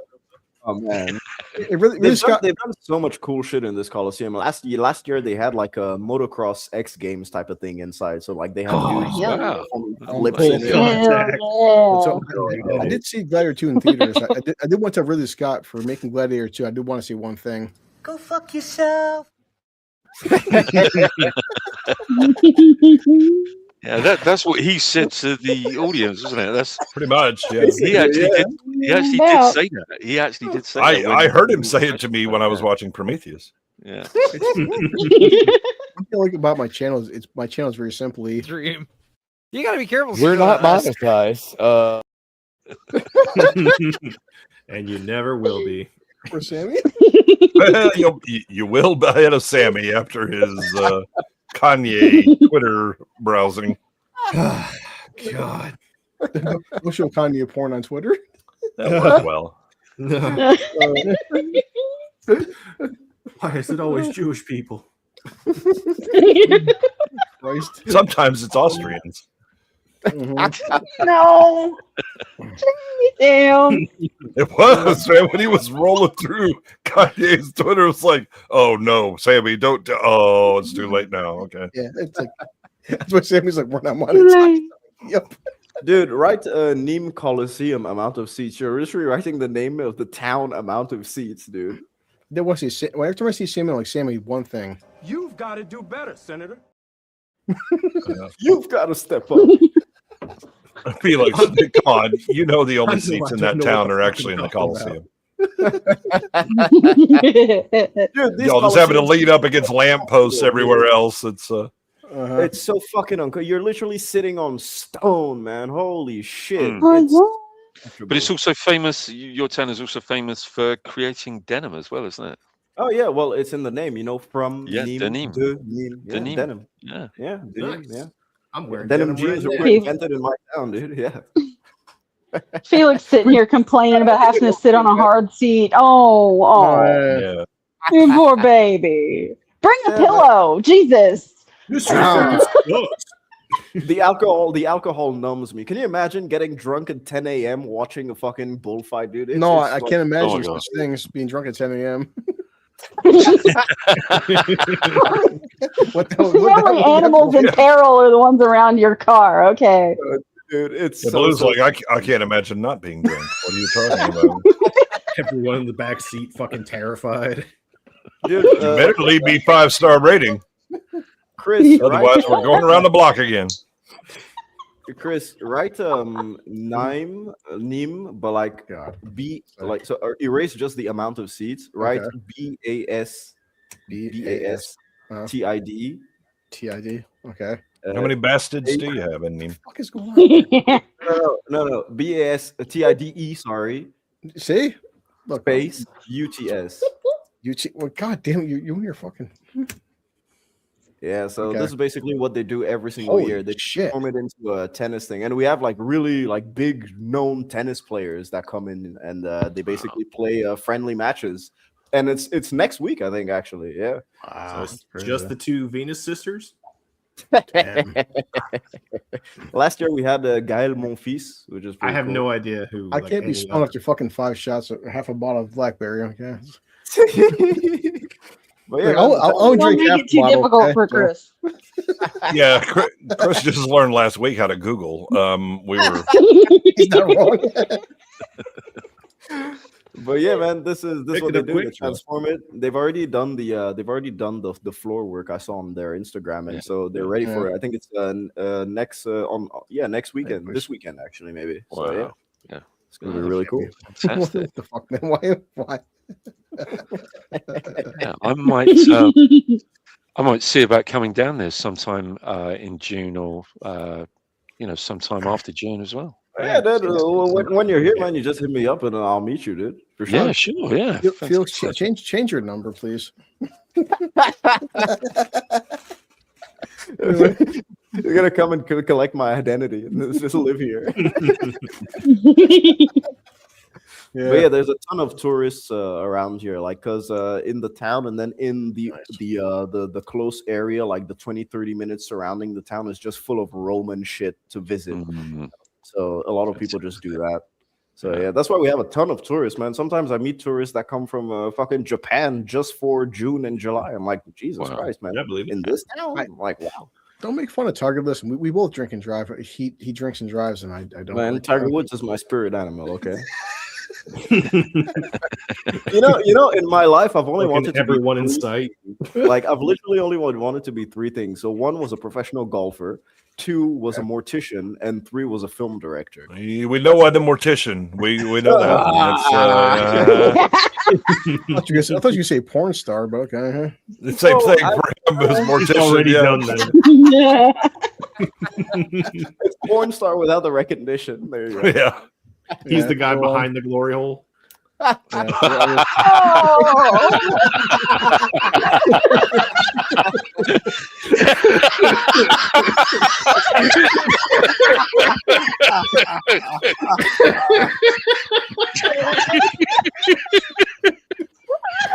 on.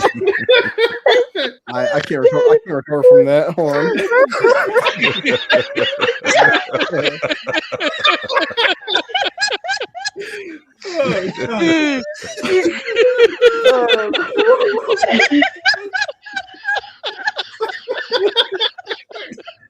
Oh God! I hate No all one of it. expects the proctological inquisition. Ooh. I got myself with that one.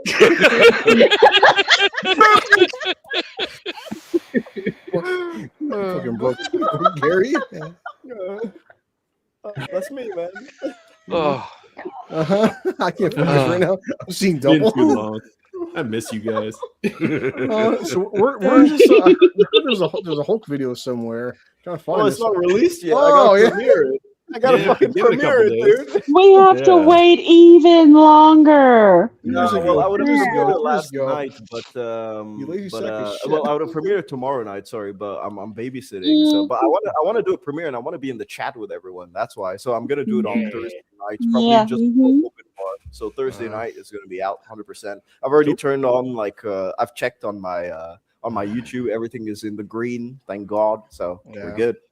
Where's that old boy video? Oh, it gets real quiet over there in France, doesn't it? Must be anyway, about that gladiator stuff. Hey, can you tell I like Back to the Future? No. Can't tell at all. Man, that's my buddy that made it for me. Actually, it's really cool. I can tell. Yeah, took him like 2 weeks or something, man. On Sparring Cat. So you've been co-hosting Peace Up, right? Yeah, Peace Up. Oh, cool. we did the 100. Well, they haven't uploaded some stuff on there because of copyright stuff. Oh yeah. Hey, definitely yeah. don't check out yesterday's Vex Electronica's trivia. Go on Platoon. So Platoon. good. It's on Platoon's Yeah, it's on channel. Platoons. Oh shit. Yeah, he's right there, man. He's right there. Oh god damn it. Just click the Jesus. I'm upset with this shit. Lord. He only figured out Felix, Google he yesterday. just learned Google last week. We're trying to get him to use YouTube this week. Harry We don't Potter overwhelm him. He'll figure out the shortcuts soon. Movie Yeah. trivia No, 13K. we won't. No, we won't. No. Actually, so Jay's for one time covering something good with Nick tonight. They're doing Peaky Blinders, right? Oh, Oh no, I think it's that's just Vex and Gordon. I thought Nick was going. I'm on Jacobs. Okay. Doing Demolition Man, one of the three sacred Oh prophecies. shit! Nice. man, I'd hop on Jacob's streams, but Jesus, man, like it's at like 3 a.m. 8 p.m. So Same issue with Atom and man. Barb, man. Like it's always at like 3 a.m. my side. Yeah, mine too. Nice. Cool. So that is fantastic. Cool. Yeah, Jacob. I wish Jacob should be well past 527, but it's fucking YouTube and algorithm, man. Yeah, what's the most underrated people, man? Yeah. They don't reward live streams, man. It's kind of annoying. Yeah. Yeah, they like shorts. Yeah. I mean, I've been doing shorts just for comedy stuff. I'm like, hey guys, and those streamer just shot a crocodile because he's a piece of shit. Christ. Cool. All right, Felix. Well, I'll be on next time. We'll figure out what we're watching next week. I'm not sure yet. So. Yeah, dude. Well, I'll let you know when my sister sends me a schedule. Normally, well, if she finds her babysitter this fucking weekend, then thank God I'm free. But but if you find one for her, yeah, as I say, you need to be looking for a babysitter. That's not my job, man. That's her job. Man. Well, your job is being the babysitter right now. They make this thing called Benadryl. If you heard about that, just saying. That child seems to be teething. Get out the brandy. Yeah, exactly. So look at this delicious everyone's blackberry for teething children. Man, I never knew that I'd become a fucking surrogate father at the age of 24, dude. Oh God. We start getting hit up for child support. Dude, I'm not even getting paid. That's the thing that's pissing me off. Man. That's part of the child support. Yeah, it's family. I told, but I mean, I told her. She'll start leaving you a list of shit to buy too. Yeah. Oh God, she already does that shit, man. I'll pay you back. No, I won't. No, she doesn't. Thanks, Yeah, sure. So I made a new outro with some updated visuals, and so we'll figure out next week what we're doing. Thanks, Felix. No, my pleasure, dude. I'm telling you, every time I got free time, I'll always be here, man. Oh, yeah, you're always welcome. Here we go. New outro.